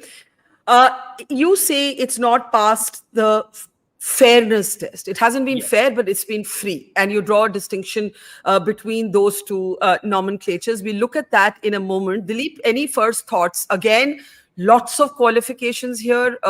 It's not even 10 o'clock in the morning, right? But the election is much tighter than the exit poll suggested. The India Alliance is leading in 224, but the lead has now widened. Sadanand, this would interest you. It's widened significantly. The NDA is now leading in 294 seats. But the big question is, will the BJP hit 272 on its own? Will the Congress hit 90 on its own? Those two benchmarks we're studying closely. The ECI has some split data, but it's not updated. Dilip, first thoughts? I would say, Barkha, that the most important assessment we have to make is that all the people who are rooting for a massive success for the NDA are loudly screaming, wait for 11 o'clock.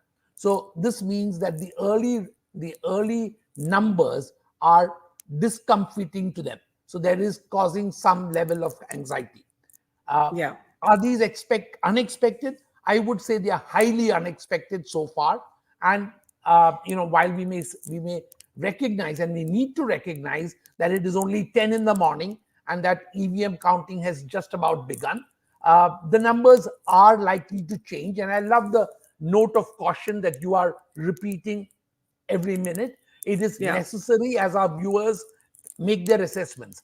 The market seems to have made an assessment in terms of stock markets.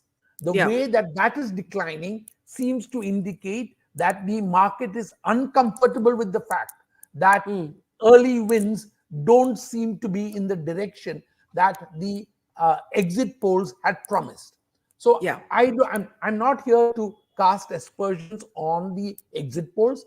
I'm not here to be part of any cheering brigade for any group. But what I do want to say is that it looks like that those rooting for a massive and instantaneous NDA lead, which could not be touched, are screaming, saying, be patient, let's wait for 11 o'clock. And I think that is an early indication of the fact that there seem to be trends which are not comfortable and do not fit in with the narrative we had and for the last week. And that is why we are waiting, but the NDA has breached the 300 mark. We do need to take note of that. The gap that seemed close is widening. Even so, at the moment, the India Alliance is doing much better than anybody had projected. Karthik, before I take a last comment from Sunita, do you have a latest figure from Uttar Pradesh? I'd love to look at how UP is doing, but go ahead, Karthik. No, UP is still 42 to India, NDA 37 as per the source that we are following, Barkha. But let me just say, in the last 5 to 7 minutes, all sources have converged more or less, with of course a margin of plus minus 10 seats, right? So we are reporting 300 to 221. A parallel source is reporting 290 to 220, and another source indeed is reporting 306 to 206. So within a band of plus minus 10 seats, I think we are all now converging, where the gap between India and NDA seems to be roughly 80 to 100 seats. The BJP does not seem to be crossing 272 as per now on its own. And Congress is touching that, is in that 90 to 100 zone as of now. Okay, lots of as of nows there, and I think we have to hold on to those as of nows, as Dilip said. It's still an hour to go, I think, before we have a fuller picture. Picture abhi baki hai. Okay. Sunita, but Uttar Pradesh at the moment, the India Alliance, that's the big story for the India Alliance. Where has the opposition really held its own? It's in UP. And that's very ironic. Can I just add Sorry. something? Sorry, Sunita ma'am. Trinamool is pulling ahead now in Bengal. That's a big story. Because for the longest time, the BJP was ahead in Bengal. Trinamool is now retaining or kind of now in the same zone as 2019. So it's now back to 22 Trinamool, 17 BJP, 3 INC plus left. It's a mirror image of what happened in 2019. So that is another big story that has developed in the last few minutes. Sorry for the interruption, but I thought it was... No. Sunita, do go ahead. The UP numbers are on the screen. It's still, despite the NDA hitting 300, the SP and its allies, the Congress, are ahead of the NDA in Uttar Pradesh. Sunita, before we let you go, a last thought. I can't hear Sunita. Someone has to unmute her, please. Could we unmute? Yeah. We can hear you now. Yeah.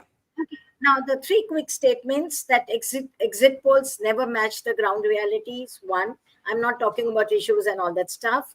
The politics of UP is going to change now, hence, because the coming days we'll see a lot of activities, because the numbers may change, but they will not reverse completely. So, I'll end here. Yeah, I think that's an important point, that the numbers may change, but they will not reverse completely. Smita Gupta, would you like to add to that? The numbers are changing, and in some cases they are reversing. For example, Delhi, where it seemed split, the BJP is back to leading in 6. But in Bengal, as Kartike mentioned, the Trinamool is now ahead of the BJP at 22, pretty close to its performance in 2019. I do want to bring in Smita Gupta. Kartik, do you have a quick update? Barkha, let's not discount how the Congress is putting up a spirited performance in the key heartland states of Rajasthan and Haryana, where now it's neck and neck. These were the 2 states that held potential for the Congress, and they seem to be doing a decent job. Although Karnataka would be still disappointing, because as of the latest leads, it's 6-22. But they are seeing green shoots in states like Rajasthan and Haryana. And I think that is what has made the BJP's path difficult, is these strikes by the Congress in the Hindi heartland states. And contrary to the exit polls, so far, Bengal is not being swept by the BJP. Odisha is. So Odisha is giving them that buffer. So is Andhra to some extent. But no new ground. Whereas in states like UP, SP Congress denting them. In states like Chhattisgarh, Gujarat, Haryana, Rajasthan, Congress putting up spirited performances as of now. Okay, we do have first comments coming in from the Congress. Jairam Ramesh has responded. I'll play that out in just a minute. Ashwini Shahi, senior leader of the BJP, is with us. Namaskar. Karam, I'm going to let you have a last comment before we say goodbye to you. In the meantime, the leads are coming. In many states, they're changing. The BJP is now leading in 6 seats in Delhi to the AAP Congress Alliance, which is leading only in 1. In Karnataka, the NDA is leading in 22 to the Congress's 6. In Kerala, the NDA could be opening its account in 1 seat. The UDF is leading in 16. That's the Congress and its allies. The left only in 3. In the overall picture, the NDA is now ahead of the India Alliance, no longer in dead heat. But in Uttar Pradesh, you do have the India Alliance ahead as of now of the NDA. Karam, last thoughts before we let you go? Well, all I can say is I think the India Alliance has done spectacularly well, because we must take into account the fact that we fought this election in a very hostile environment. The Election Commission was not with us. The media, the mainstream media by and large, has acted as a propaganda machine of the government. And having taken all these factors into account, and it was the media, the enforcement agencies, the Election Commission, which is considered to be an autonomous constitutional body. These were all hostile conditions, hostile environment, yet I think this is a remarkable performance. And I think I've said earlier, this election may have passed the freeness test, but it has definitely not passed the fairness test.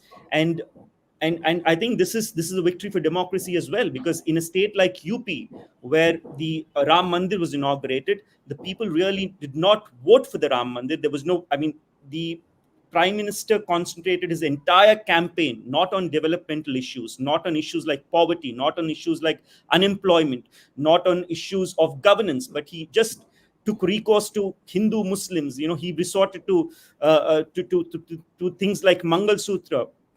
He addressed his own countrymen, the Muslims, as infiltrators, as people with many children. In the history of this country, 77 years history of this country, I think no prime minister in the past has ever used this kind of language. Yet the election commission does not come in, does not reprimand him, does not send him a notice. And I think this is the first time in the history of this country that the election commission has not held a single press conference. It has held a press conference on the 16th of March, and thereafter it held a press conference a couple of days ago. The normal convention, the routine is that the election commission holds a press conference every day. It takes questions. But Karam, despite all of this angst that you have just listed, the fact is that the India Alliance has done much better. Much better. I'm going to say thank you to you. Smita, you have a last comment. I'll say thank you to you right after that, Smita. Yeah. Yeah. If these results hold in Uttar Pradesh, then BJP will have to do a lot of rethinking about how it has, so far successfully managed to keep the upper caste as well as the backward castes, because this was the problem with Kalyan Singh also. If you look back 10 years back, when Kalyan Singh was ousted by the Brahmins and the Rajputs, and the party collapsed till 2014. And it was only when Mr. Modi was able to bring back the backwards into the party that the BJP flowered again. Number two, the BSP has collapsed. What does this mean for the future of Uttar Pradesh? And the third is, of course, how the Samajwadi Party and the Congress Party, will they be able to, in the future, work together? I think there are a lot of interesting, there's going to be a big churn in the politics of Uttar Pradesh. Okay, Smita, we'll let you go. Jairam Ramesh is already claiming a moral victory for the India Alliance. I'm going to play out the first reactions that we are getting. Remember, if you've just joined us, while the NDA is ahead of the India Alliance, the fight, at least at 10 in the morning, seems much more competitive than any exit poll had projected. In Uttar Pradesh, in the Hindi-speaking heartland, the SP and Congress are actually ahead of the NDA. In Maharashtra, it's a very, very confusing picture because neither the NDA nor the India Alliance would have been prepared for the fact that others are ahead in 21 seats. So it's a completely fractured sort of result there. We are still not calling this one way or the other at all because we're waiting for more rounds to be counted. But let's play for you Jairam Ramesh's first. Okay, hang on, Karthik, what? Barkha, Maharashtra from another source. I think this others, I don't know how the ABP feed is reporting. Maharashtra, as per the other source, is 25 to NDA, 20 to the India Alliance. Okay. So this is like neck and neck in a way. I would say not neck and neck. NDA slightly ahead. Yeah. But no, this is as per the India Today feed. The ABP feed is still giving others this big chunk. We don't know what this others is. So our banner is correct. But I'm just clarifying this from another source for you. Okay, the gap has slightly widened now between the NDA and the India Alliance. It's 304 to 218. We are going to see this ball-by-ball commentary. I'm sorry, I know we aren't able to get into any substantive conversation about issues, but the issues we have to discuss will also depend on where the numbers finally settle. So I urge or I thank you for your patience. I just want to play out. No, now you have to wait. I have to play Jairam Ramesh's first response. Otherwise, this is what we'll be doing for the rest of the hour. Jairam Ramesh claiming moral victory for the India Alliance. Take a look. ये रुझान दिखाता है कि निवर्तमान भूतपूर्व बनने वाले हैं. ये उनकी नैतिक हार है और राजनीतिक हार है. दोनों राजनीतिक हार और प्रचंड नैतिक हार. ये पहले कभी नहीं हुआ है कि प्रधानमंत्री खुद अपने ही सीट में पीछे चल रहे हैं. ये तो ट्रेलर है. जो नतीजे दिखाई दे रहे हैं वाराणसी में, प्रधानमंत्री कह रहे थे ट्रेलर ट्रेलर ट्रेलर, तो आज उनके ट्रेलर दिखाई दे रहा है. So Jairam Ramesh is, of course, quoting from the Election Commission data. I don't know, Karthik, if you had a chance to look at it, which is slow and suggested that the Prime Minister is trailing in his own seat. He's already claiming that the Prime Minister is going to be a former Prime Minister. Akshay Marathi of the Aam Aadmi Party is with us. Ashwini Shahi of the BJP is with us. Sadaran Dhume and Dilip Cherian are with us. I want to open up the conversation now, Karthik, unless you have a very dramatic update You've got to No, hold I'll for a just bit. summarize one statement, Barkha, that I think all of us were watching the swing states in Maharashtra, Karnataka, at least I was Bengal, Bihar. But what seems to be hurting the BJP is its bastion of the Hindi heartland. I think that's the biggest takeaway so far. Yeah, I was just going to say that in the east is the story for the BJP. It is the state of Orissa and a neck-and-neck battle in Bengal. The Hindi heartland, Ashwini ji, आपका प्रदेश, उत्तर प्रदेश, जहां पे अभी के वक्त India alliance का गठबंधन आगे है, जहां पे राम मंदिर का उद्घाटन हुआ, जहां पे हिंदुत्व पॉलिटिक्स एक तरह से एक एपिसेंटर है, वहां वो इन रुझान के मुताबिक इट हैजंट वर्कड। बरखा जी देखिए, अभी फिलहाल जो है शुरुआती रुझान है, और आपको उत्तर प्रदेश के बारे में बता दें, यहाँ पर अभी जो भी मामला चल रहा है वो बैलेट जो है पोस्टल बैलेट का ही मामला शुरू में चला है ज्यादा। अब मुझे लग रहा है कि जो रुझान आ रहे हैं थोड़ी देर में ये रुझान बदलेंगे, क्योंकि थोड़ा स्लो मामला चल रहा है। अभी मुझे सूचना 5 मिनट पहले जो मिली है कि ये रुझान जो भी आए हैं, कोई भी मामला, और जो जयराम रमेश जी बोल रहे हैं, जयराम रमेश जी, ये साबुन का झाग होता है ना, सर्फ और साबुन का झाग, वो बुलबुला जो निकलता है उस बुलबुले की तरह है, थोड़ी देर में अपने आप फूट जाएंगे। तो इनका जो बुलबुला फूटने दीजिए, थोड़ी देर इंतजार करते हैं, 12 बजे तक सारी चीजें कंफर्म हो जाएंगी, उत्तर प्रदेश की स्थितियां बदलेंगी। और अभी जो ये दिख रहा है ये तो कतई नहीं रहने वाला है। बहुत जो हम लोगों ने किया था वो पिछले बार 19 में, उससे बेहतर हम लोग करने जा रहे हैं। अभी थोड़ी देर इंतजार हम लोग करें, हम लोग आज दिन भर जुड़े ही हैं, लेकिन उत्तर प्रदेश से आपको अच्छी सूचना मिलेगी। और संवैधानिक रूप से 272 पर ही सरकार बनती है, लेकिन अब जयराम रमेश जी किस तरीके की बात कर रहे हैं, निवर्तमान और क्या क्या, जयराम रमेश जी को भी सोचना चाहिए। पुराने जो है राजनीतिज्ञ हैं, थोड़ा सा चीजों को, संविधान बदलने की बात वो लोग करते हैं कि भाई हम बदल देंगे, लेकिन अभी तो फिलहाल वही बदल रहे हैं कि संवैधानिक रूप से 272 को ही झुटला रहे हैं। आपके यहाँ आंकड़े 300 के आसपास चल रहे हैं एनडीए के, तो 272 पर सरकार बनती है। अभी देखते हैं क्या होता है 2 घंटे बाद स्थितियां जो जीत की, क्योंकि आज जब शुरुआत हुई है तो हम एक से शुरू किए हैं, सूरत की सीट से हमने शुरू कर दिया है, हमारा उद्घाटन हो चुका है, और ये अभी कारवां कहाँ जाकर रुकेगा न जयराम रमेश जी को पता है, ना आपको ना हमको। जी, पर आप इतना कंसीड करेंगे कि ऑपोजिशन, यूपी की बात कर रही हूँ, यूपी में जो ऑपोजिशन है उनकी परफॉर्मेंस इन रुझान के मुताबिक कहीं बेहतर रही है फ्रॉम व्हाट वाज एक्सपेक्टेड और what was projected?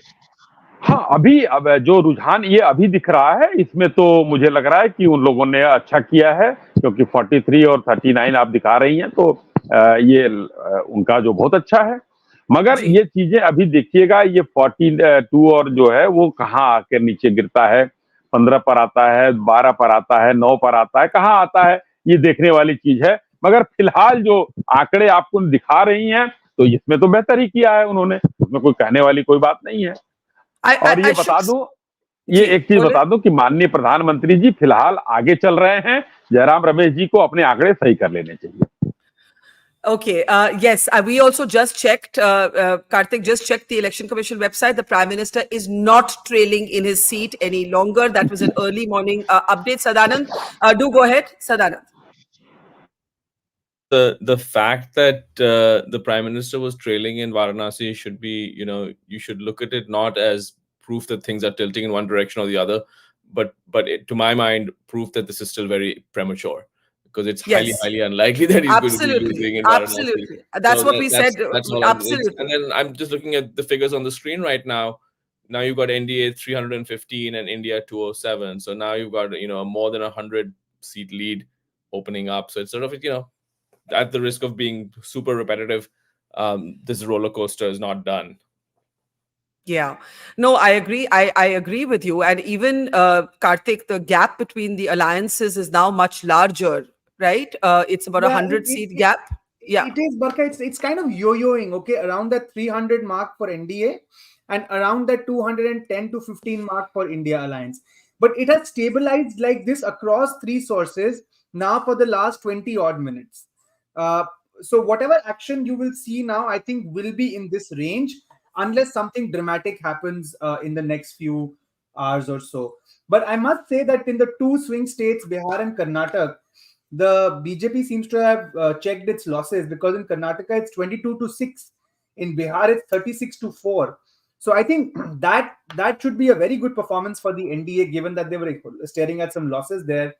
Bengal, as I said, Trinamool is catching up. And now, what is surprising for me, Barkha, in Bengal is Congress plus left has 4 leads. I mean, I can count 2. I don't know where the other 2 are coming from in Bengal for the Congress plus left. Rajasthan, the Congress has made a match of it. It's fantastic, I think, from their perspective. It's 13-12 right now. Haryana, I think we all knew would be competitive. It is going in that direction. Goa is 1-1. Again, we knew this would be the case. Uttar Pradesh right now on my screen is 40-39. So it's dead heat again. Maharashtra, it's still not clear from the source that we are following. But see, even in states like Madhya Pradesh, Congress is leading on 2 seats. Yeah, I think one is Digvijay Singh. I don't know which is the other seat. I think the Chhindwara. Not the seat that they are leading on, because last I checked, they were trailing on Chhindwara. That might be the case. But in Madhya Pradesh, they were in contest in only 7 to 8 seats. So if they're leading on 2 as of now, then that means that something has happened. Gujarat, they have been leading on at least 1 seat since morning. And if they're opening their account in Gujarat, that is no less than dramatic. Akshay will sort of... and the other thing before I get Akshay in is Rajasthan. The exit polls, if this holds, the exit polls were wrong about Rajasthan, because at the moment there's just a 1 seat difference between the NDA and the India Alliance. But again, everything is changing so very quickly that we have to just wait. Let's try and step back. Akshay Marathe hasn't spoken yet. Akshay, Delhi looked like it could have been better, but at the moment it's back to a very dominant position for the BJP, leading in 6 seats to 1 for your alliance. Go ahead with your early comments, both on Delhi and the national picture. First of all, let me open by saying that just 2 days ago, when we were talking about the exit polls, I was very confidently telling you that these exit polls are wrong. And I'm very happy to come here and say that even if they might not be as wrong as I would have hoped, they're at least wrong to enough of an extent that we are having to debate these numbers today. It's almost 10:30, and who would have thought that on this day, after the exit polls had predicted 400 par, especially somebody like India Today, My Access, C Voter, some of these, very credible polling agencies. So that's a big takeaway, I think, that we should all look at and understand why that might have happened. So having said that, to go into the actual figures, from my perspective, where I'm sitting, Aam Aadmi Party had just 1 seat in the Lok Sabha. In 2019, we had won the Sangrur seat, which Bhagwant Mann had won. And then eventually we also ended up losing that 1 seat. So we were actually starting from 0.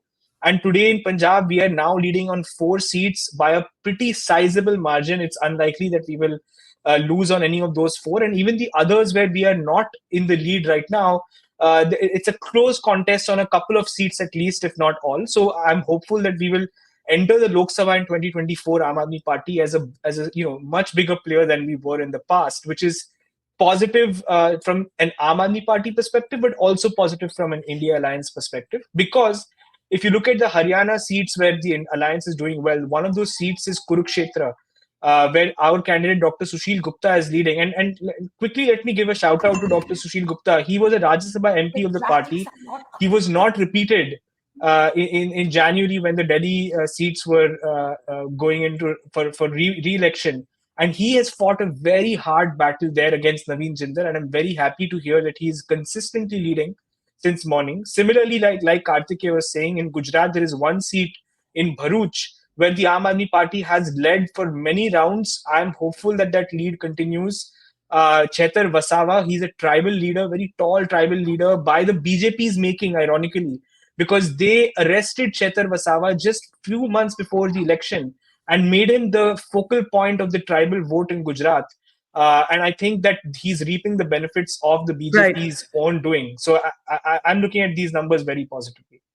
Okay, but I should say that as Ashwini Shahi was saying, that the numbers will change in real time. The Uttar Pradesh numbers have in fact changed. It's now the BJP that is back in the lead. The BJP is leading in 45 seats. The India Alliance has now fallen back to 34. So this kind of 1 seat up, 2 seats down, 1 seat up, 2 seats down is going to continue for at least another hour. Yet it is well ahead, Dilip Cherry and Sadanand Dhume, of the 15 to 17 that were projected by the exit polls for the opposition parties. But it's changing. Ashwini Shahi says, Rukiye. What do you say? Sense is that we should look at the saddest state of all, which is Manipur, where I Yes. noticed from your figures that the Congress is leading. For Yes. me, if there are standout states, we should look for where there have been issues which never really occupied mainstream attention during the elections and in the run-up to elections. And I think the second thing that, Barkha, we would do wisely as people who are being watched by a very large audience of discerning viewers is looking at how the EVM percentages are in terms of counting, what percentage of votes have been shown as counted. So those leads are very important. And as we look at the Election Commission figures, I think your colleague has some figures, and we need to understand that what is being projected as 11 o'clock by those disappointed by the current figures is probably going to be 10:30 because of the speed at which counting happens when you have EVMs. Okay, we have some key constituencies coming in. Raj Babbar of the Congress leading in Haryana. The Congress overall doing expectedly well in Haryana. Karthik, go ahead. Yes. Barkha, this is huge. This I don't think anybody expected, because this was one of the safest seats for the BJP in Haryana. Oh, you're talking about Gurugram. You're talking about Gurugram. Yes. If you ask somebody which are the seats the Congress would win in Haryana, they would start with Sonipat and Rohtak and Sirsa. They would then probably wager Hisar or Bhiwani Mahendragarh. Gurgaon would have been the last on everybody's list. And if this holds, this does not augur well for the BJP for the assembly elections as well. And Akshay is right in that Kurukshetra, last I heard Naveen Jindalji is trailing. My guess is they're probably leading in Karnal, the BJP. It's been a safe seat for them. But I think this is big. I mean, if in certain states, you gauge the mood by the safest possible seat. And in Haryana, Gurugram would be that for the BJP. And if that is swinging, and again, I'm saying if, because this is still conditional, right? Then, this, I think this means the Congress has put up a very good fight in Haryana. Okay, I can see Priyanka Chaturvedi joining us. Priyanka Chaturvedi is a leader of the Shiv Sena, Uddhav Thackeray. And Priyanka, welcome to the broadcast. It's a confusing situation right now. In Uttar Pradesh, we have the NDA now moving ahead of the India Alliance, which was in the lead till just 10 minutes ago. We have leads from Jharkhand as well. We have leads from almost all of the states now. Can we look at the national picture and the Maharashtra picture before I get Priyanka to come in with her first responses? Priyanka, I'm sure you've been following all of the leads that are coming in. Do go ahead with your first thoughts.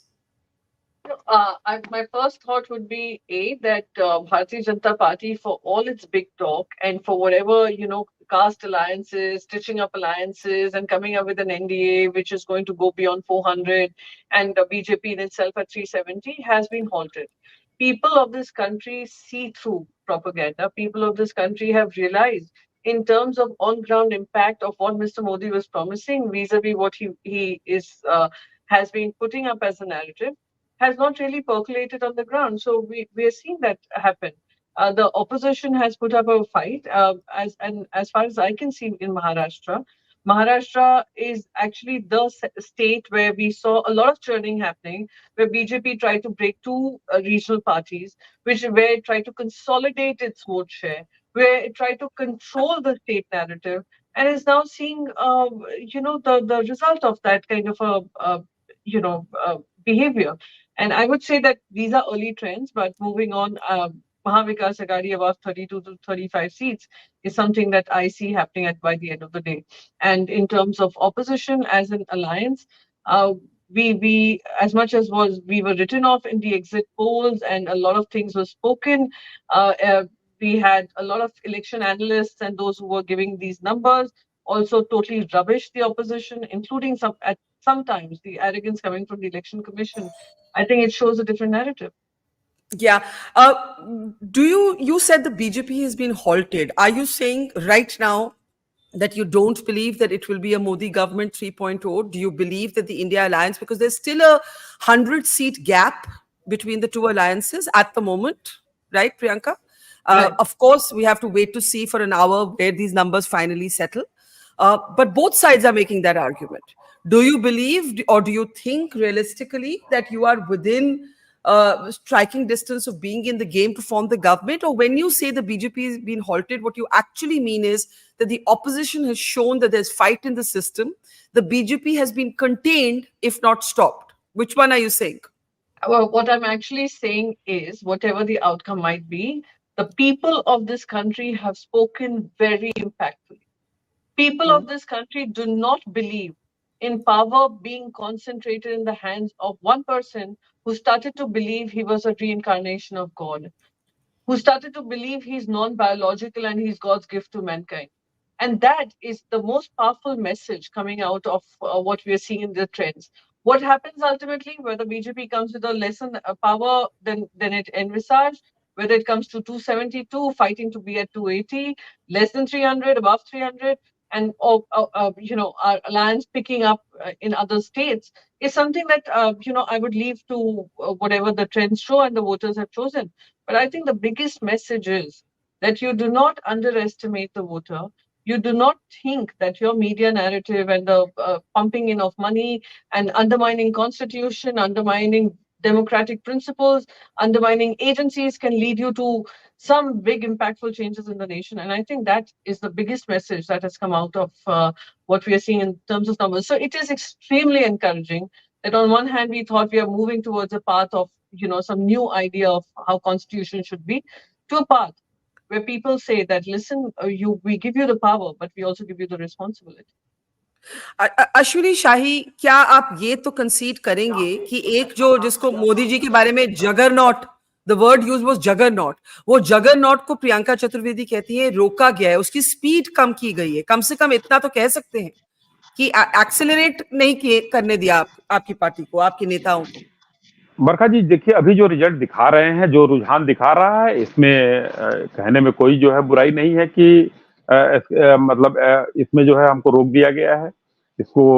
लेकिन फिलहाल देखिए अभी 11 साढ़े 10 बज रहा है, 12 बजे तक हम लोगों को कुछ भी कहना वो नहीं है कि कौन कितना कम होगा, कौन कितना बढ़ेगा। ये कांग्रेस प्लस भी बढ़ सकती है, बीजेपी प्लस भी बढ़ सकती है, मतलब इंडिया अलायंस और एनडीए दोनों में कोई भी बढ़ सकता है। मगर 12 बजे के बाद जो आंकड़े आएंगे उस पर हम लोग ज्यादा मजबूती से बात कर सकते हैं। लेकिन देखिए अभी उत्तर प्रदेश में मैंने जो कहा, आंकड़े कितनी तेजी से बदल रहे हैं। जब से मैं बैठा हूं 15 मिनट 20 मिनट हुआ, 20 मिनट में आंकड़े बदले हैं, क्योंकि वहां पर हमको पता है कहां पर कैसे इलेक्शन हुआ है। हाँ, अभी तक के रुझान को देखते हुए ये लग रहा है कि रोका गया है और विपक्ष ने भी चुनाव अच्छी तरीके से लड़ा है। ये अभी तक के आंकड़े बता रहे हैं, इसमें कहने में कोई गुरेज नहीं है, मगर हमको 1 घंटे इंतजार करना होगा बरखा जी। Gee, fair enough. Priyanka, I have one question that I've been asking opposition leaders.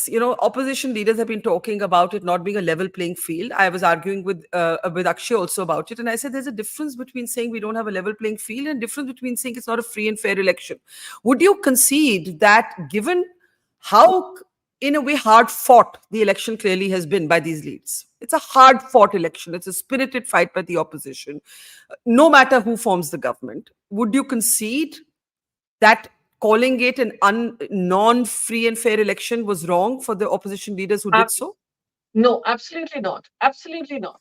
I would again reiterate the fact that despite it not being a level playing field, it was the opposition and the people of this country who have fought this fight and who know. And I tell you, people keep reminding us of the emergency era. It was the emergency era which taught the people and which explained to the people why democracy is important in this nation. So despite it not being a level playing field, despite an overwhelming electoral bonds being received by the Bharatiya Janata Party, despite media attention being solely on the Bharatiya Janata Party, despite, I hate to say it as much as it's the day for the Election Commission of India, but Election Commissioner coming forward and coming out with his shairis and mocking the opposition, then coming out the exit polls and those who are, carrying out these exit polls, coming forward and making a mockery of the opposition. People watch that.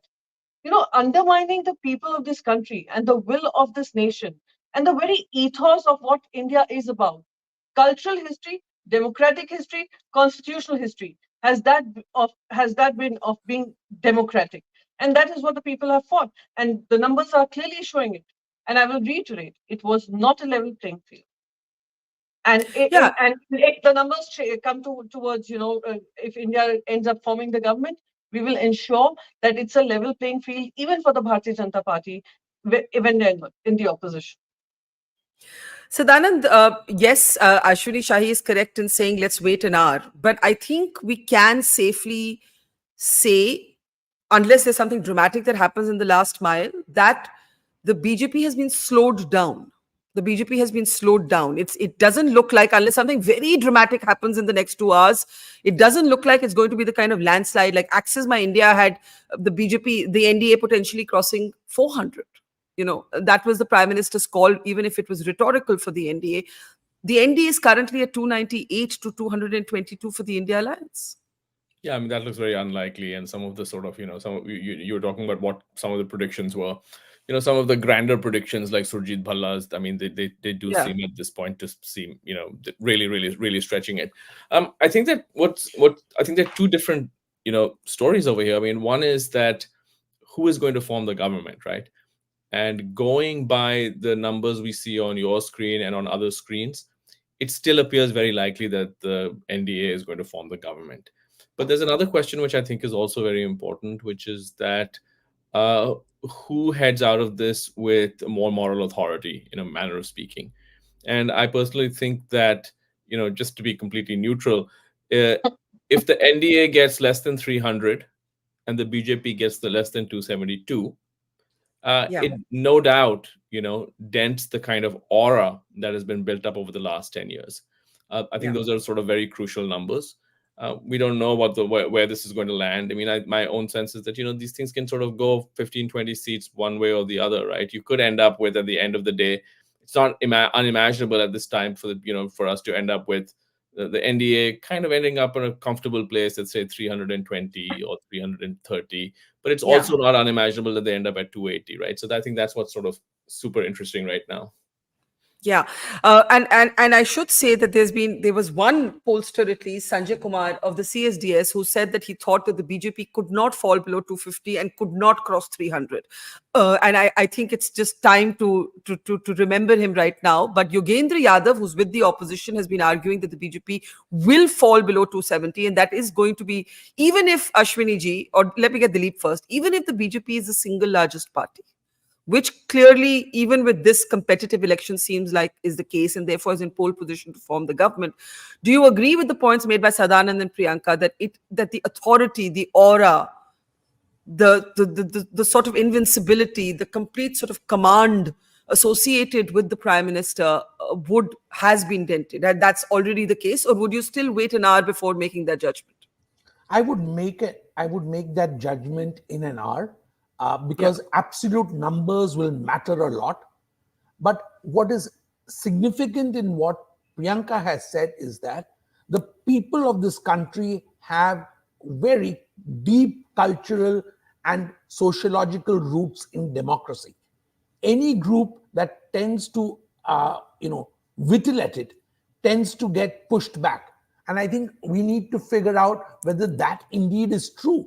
Those numbers will tell us whether in the states of Rajasthan, in the states of Haryana, in the states of Bihar and Bengal, this instinct is as sharp as we expect it to be. But, NDA at 300 with BJP at 280 is not the scenario that Modi 3.0 was looking to. So if you look at from their expectations point of view, and a severely dented UP is something that will cause them great concern, because that is a signal from people who they thought could be taken for granted.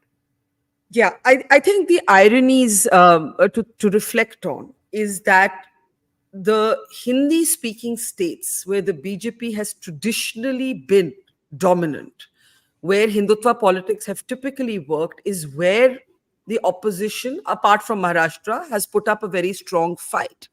That is something very ironic, Priyanka, to think about. I'm going to get to Maharashtra in just a moment. The Uttar Pradesh leads look something like this at the moment. The BJP, the NDA leading in 45 to 34. So there was a time when the India Alliance was ahead. That has been reversed. The BJP is now ahead, but it is not even close at the moment to its performance in 2019 at 62 seats. Priyanka?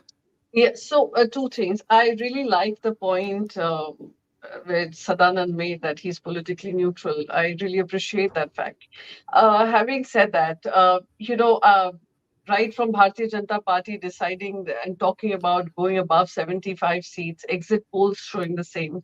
What Uttar Pradesh is teaching us, even if there are slightly lower numbers than what BJP is getting, what Uttar Pradesh is also sending a message across is you can keep talking about 80 crore logo ko ration diya. People are not asking for this ration. What people are asking you are for jobs. Allow us to choose what we want to eat. Do not dump food on us and not give us our jobs. Then the inflation, sky high inflation. You're hiding behind the fact of a Ram Mandir. Of course, Ram Mandir is not just a Bharatiya Janata Party goal. It was a goal for over 500 years fought by various people. There have been various stakeholders. And for you to take that sole credit. So people of Uttar Pradesh are saying, okay, so we have the Ram Mandir now. Let's talk about people's issues. Let's talk about the Ram Rajya that you had promised to us in 2014. So I think these are bigger messages. And then, of course, the absolute confidence that we may give any candidate to the people of Uttar Pradesh and people of Uttar Pradesh would blindly vote for them, irrespective of who they are putting up. For example, Brij Bhushan Sharan Singh's son. For example, many other names that I can name. The alliances that you stitched up, the candidates that you brought in from other political parties, overnight you bring them into your party and then give them the tickets. So I think those are factors which people have watched. And let's not undermine the entire thought process of how voters vote when they go out to vote.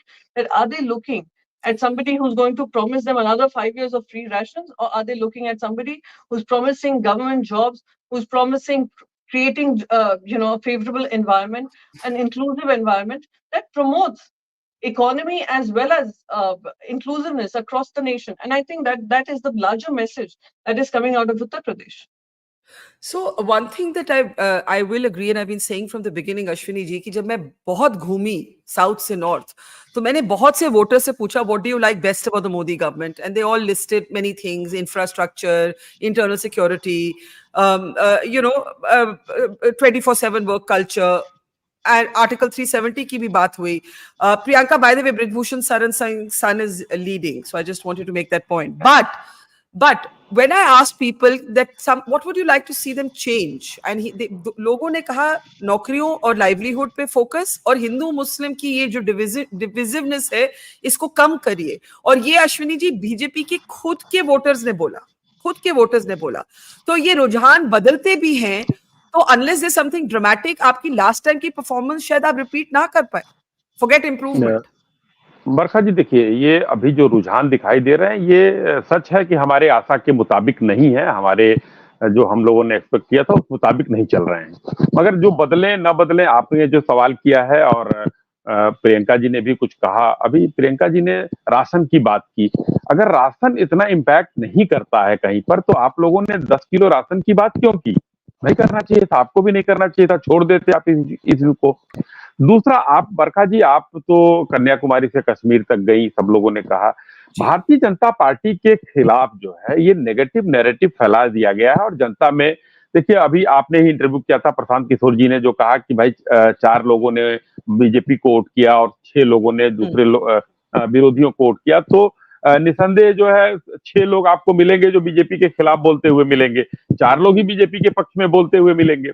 इसलिए मैं कहता हूं कि Bharatiya Janata party के खिलाफ और हिंदू मुस्लिम का जो नेगेटिव नैरेटिव फैला दिया गया है, ये एक चस्पा कर दिया गया है कि भारतीय जनता पार्टी सांप्रदायिक है.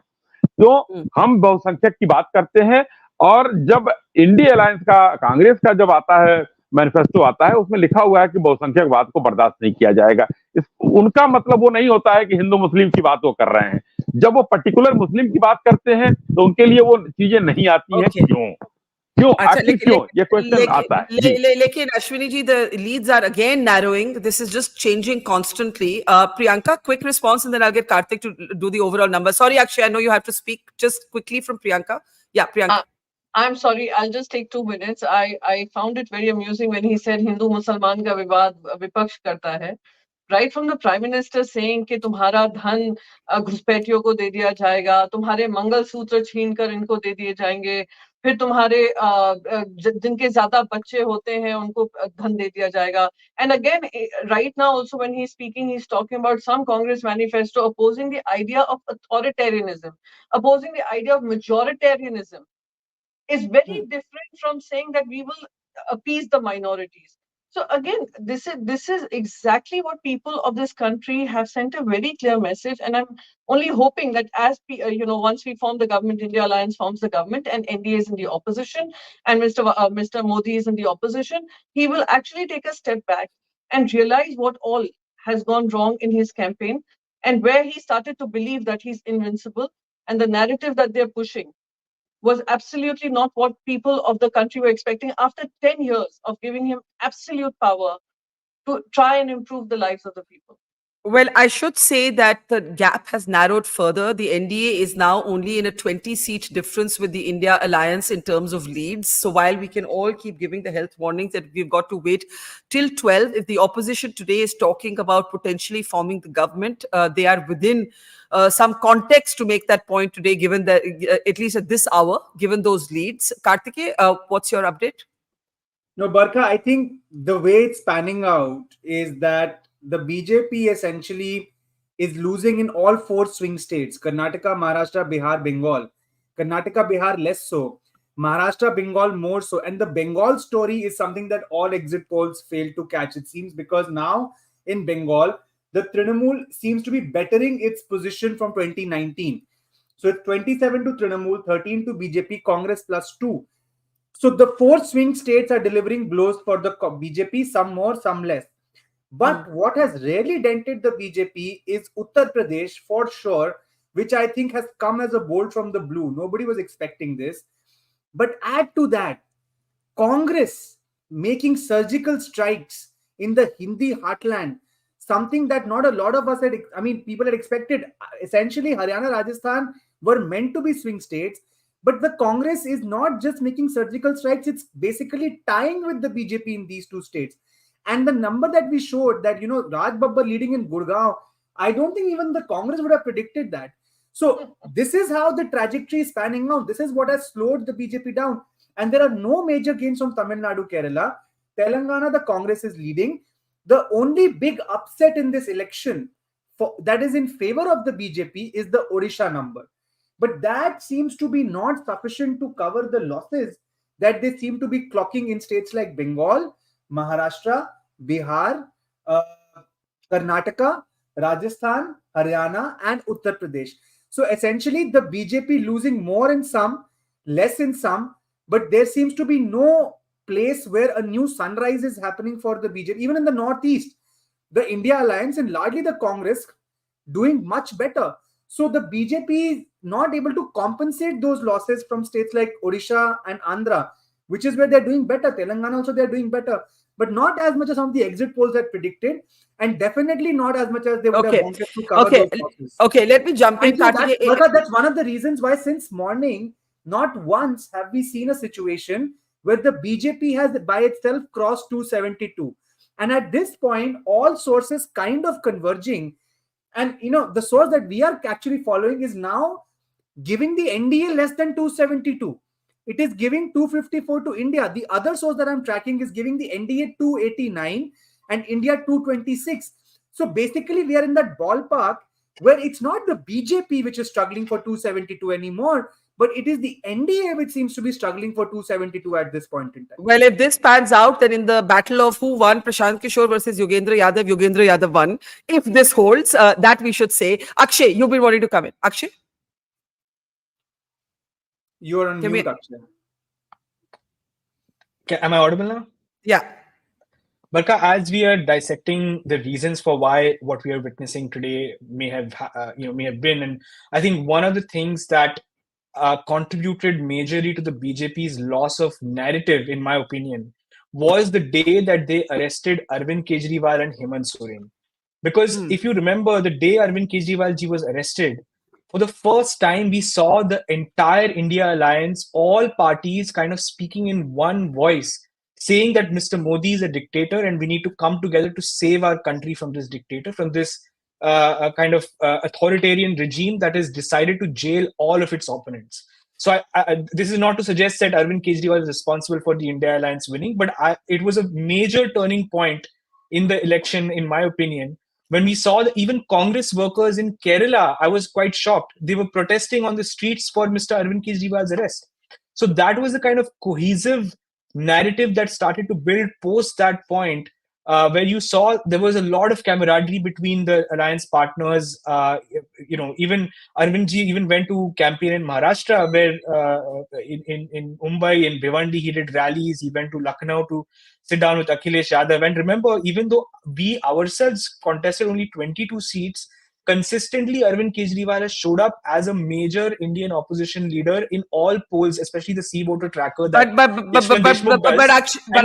but Akshay, I have to jump in there. By the way, the election commission data says Smriti Irani is trailing. Can I come back to all my guests now? Akshay, I have to ask you a question. If Kejriwal's arrest was a major factor, why is it not reflected differently in Delhi or in Punjab?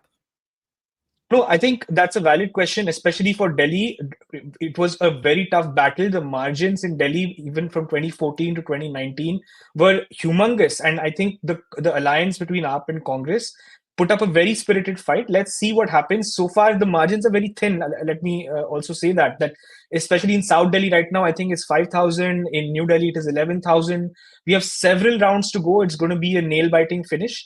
In Punjab, we started with 0 seats. We are at 4. Hope we might do even better. So, it's a win-win for Aam Aadmi Party from where I'm looking at it.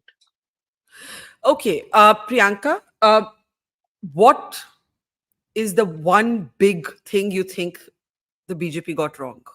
It's time, I think we can ask that question. The BJP is nowhere within the margins that it has sought for itself.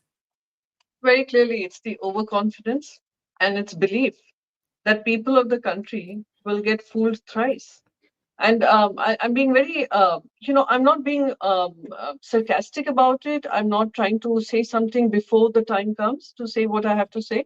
But all I can say is, going by the past history of how India has voted, going by the past history of how, arrogance has had to pay a price in this nation, this clearly seems to be an outcome. And also, the David versus Goliath fights that we saw, where we saw Mr. Modi making himself to be larger than life, Bharatiya Janata Party making themselves to believe and making people believe that they were invincible, mocking electoral bonds controversy, mocking corruption charges, going absolutely brazen in support of some, the wealth creators who are, the leading to wealth inequity in this country, mocking the poor by saying, hello, we are giving you rations, so please be grateful and vote for us.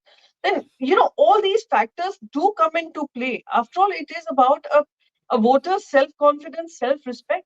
And that is what you continuously continue to mock and totally ignore the valid questions coming from the people, from the women of this country, from the youth of this country, right from government jobs, right from promising them jobs, right from, mocking the entire issue that they were facing in terms of the paper leaks. All of those are factors that I see has led to Bharatiya Janata Party's victory march coming to a halt. And I would say finally sense prevailing in this country. At the moment, I think as Karthike pointed out, it isn't just the BJP that is currently below 272. The NDA is just one ahead of 272. It's currently leading in 273. And if I can just make one point, Barkha, just one point. Yes, we must also realize that the allies that BJP has collected are not those allies which have stood firmly with them. For example, Shiv Sena, they managed to throw them out of the NDA alliance. You saw Shiromani Akali Dal go out of the alliance. And all these alliances that they have managed to stitch together are coming on the basis of some ED threat, some agencies being misused, and some arm twisting at play. And if they see wind changing or, the sentiment of the people moving, I'm very certain that those who are forming the part of NDA will also very happily move towards the India alliance. That is a very interesting point, that there are others, there are also BJP allies. Nitish Kumar has flipped so many times, he could flip another time and nobody would remember. Karthik, I'm really going to request you to give us some granular data if we have it on the Congress BJP breakdown. We do know, of course, that the BJP is below 272, but where is it settling exactly at this point? Around 240s is what I last caught, and Congress is now in that 100 range, Barkha. I'll just give an approximate number because this kind of an aggregation exercise from different sources. So I think the BJP is in the 240s range and the Congress is around that late 90s to early 100s. But Barkha, can I tell you one more upset that's happening? In Odisha assembly polls, the BJP is ahead of the BJD. 116 leads coming in and 59 to the BJP. So which means that if this happens, it will be a double strike for the BJP in Odisha, both Lok Sabha and Assembly. This might well pave way for Odisha to become another one of those BJP states, both from the Lok Sabha and the Assembly. So that's just a side note. And in Andhra Assembly elections, the TDP is sweeping the state along with its NDA partners. So 116 to the TDP. Jagan Reddy's YSRCP is at 21 right now, 21 leads. So the 155 leads, 116 to TDP, just TDP, not NDA. And Jagan Reddy's YSRCP at 21 leads. Those are, I think, important updates coming in. But to your point on the national picture, you're basically saying the BJP is at the moment hovering at about 240, so falling short of that. Yes. And the Congress is approaching 100 on its own? Yes. And can I just give you some election commission data on that? Yes, please. Because, yes, again, please. With the health warning that, this is delayed. As per the election commission's slow pace of data, 536 seats leads announced, 233 BJP, 99 Congress. But one more thing, Barkha, in Bihar, two interesting seats, right? Siwan and Purnia, where two strong independent candidates were in the fray. Both are leading. Pappu Yadav is leading from Purnia, and from Siwan, Hina Shahab, who's the wife of Shahabuddin, she is leading. So when the final results come out, if they win, my sense is that at least we know where Pappu Yadav is going to go. And again, my sense is that we all know where Hina Shahab is going to go. So it seems like this 34-6, I'm not sure where they're adding those two. If it's okay, hang on, because the India Alliance is ahead of the NDA again in Uttar Pradesh, right? So this is going up and down, up and down. Let me get Dilip Cherian. We've been very careful, but I think we can now say that it's going to be nothing like what the BJP or the exit poll said it would be like. That's all I'm saying. It's not going to be that, right? That much I think we can safely say. Yeah.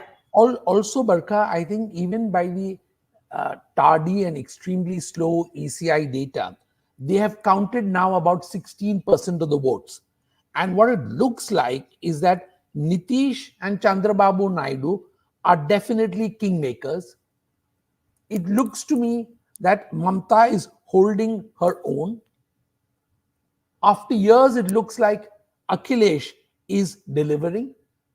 And it looks also that the Congress may be able to breach what was once considered impossible, the 100 mark. So, you may well have an NDA alliance being ahead of the India alliance, but these are politically significant landmarks which we need to notice. When about 16% of votes are counted, you are getting a broad sense of trends. It may not be the final results. And I think with that health warning, we can figure out what the direction is. The big new players who will emerge stronger are Nitish and Chandrababu. And if Mamta manages to hold her own, she will also be quite a power. And Akhilesh is the story of Uttar Pradesh. Yeah, absolutely. I think if Uttar Pradesh Samajwadi Party is leading in 36 seats by itself, I'm assuming that this is some granular data that we have for the Samajwadi Party by itself, which is very, very important. And I think, Dilip, you're quite right to say these are the stories of the day. But Sadanand, for those like yourself who have been quite critical of Rahul Gandhi, I know we'll have to hold judgment till we know how the Congress is done finally. But do you believe that if the Congress breaches the 100 mark, even if the BJP is the single largest party, the state of play in India changes, and the way the Congress and the Gandhis are then perceived will also have to change. Yeah, I think if they get if they win more than 100 seats, I think, some of these assumptions will have to be revisited. I mean, this is a party that, basically got 44 in 2014, struggled to get barely more than 50 in the last election, a lot of with a big assist from the DMK in Tamil Nadu. So if it gets more than 100, and more importantly, if it makes inroads in the Hindi heartland, which it seems to be making, I think that does kind of, force all of us to make new assessments. But I'd say, at this moment, I'd say the one thing that would, if I was in the BJP headquarters right now, I think the one thing that ought to be worrying them is that if you look at your feed, or if you look at the India Today feed, they're not the NDA number has not touched 300 for a long time now. It's been more than half an hour. And, they have, India Today has it at 289, you have it at 280. And by this time, normally you would have expected, or if they were to sort of, they would have obviously hoped for much more than that, but at least sort of to be at that 300 mark and consolidating. And the inability to do that, I think, would be, would be one thing that's one very big worry. One more thing I want to add, I've taken that, I think any reasonable person would point out that the BJP went into this with a huge advantage, right? A huge funding advantage by orders of magnitude because of electoral bonds. Much of the mainstream media perceived as being in its pocket. The cult of personality around the prime minister. All of these are big advantages for the BJP. Nobody would deny this. But there is one thing that, that I think commentators haven't, paid enough attention to, which is that it's really almost impossible to win 3 elections in a row in India, right? The last time that happened was in 1962. Even Indira Gandhi, at the peak of her power, did not win 3 back-to-back. And I think some of that is just to do with the fact that, what happens, I think, comes back to the jobs question, which I think, more than one person has raised. You find government after government after government, they're able to do stuff like build bridges, build roads, and so on. But when it comes to providing employment and getting hundreds of millions of people off from these unproductive farms and into these higher paying factory jobs, that's just something that it's not a BJP Congress thing. You can go back 50 years. Job creation is just something that's really hard to do. And so I'd say that, that would be the one, if the BJP does pull this off, and we'll see at midnight, I think it would be a remarkable thing to have pulled off, 3 in a row, because no one has pulled off 3 in a row since 1962.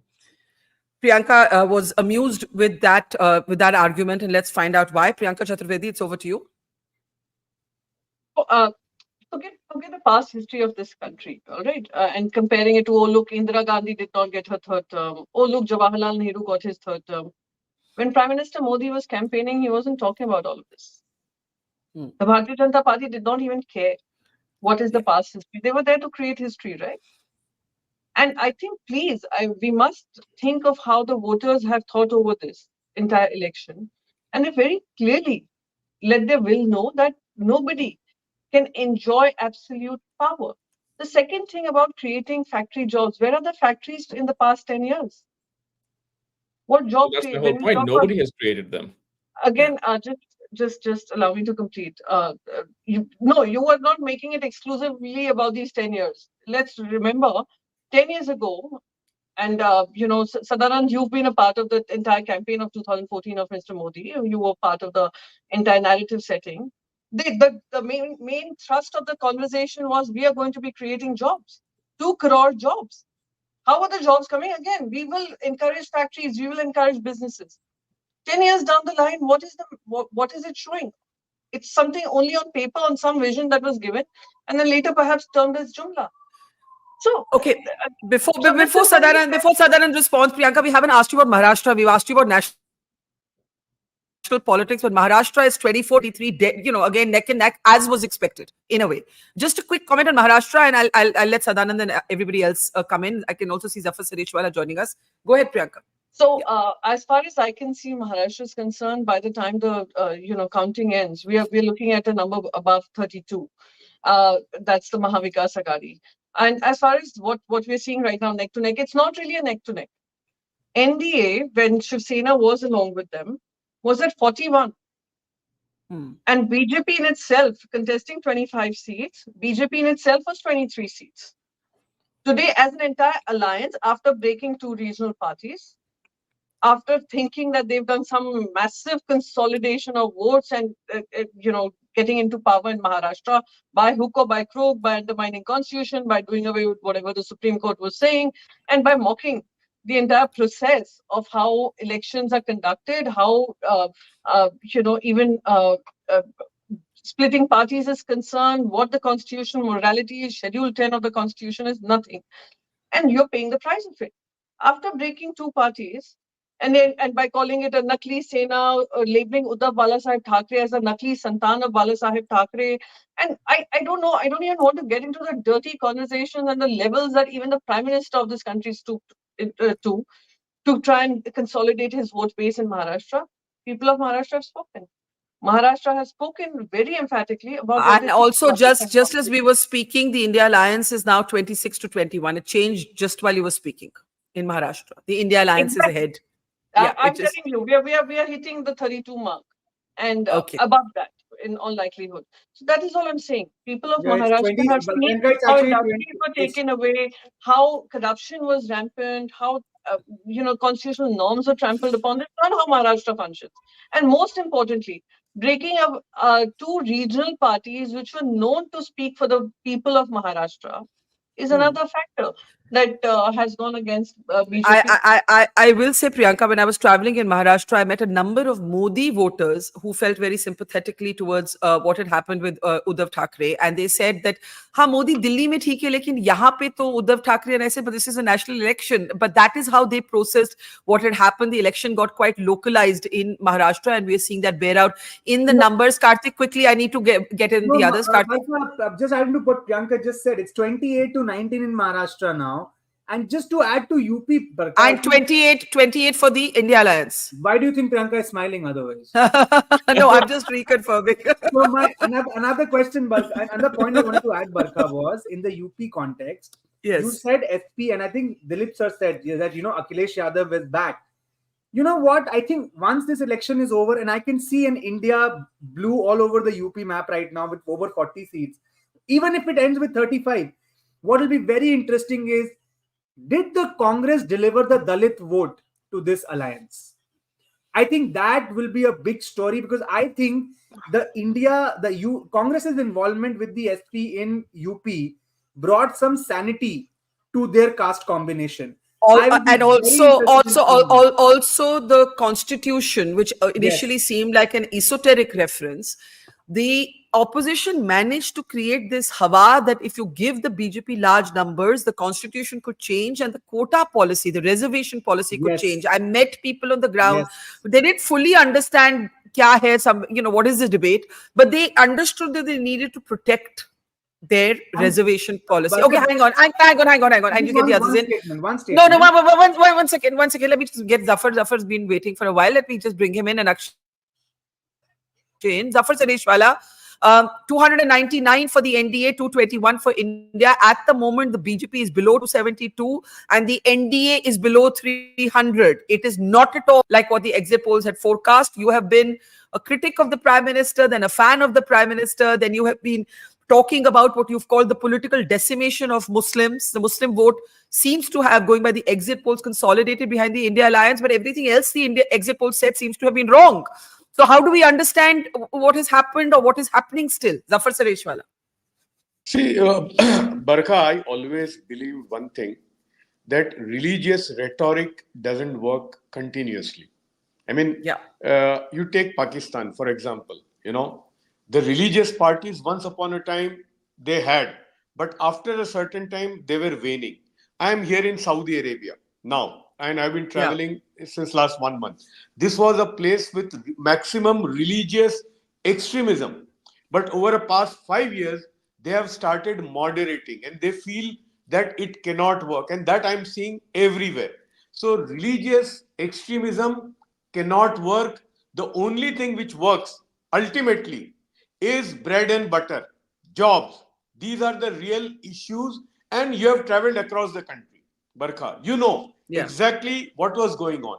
So that has come up. And one more thing which I had said on your show earlier, that no political party in India can win only on Muslim votes. They need to have sizable Hindu votes also. And that has happened in UP. Samajwadi Party and Congress, of course, they had Muslim votes with them. But now that Hindu vote has also come to them, and that is the reflection in the results which we see. Yeah. But this point about religious rhetoric is a very important one, because I was mentioning earlier, and I've written this, that Modi's own voters, when I would ask them what's the one thing you'd want to see the BJP and the Modi government change if it has a third term, they said, "Ye Hindu Muslim kam kariye." Then they said jobs. These were the two answers I got all the time. Why do you think the why do you think the Prime Minister made the kind of speeches he did in the campaign? He must have been getting some feedback that it was working, but all the people we were meeting, it was not working for them. No, in fact, I was in London. I met people of the overseas BJP people here in London, and they were also saying this, that it's not needed. You don't need. Okay, initially, bolte hain ke this whole religious extremism or rhetoric works like mirch masala to make the food tasty.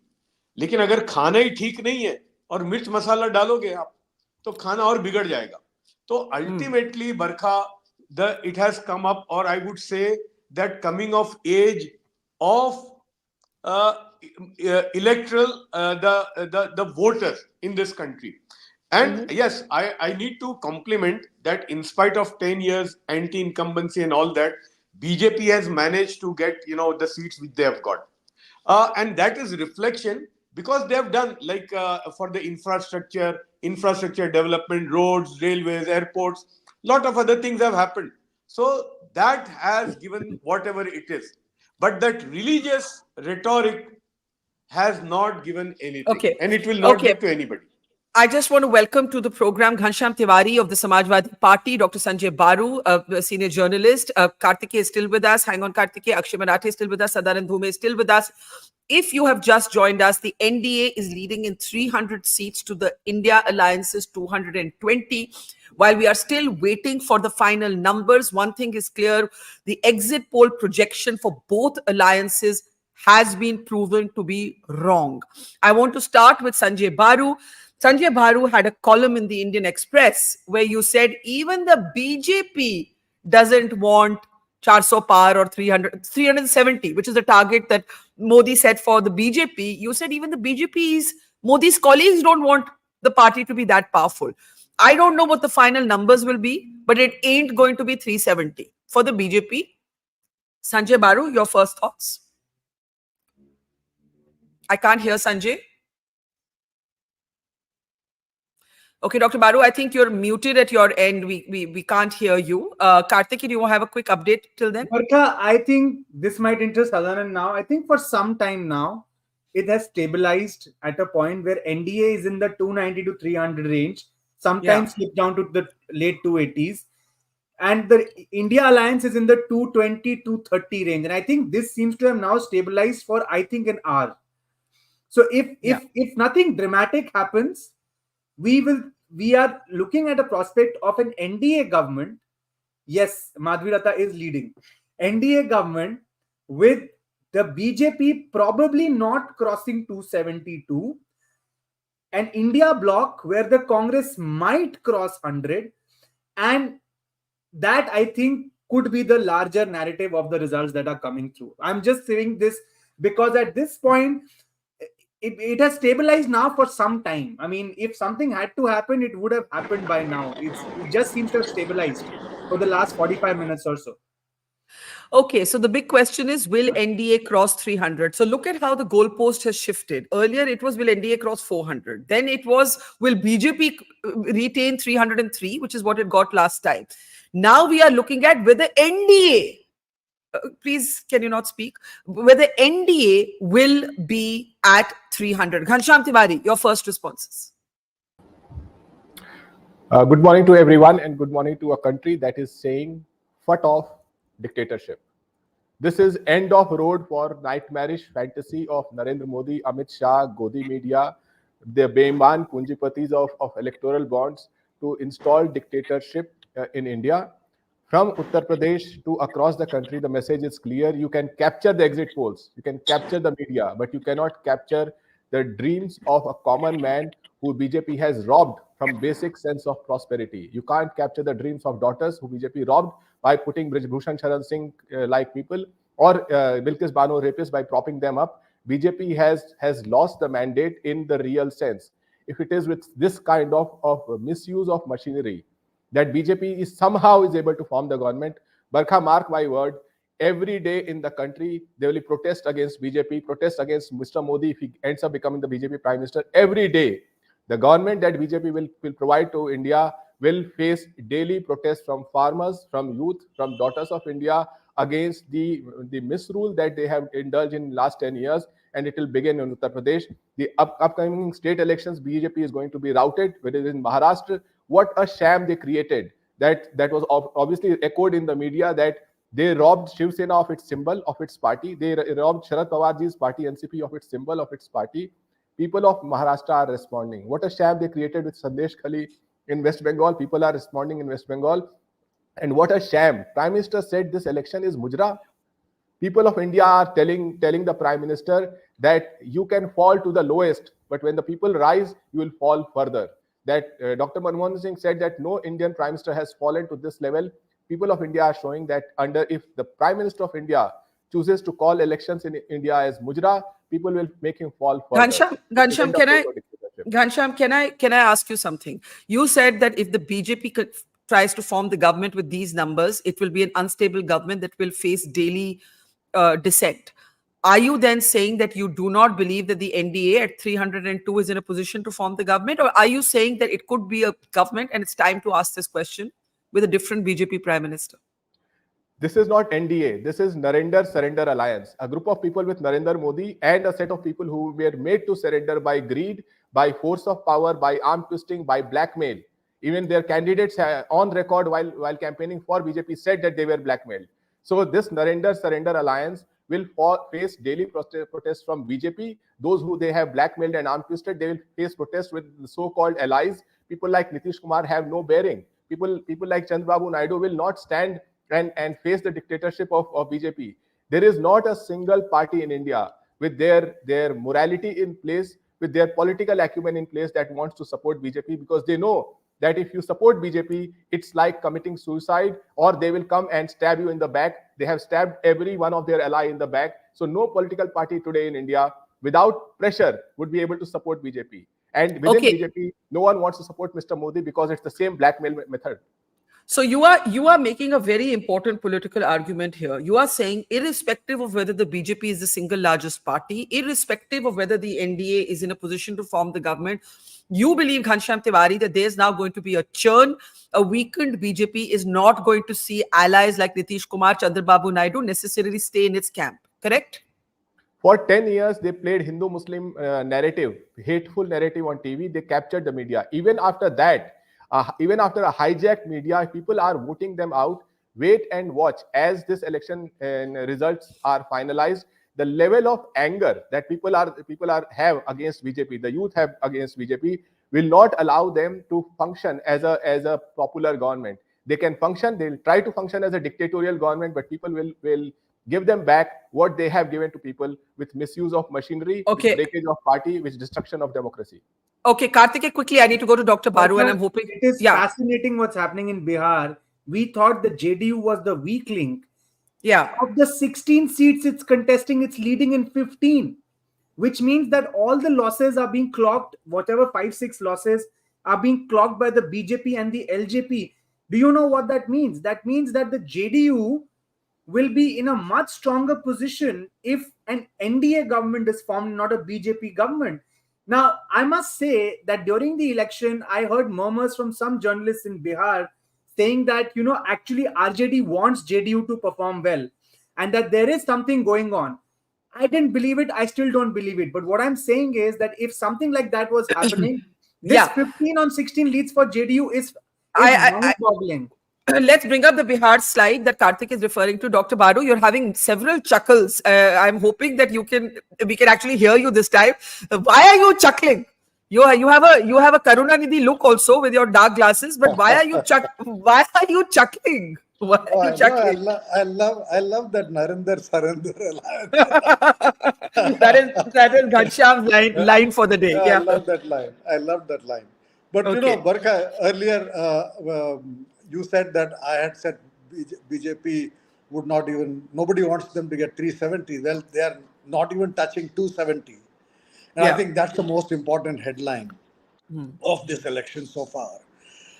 And I sincerely believe that this is a vote of no confidence in the leadership of Narendra Modi. And even if the NDA comes to power, the NDA should elect a new prime minister.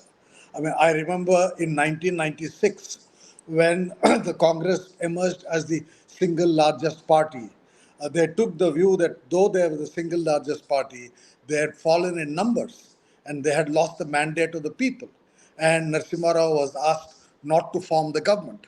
That was that Congress could have formed the government in 1996 with the support of Chandrababu Naidu and Jayalalitha. I know this for a fact, but they chose not to because they felt they had lost the mandate of the people. I think Narendra Modi has lost the mandate of the people.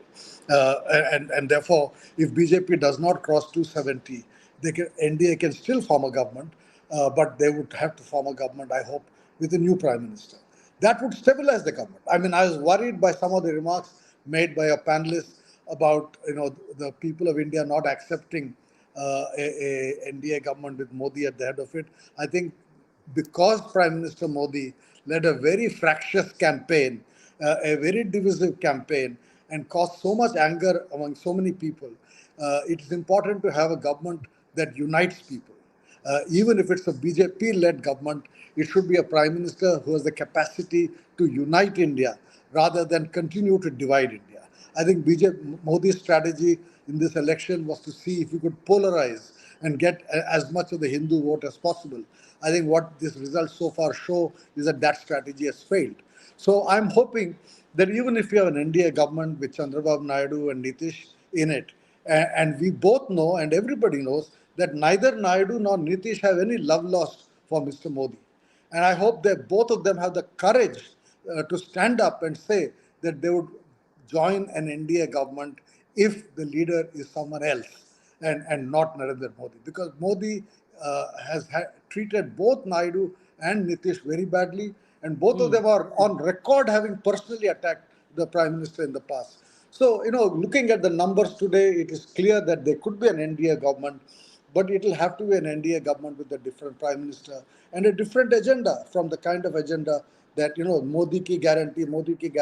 It will have to be a BJP ki guarantee now, a BJP government uh, led by a new leader. That is what I hope. It may happen, it may not happen, but I think that will stabilize. It's in the interest of the country to have a stable government. I think my friend Jaishankar has repeatedly said that in an uncertain world that we live in, we need a stable government to deal with all the challenges, international challenges. So if we want a stable government, it will have to be with a prime minister who is inclusive, who unites people, who reaches out to the opposition, who treats the Congress, which has had a massive, resurgence in this vote.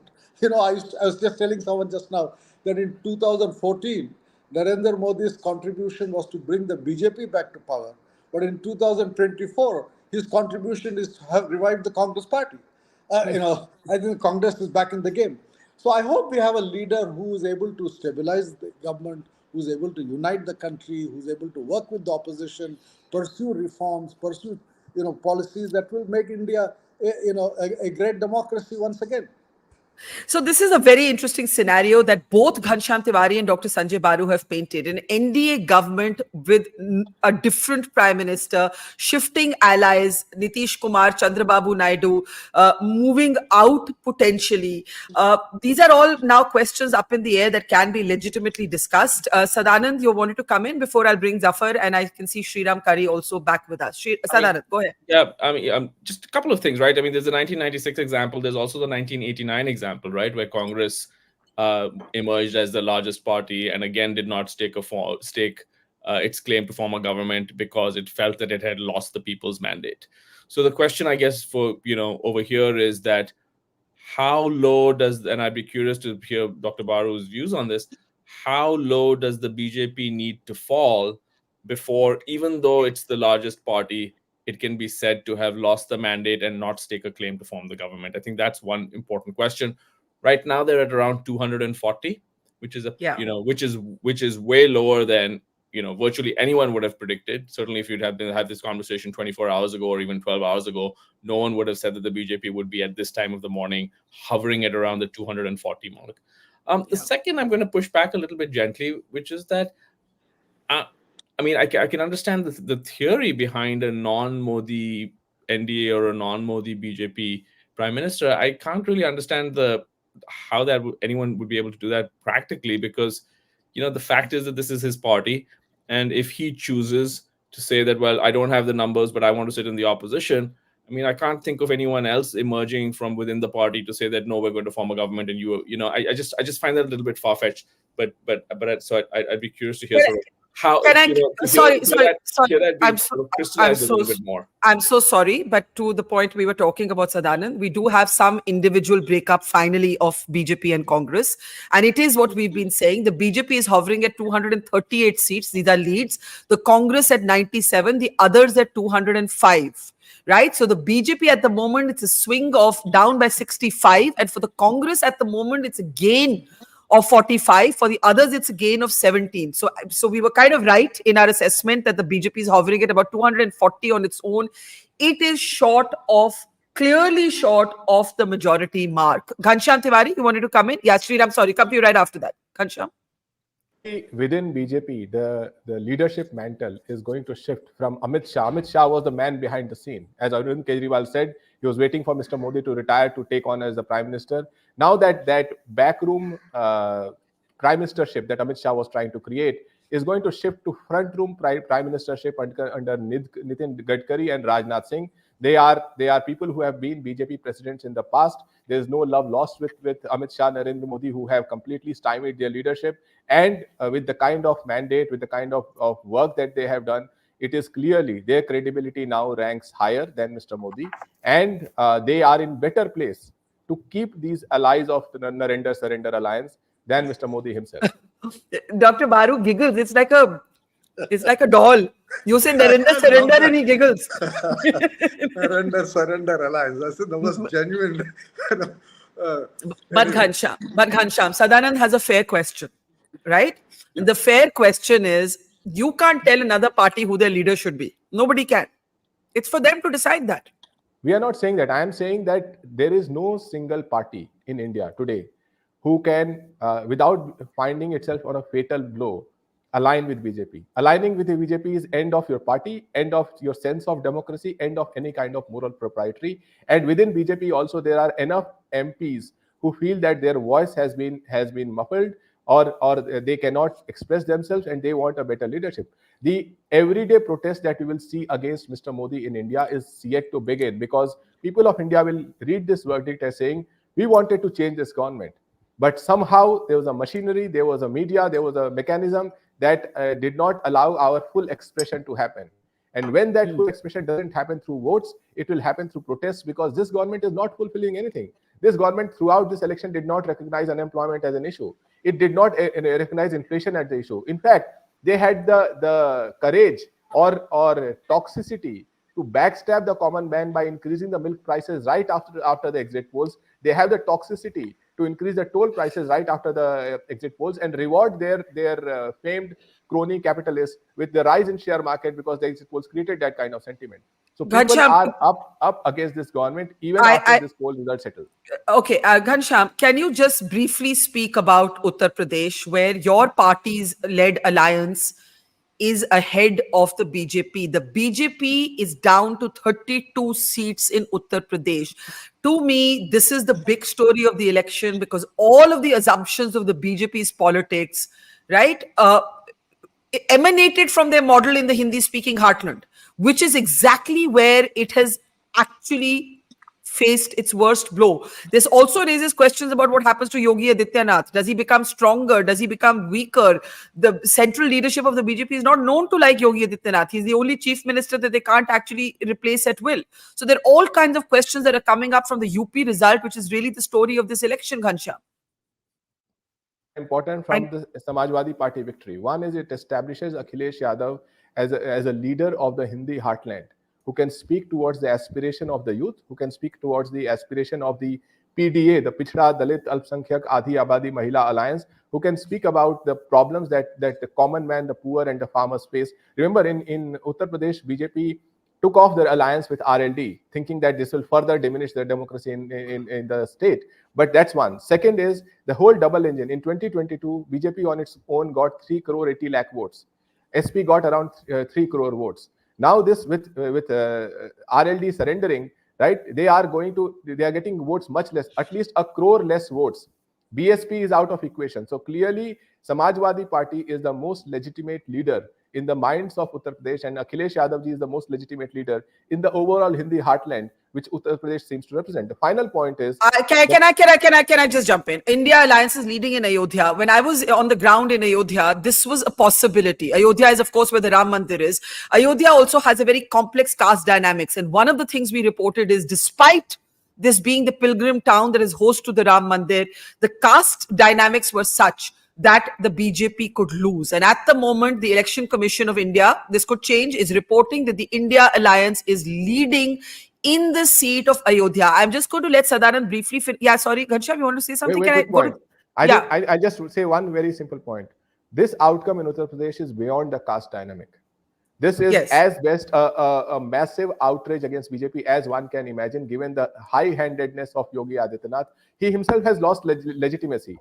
But between the battle of Amit Shah and Yogi Adityanath, Amit Shah is down and Yogi Adityanath can still survive with a straw. Okay. No, I wasn't trying to reduce the entire UP story to caste dynamics. I was just making the point about Ayodhya in a limited context. Hang on, Karthikeya. Sadanand, complete your point. Yeah. I mean, I think, look, it's 11:30 in the morning and the BJP seems to be struggling to get beyond 240 seats. That has got to, and it's trailing in Uttar Pradesh. It's doing badly in Maharashtra. Whatever in Bihar, it's actually JDU, which surprisingly seems to be the party that's doing well.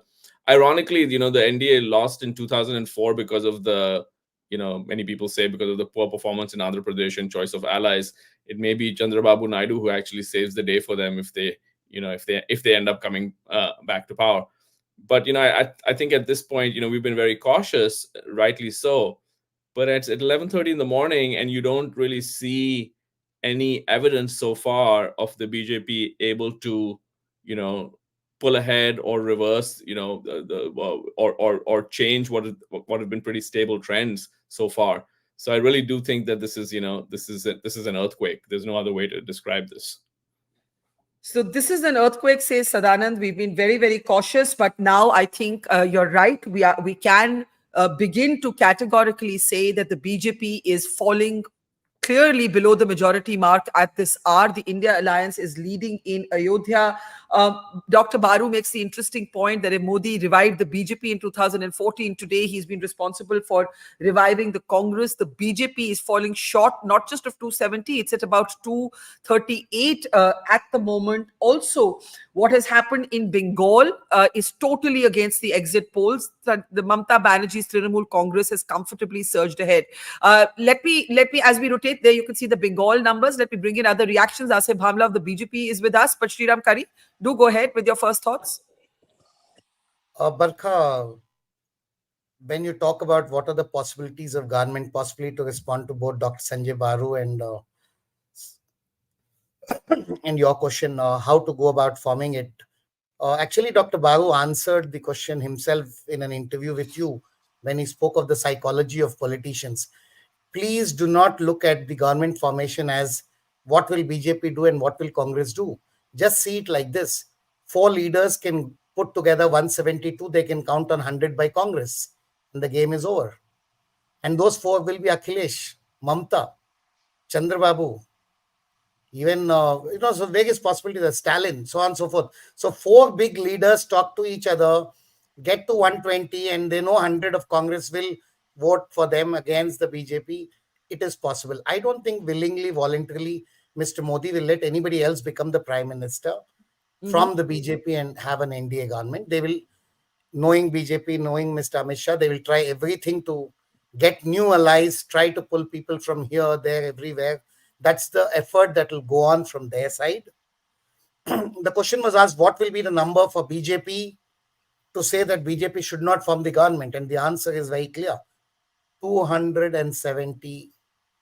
If they end up at 270, also the rest of the non-BJP would have a duty to try and form a government. And you're saying if the BJP is the single largest party, but it's 268, you're saying that they will be stopped, or there will be an attempt to stop the NDA from forming the government? I think you won't blame the opposition morally for trying to stop them, given how they have treated the opposition. But now they are falling well short. We are talking about 30 seats, but also it means that they have lost about 80 seats totally from last time. If you lose 1/3 of your mandate, when you were talking of increasing it by 25%, you talked of 400, NDA is below 300. If this is not a defeat, what is?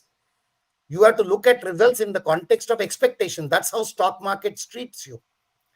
Akhilesh Yadav, nobody was willing to give him 5, 7, 8 seats. Now he's the biggest winner in India today. People said Mamta will lose large number of seats. She is a winner today. So please do not, but I would like to ask all of you to think, and 60 seconds for this. There is something called karma in this country. I believe if you look at the history, every great leader has suffered. Mahatma Gandhi, after the independence, the victory, a triumph of independence, suffered partition. Nehru suffered China. Indira Gandhi, Vajpayee, Rajiv Gandhi, Jayalalitha, Karunanidhi, M.G. Ramachandran, Bal Thackeray, Mamta Banerjee, Y.S. Rajshekar Reddy, N.T. Ramarao, everybody suffered defeat. Mr. Modi was a man till last night who became a CM and then an MLA, became an MP and PM on the same day. He did not sit for 1 minute in opposition in his life. If he went on to win this time with an absolute majority, that would have been the only independent politician, only politician in independent India who wouldn't know what opposition means. I think karma wouldn't have let him off with such a good deal, better than what it gave anybody and everybody else. So I believe this is India being India, and India telling Modi, we are fine with a biologically born leader. Be unmuted? Yeah, there I am. Sriram has made a pretty strong statement there, and I want reactions to it. I know Ghanshyam has to go, so Ghanshyam, I'm going to get a last comment from you, and Dr. Baru will then have to find his amusement from somebody else once you leave us. Ghanshyam already went. But okay, Dr. Baru, I want you to respond, and then I'll come to Asif Bhamla of the BJP, to everything you've heard so far. Sriram Kari says that the BJP would have to fall below 272, which at the moment seems very possible, for the opposition to try and form the government. But if it's an NDA government, it's unlikely that there will be any different prime minister. What do you say, Dr. Baru? Well, there are two outcomes which I can think of at the moment. One outcome is that NDA stays united, will have more than 272 numbers. They will back Prime Minister Modi and he forms the government. The second possibility is that there are some doubts within the NDA allies, whether it's Nadu or Nitish, and in the next 24 hours, the Congress tries to woo the other parties. In the meanwhile, the president invites the leader of the single largest party to form a government. The Prime Minister Modi forms the government, and ED and CBI and everybody will go after Chandrababu Naidu and Nitish and keep them all in line, which is a political coup, right? And we should not rule out political coups. The other democracies in the country, there have been, even in the United States, Donald Trump tried to stage a political coup. So you could have a political coup if the president simply says, I'll invite the leader of the single largest party to form a government. And once in government, Prime Minister Modi will have all the institutions backing him to make sure that all the allies stay with him and NDA is in power. But on the other hand, if the president takes the view, which presidents in the past have taken the view, for example, Abdul Kalam took this view in 2004, when he said, I want a list of 272 before I invite anybody, right? And that is the list that Sonia Gandhi had to carry to Rashtrapati Bhavan. If that's the case, then the BJP will have to gather 272 numbers. And that is where the people like Naidu and Nitish become important. And that is where Sriram Curry's scenarios could work out. But I think, the final point I'd make, Barkha, is given these numbers, and if these numbers hold, it is an anti-Modi vote. It is. I mean, one cannot run away from the reality that this is a vote that rejects the platform of Modi ki guarantee. I mean, the whole manifesto was based on one man. And within the BJP, and that was the column I wrote, which you referred to in the beginning, within the BJP, there are any number of people. I mean, look at Rajnath Singh. He has withstood the wave of Samajwadi Party and the Congress in UP. He seems to be leading, he seems to be winning, and is a former president of the party. He's from UP. I mean, what if Rajnath Singh says, I'm going to form the government, and calls up Chandrababu Naidu and Nitish and everybody else and says, hang on there, it won't be Modi you'll be dealing with me. Anything is possible. I lived through the nights of May 1991. I was on the street. Today I'm sitting at home, but I was on the street in 1991 when Narasimha Rao was forming the government, and people were running between the homes of Arjun Singh and Sharad Pawar and Narasimha Rao. I was eyewitness to all the drama. I was eyewitness to drama in 96. I know Narasimha Rao was on the phone with Jayalalitha and with Chandrababu Naidu. I was eyewitness to that. I was eyewitness to what was happening in 2004. So we know that the next 24 hours are crucial to what happens. And we cannot underestimate the impact of this defeat on the psyche of several people within the BJP who have been, very quiet. I know at least one BJP MP, I don't know if he has won or not, I have not followed the day's news very closely, who told me 10 days back, he says, I think I'm going to win because we have spent so much money that I think I'm going to win. Now, he didn't say he was going to win because he was convinced that they had to win. He just said, we have spent so much money in my constituency that I think I'm going to win. I think there are a lot of people who are going to ask, was that worth it? Okay, Sriram has... Yeah, Sriram, go ahead. I have a question for you. Yeah. I'm doing Barkha's job here just for a second.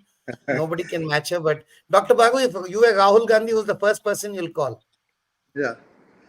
Oh, if I were Rahul Gandhi, I would not call anyone. I'd keep quiet and let others do the calling.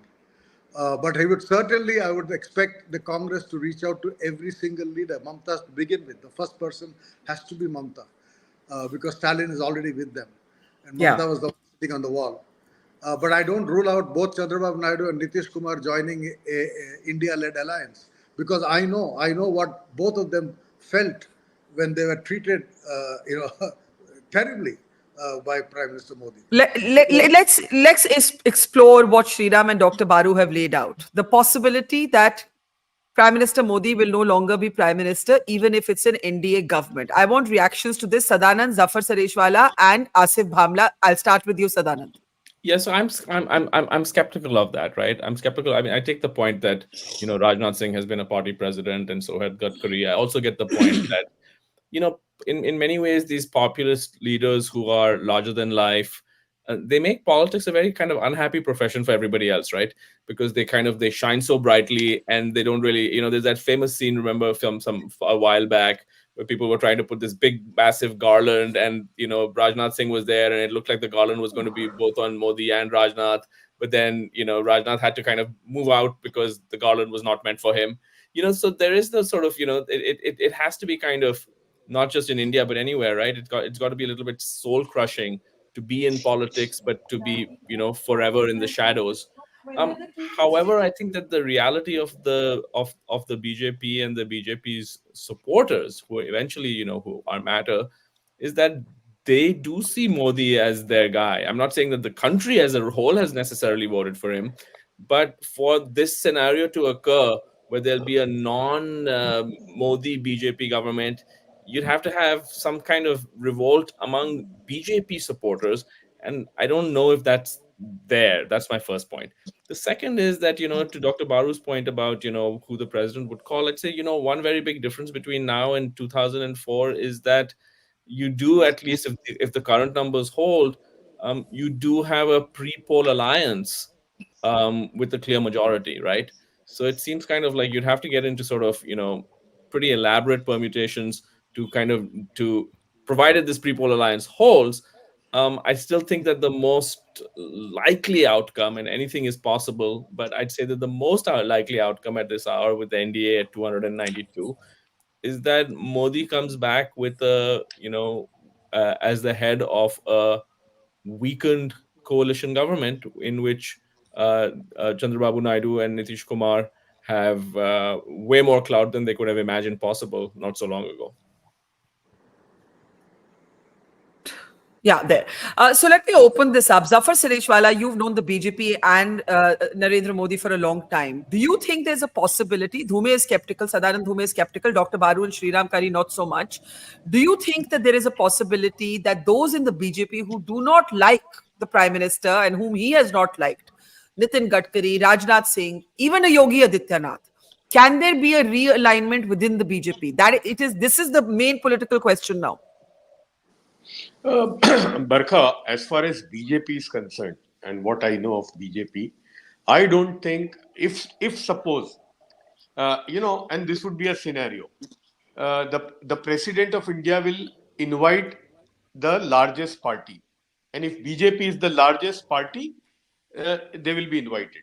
And I don't think a scenario where if BJP is invited and NDA forms the government, then there would be anybody other than Mr. Modi.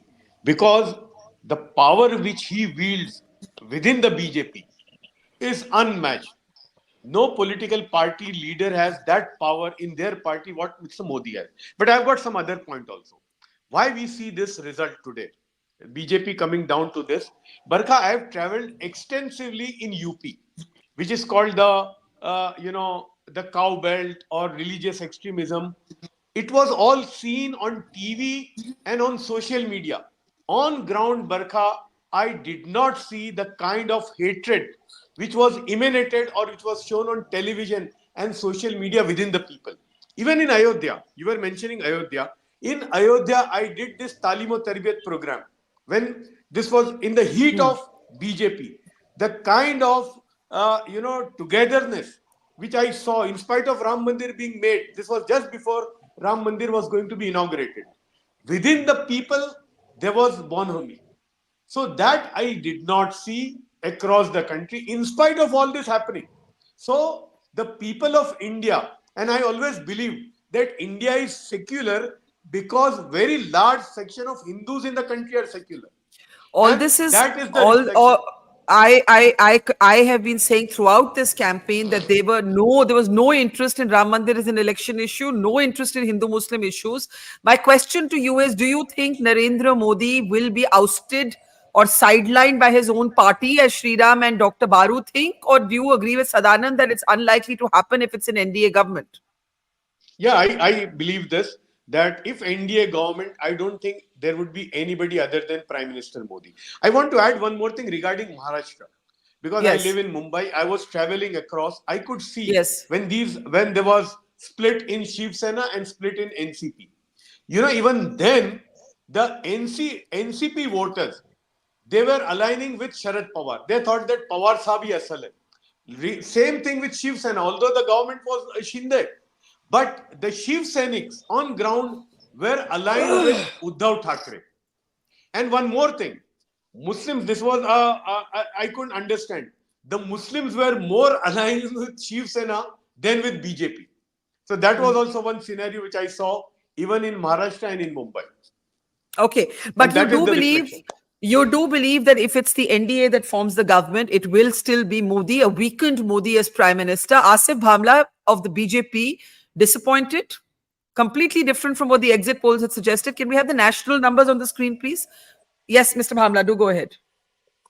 Of course, it's not as per the expectations of the exit polls, which we were very much looking at, and we would have been very happy if they would have been the reality. But it's okay, it's election. But the good thing is that at least the ecosystem of AVM that has been emerging on election after election, and the kind of fatwa that the opposition had come out with since last night, that if you find any ways that we are going below the numbers, or if there's any problem, then we should all, like a Capitol Hill situation, should be created. That was where is that narrative gone of the opposition? Haven't they fallen flat?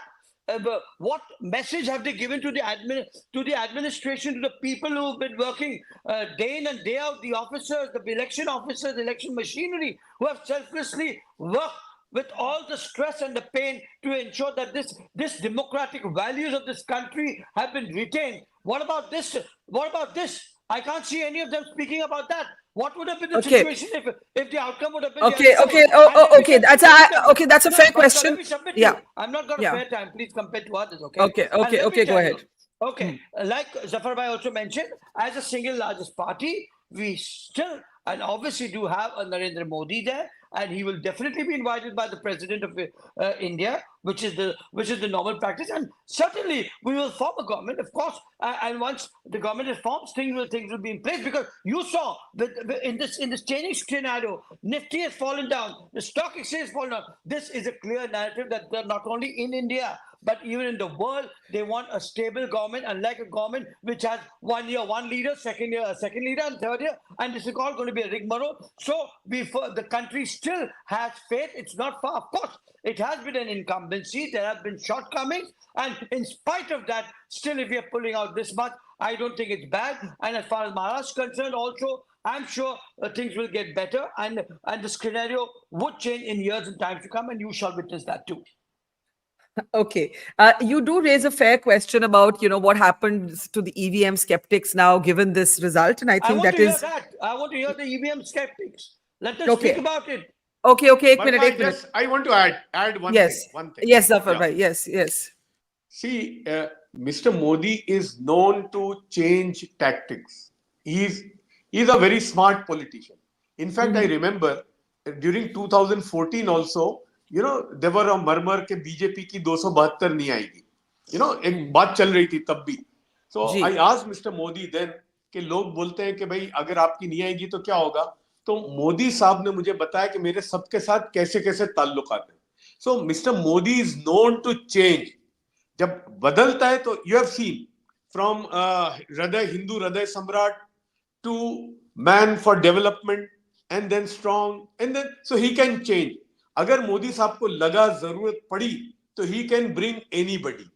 वो उनके अंदर एक चीज है कि जो किसी को भी बुला सकते हैं. And one thing is there for sure, which I am repeating again, कि 2004 the Prime Minister, the President of India invited Congress Party, which had only 145 seats.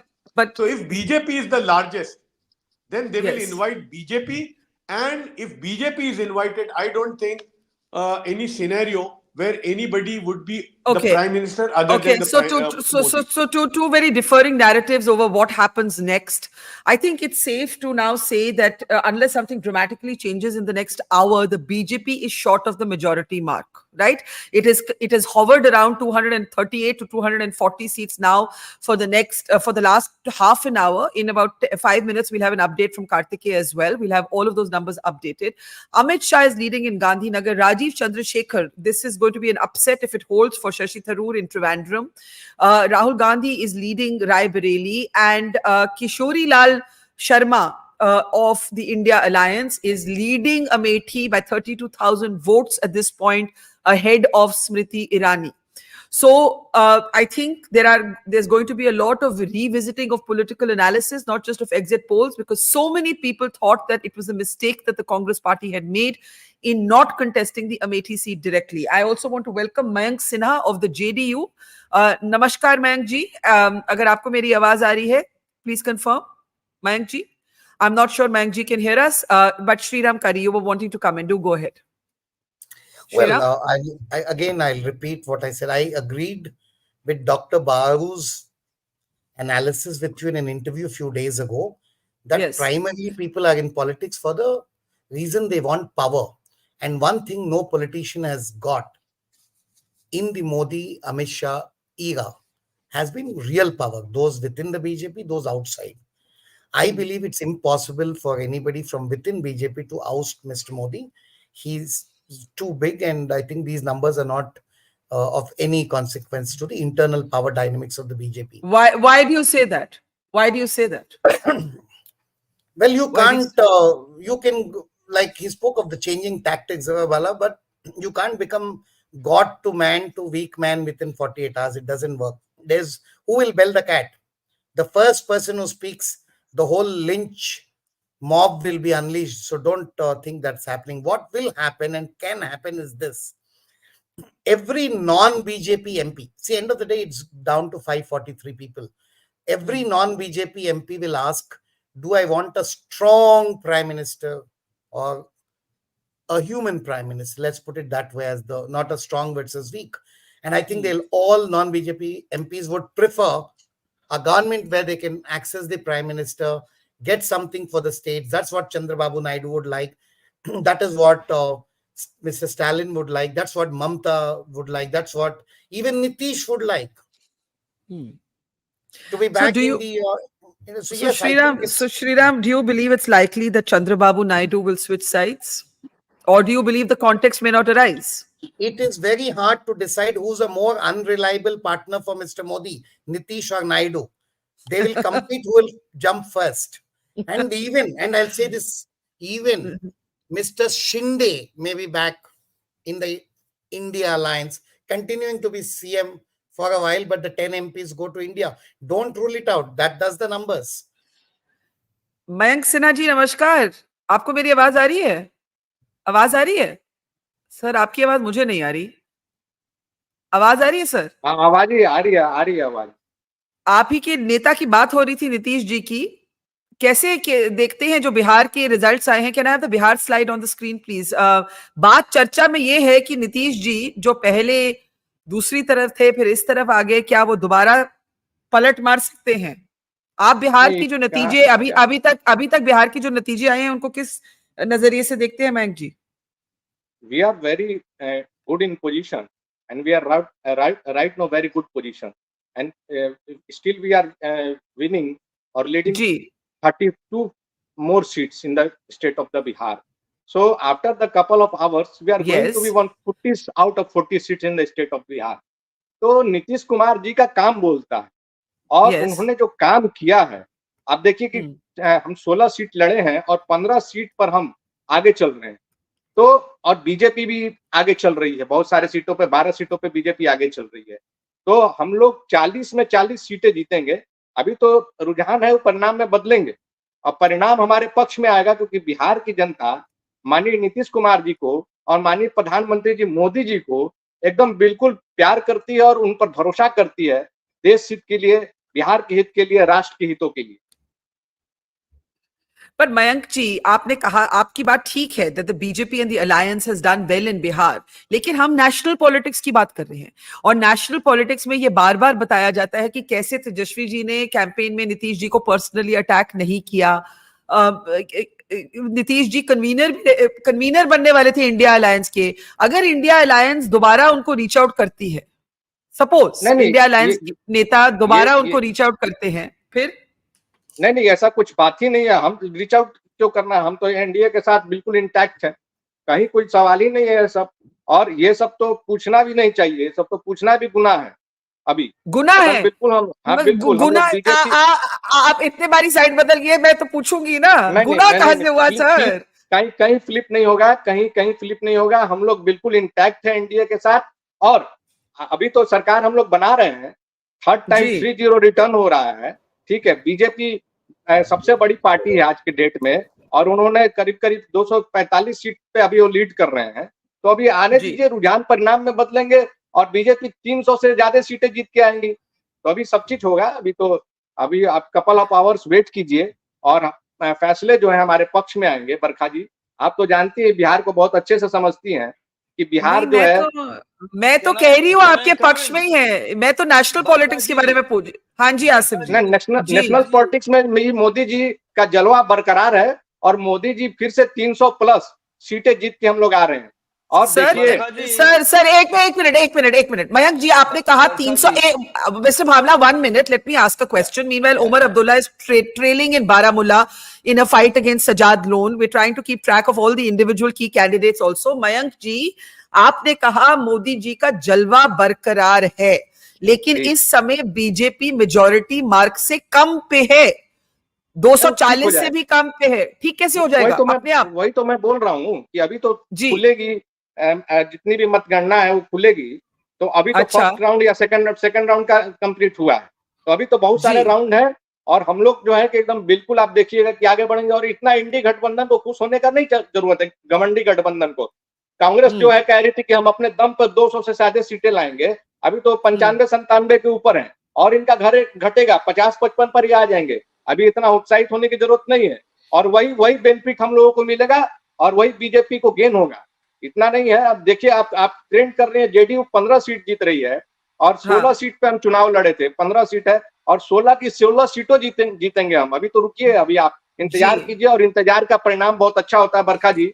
और माननीय नेता ने हमारे इतना काम किया है बिहार के लिए, बिहार को एकदम बिल्कुल बीमारू राज खड़ा करने का काम किया है। तो हमारे वोटर जो है हमारे नेता को पसंद करते हैं। हमारे महिला वोटर जो है 10% महिला वोटर नीतीश कुमार जी को वोट देने का काम किया। Can I request all of you now? Just speak. 1 minute, Mr. Bhamla. 1 minute. Could we have the graphics where you did the individual parties breakups of both alliances on our screen? It would be really useful to look at them now. If we can take them on the screen. Shahid Siddiqui is with us. Welcome to the program. Mr. Bhamla, just give me a second. I want Karthik to just take us through the individual party breakup of both alliances, where the leads stand now. Could I have those graphics? Even if you have to go full frame, go full frame. Karthik will talk over them. Go ahead, Karthik. Barkha, so the thing is that this is from ECI, right? So of course there'll be some lag. That's the caveat. This is India Alliance. Go ahead. Very ironic that we have painted them saffron, right? So, yeah, that's true. Yes. So of course, I told you the India Alliance Congress is touching that 100 mark, and between the data submission and the creation, the Congress is now touching that 100 mark. It's roughly 99, if I'm not wrong. So that is what's happening on that front, followed by SP 33, Trinamool roughly 30 now, DMK 21. Maharashtra, all three partners have done really well for the India Alliance, Barkha. I must tell you, Barkha, and I've given one more graphic, but I'm just so tempted to say it out right now, that Congress last time had one state where they were in double digits. This time around, that has moved to 4. It could be 5 as well. Kerala, Maharashtra, Karnataka, Rajasthan. Barkha, can you believe the Congress is at 8 seats in Uttar Pradesh? This is huge for the Congress. I mean, from all parts of the country, good news is coming in for the Congress. So this is the India Alliance breakup. But if we then move to the NDA breakup, there is not much to be said that, except that the BJP, of course, is dominating. And there, if you see, can we just switch? Can we switch to the NDA? Yeah, go ahead, Karthik. Of the roughly 290 seats that we have, or 280 something, BJP 238 to 240. Again, I'm making this sort of malleable because numbers are changing. JDU 15, TDP 16. Those are the only two allies in double digits. Whereas for the India Alliance, Congress almost 100, and there are as many as 4 allies in double digits. After TDP, you have Shiv Sena and LJP with 5 each, and JDS with 3. And then you have Ajit Pawar's NCP doing horribly, just 1, PMK 1, AGP 1, UPPL 1. Essentially, these results, Barkha, mean that there'll be a lot of political reconfiguration in states like Bihar and Maharashtra. I don't see how the Ajit Pawar faction will now survive if this performance is maintained. I don't know what will happen to the 2 Shiv Senas. I think Sriram was talking about it. So this is very fascinating. The other thing I wanted to bring to your notice, Barkha, was the vote share swing. Okay. Yeah. Congress is at 26%. That is a jump of 6 percentage points. No exit poll did that. All exit polls said that there'll be a jump of 2 percentage point, 3 percentage point. But the Congress has jumped from 19% to roughly 26% is the big story of this election. The Congress, when it won in 2009, was in the late 20s. So that means that the Congress has made a huge jump. The BJP has also gained from 37.36 to 39.33. That's a swing of 2 percentage points. But keep in mind, Barkha, the Congress was fighting fewer seats this time, which means that effectively the Congress has... Their strike rate is better. Got it. Even the number. So that means they have a larger vote share from smaller number of seats. That is really interesting. Yeah. Got it. Yeah. Okay. So, Karthik, thanks for that big picture. I'm going to request you to hop off and get us some more, mine that data for some more sort of details. It would be fascinating to see the state-wise individual breakup of seats as well, particularly in Uttar Pradesh, which you just mentioned. Could we keep these graphics on the NDA and the India Alliance? So, good afternoon. If you've just joined us, the BJP is below 272. The NDA is below 300. Could this still change? We don't know, but these numbers have now held for almost the last hour. They haven't really dramatically changed. Questions are being asked as to whether the NDA will form the government. If it's an NDA government, will the Prime Minister Modi be the Prime Minister, or will the BJP possibly realign and within, as well as from allies, and choose a new leader? Sanjay Baru, Sriram Kari made the point that that could happen. Others say it's not likely. I want to welcome Pavan Verma, Tavleen Singh, Shahid Siddiqui, Shashi Vempati to the show. Sanjay Baru and Sadanand Dhume are still with us. Tavleen, I'll start with you. Every exit poll was wrong. Yogendra Yadav was right. That's what it looks like at the moment. The BJP is below majority by itself. The NDA is currently short of the 300 mark. Your first thoughts? For a start, the exit polls being wrong is quite a shock to me, because they've been very much more scientific in recent years than they used to be. And, they really need to re-examine how that happened. But I want to add here that I do not believe for one moment that they were done in the BJP office, and, that charge that the media is so compromised that the exit polls were done by the BJP. This I do not believe.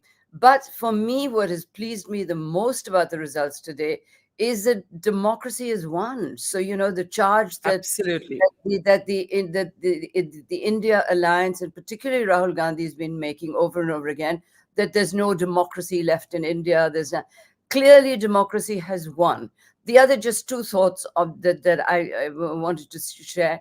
One, I think that the Hindu-Muslim, thing that Modi was trying to sell has not worked. And that is, nothing better could have happened for India than that. All the things that he thought were going to polarize the electorate have failed. Nothing better could have happened. Article 370 failed. The Ram Mandir, people just go there and worship, but it's just another temple now. So, these are really good things as far as I'm concerned. And it was time that we had a strong opposition, whoever it might be. Okay, so democracy has won, and that is something that for the opposition to reflect on, that since last night there was talk about EVMs and rigging and malpractice, but the opposition has done so well, so much better than the projections of the exit polls, that how can they still make that argument? Yes, Mr. Bhamla, but I want to bring in Pavan Verma. Pavan, are you surprised? When we were talking 2 days earlier, you believed that Prashant Kishore's theory of a weakened Modi but a BJP back with the same, if not more seats, was going to hold true. Mr. Kishore, as it turns out, going by these numbers, was not correct. He may have been correct on the weakened Modi, but not on the numbers. And we are now looking at a situation where the NDA is below 300. Forget the BJP. The NDA is below 300. The BJP is below majority. Pavan. Elections cannot be predicted infallibly. What I think went against the BJP were 6 reasons. First, the Mandir issue had peaked, and I don't think it had an impact on the voters. Secondly, the constantly shrill Hindu-Muslim rhetoric had begun to be counterproductive for the BJP. Thirdly, I think that the BJP itself had been marginalized in this election. Even the manifesto was called Modi Ki Guarantee. And I think that had an impact on the enthusiasm of both the BJP and the RSS cadres. Fourthly, the BJP had admitted as many as 106 people from outside its fold and given most of them tickets. Now the impact on the RSS worker or the worker on the ground who has toiled for 30-40 years faithfully for the party to see an outsider suddenly coming in and getting a ticket, I think has demoralized the cadre on the ground. Fifthly, I think the vendetta politics, which were transparently vendetta oriented, began to create, especially among regional parties who have done much better, and nationally, a sense that this is not either democracy or a level playing field. And lastly, in fact, second lastly, I think the tone of Mr. Modi's speeches towards the end were not in keeping with his stature as PM, and it alienated many of those who were his supporters as well. And lastly, I think there were very strong, legitimate grievances on the ground, which the BJP thought it could finesse with this kind of polarized politics. Now, there were things in BJP's favor, like the rations, or if not Modi, who? But unemployment, price rise, rural distress, and inequality. The inability of the BJP to, in a way, bridge the gulf between the stock exchange and the common man's conditions. That, I think, is responsible for what seems to be a surprising mandate. UP is the biggest surprise. West Bengal, and I don't know what the role of Yogi Adityanath in this is, because Amit Shah never campaigned in UP. And whether there are some interests, vested interests in seeing that the BJP gets a little jolt and reduces its current. So you're basically suggesting that Modi may have been sabotaged from within the BJP. No, certainly, because look at the number of stalwarts in the BJP who have been sidelined. Entire cabinets have been dismissed overnight. It was a 1.5-man rule, and the BJP has always been, for whatever is wrong with its essential core philosophy, a kind of a collegium. It was not a dynasty. It was not a one-person rule. So, in my view, that and West Bengal. The other two big surprises, and that, of course, we had anticipated, is Odisha and I think this Karnataka. Yeah. So Bengal, I mean, if we had to say, these are the sort of big winners of the day, we'll get to that. But certainly Mamata Banerjee and Akhilesh Yadav would be on top of that list. Pawan, very quickly, because I know we have you only for a few more minutes, and then I want to go to Shahid and everybody else. There has been talk about whether the NDA will form the government. If the NDA forms the government, will it be Prime Minister Modi who will be Prime Minister again? Could it be somebody else? Since you have alluded to, did Yogi Adityanath really want Modi to surge ahead? Did Nitin Gadkari really want Modi to surge ahead? What do you think? No, in my view, we need to wait for another 2 hours to see if the BJP inches closer to the majority mark on its own or goes down further. If it's a coalition government, which as the largest single faction, the NDA appears to be heading towards, in my view, it will be a government which will be forced to be less authoritarian, certainly more democratic, certainly less unilateral, and certainly it's a victory for democracy. Because this kind of preponderance of just one party was not doing good for the country. Let me bring in Shashi Vempati, former CEO of Prasar Bharati. Shashi, one of the things we heard as we traveled was people were not angry with Modi, but किसी ने कहा आक्रोश नहीं अंकुश, meaning no rage, but the need to contain unbridled power, need to restrain, not necessarily oust, but restrain. Is that how you see the verdict? That the BJP has been brought down a few notches? Clearly, it's not 400 par. I think that is obvious. But is it even 300? Is it even 300 par? We don't know yet. Yeah, we don't know yet. I think there's a time for all of this analysis where which I think the previous speaker and you have been alluding to, that will be tomorrow. Once we know, exactly how every region is voted. If I look at the vote shares as of now, the BJP has increased its vote share. You look at vote share in states like UP, it has pretty much held on to it. Right. So what you're seeing here is very, very localized contests which have flipped one way or the other. And when I'm looking at the number of seats which still within that 10K, 5K margin, there's a sizable number of seats. So we have to wait and see how the final numbers stack up.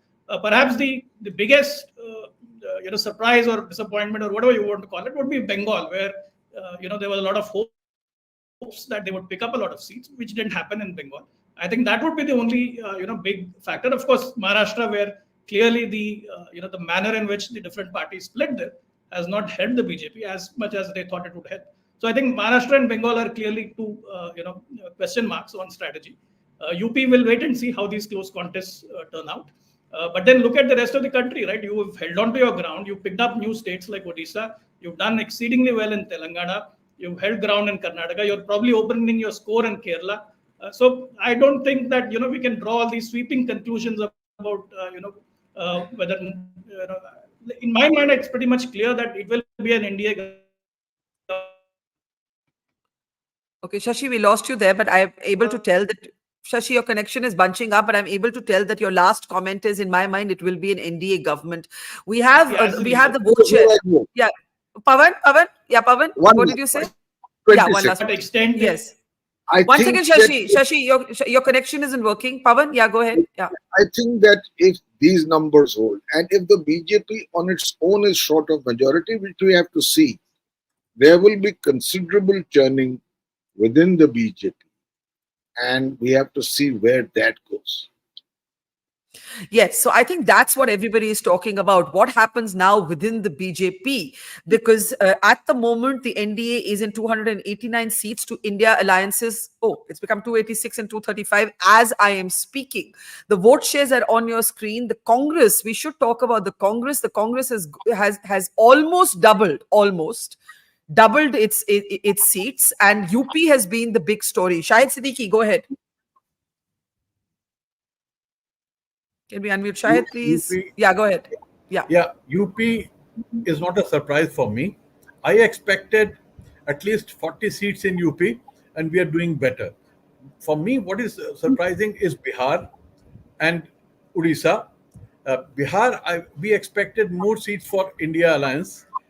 But let me tell you that this has happened despite the efforts of BJP to break the parties in Maharashtra, to put chief ministers behind bar, to send ED, CBI, everything. They have thrown everything against the opposition.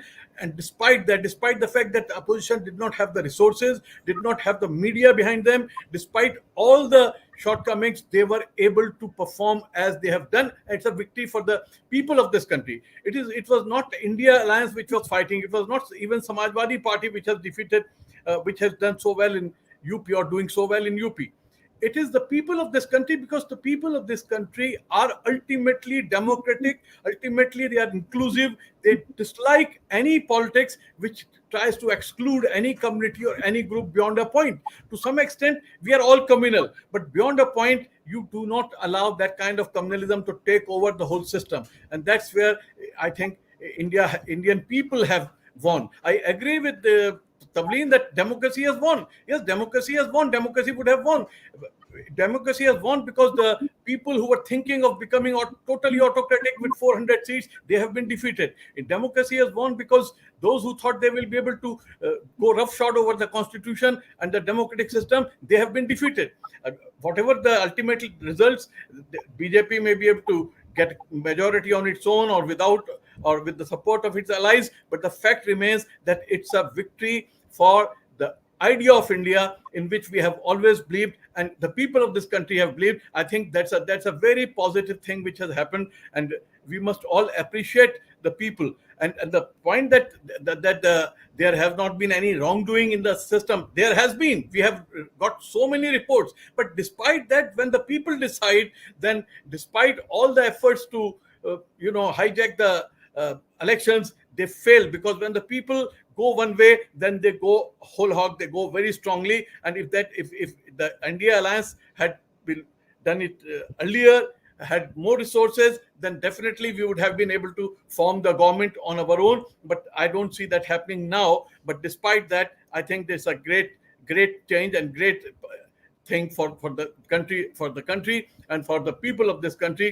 And especially, as Tavleen said, that it is a defeat for this Hindu-Muslim narrative. This Hindu-Muslim narrative people do not appreciate, and that has been defeated. And I think that's a very, very positive sign, and BJP should learn from that. And I hope that there'll be changes. And I don't see Modi not becoming the prime minister again. I don't see much churning in BJP, because BJP 1.5% has total hold over the party, and nobody will be able to stand up to them with the whole system behind them. So if there is a churning, then it will be a very, very huge, difficult thing. Churning has to come from outside, not from within the BJP. The churning has to come from the outside, but it could come, because the point is that what will Chandrababu Naidu do? What will Nitish Kumar do? It all depends on the final figures. At the moment, the NDA... आपको मेरी आवाज नहीं आ रही शायद? Okay, we'll reconnect you. I could hear you just fine. We'll get you reconnected if we can do that, please. I was just saying that the churning depends on the final numbers, and at the moment the gap has narrowed once again. It's a 20-seat gap, or less than a 20-seat gap, between the NDA alliance and the India alliance. Let me just get Shashi, because he was trying to make a point, and then I'll come to everybody else. Shashi, sorry, you bunched up the last time. Go ahead. Yeah, no. What I was saying was that in my mind, there is no doubt that it will be an NDA government, and Mr. Modi will be the prime minister. With what mandate will he form this government? I think that let's wait for the final numbers. Let's see what the final tally is like. These sweeping conclusions, I don't think hold, because it can't be that one part of the country has overwhelmingly voted for the BJP and the other part has there have been close contests. So what we need to look at is the specific regions where the contests have been tight. What has happened in Bengal, what has happened in Maharashtra, and the close seats of UP. I think that is really where this election is really panning out. I mean, look at Odisha; they've picked up the state. They've done well in Telangana, beating the Congress just a few months after a state election, right? So you can't make these sweeping judgments on what this mandate means. I think what this mandate means will be clear only once the final numbers are in. But Shashi, we can say the Sensex has dropped by 5,600 points, but we can say that it is nowhere close to what the BJP was hoping for. Wherever it ends finally, this is not, and I'm not talking about 400 par. I am saying the BJP may not do 300 par on its own. At the moment, the NDA may not cross 300 on its own. So it is very far from anything the BJP even privately expected to do. Would you concede that? Yes, it is definitely not a comfortable mandate that you were going in this morning. It is going to be a mandate that will be close to what the halfway mark is, which is probably where things will end at, somewhere between 270 and 300. And then let's see what happens. Let's see what happens. Let's see what happens. It's still 271 for the NDA. Tavleen, you were wanting to come in. Tavleen, go ahead. Point. I've covered many elections since 1977. And the one thing that I have noticed is that the ordinary voter detests autocrats.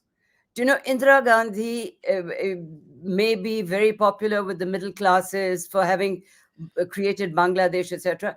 But Indira Gandhi was defeated within, she had to declare an emergency within 3 years of that massive election, right?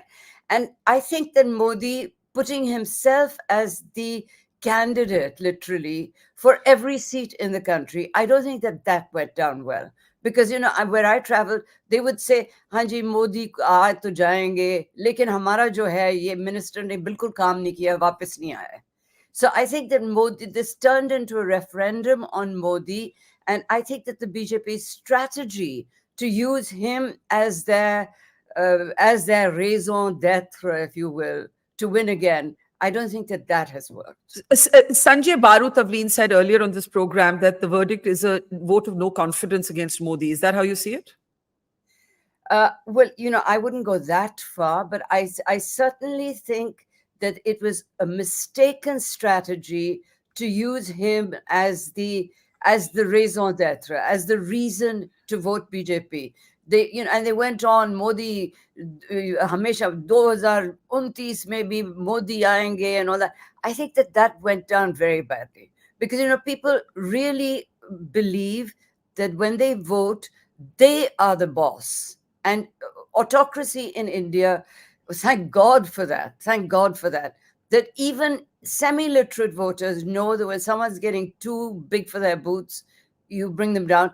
And I think that that Modi had been sold too heavily by the BJP, and that was a bad strategy.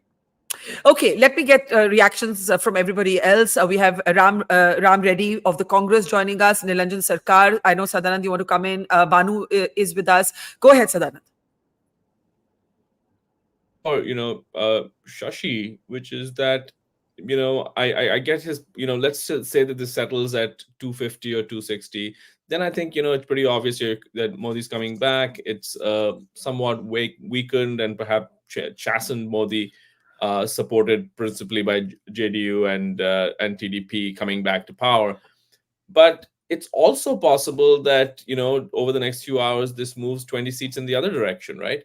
You could, I'm not saying it's going to happen, but you could see a situation where, the BJP ends up at 220 seats. I guess my question is, what do things look like then? Because then I think, I agree with you that if the BJP gets 260, has done well in Orissa, has won seats elsewhere, you can say, okay, look, it wasn't the mandate they expected, but it's still a reasonable mandate and they're clearly way ahead of everyone else. But if they end up at 220, I think it's a very different ball game. And I think then you have a sort of, questions that get raised, which is that, is it appropriate for a party that loses so many seats to then stake a claim to form a government, right? So I'm just wondering where that number is. Obviously, it's not at 240. Is it at 220? Is it at 200? But that number does exist, and there's a precedent for that in Indian politics, right?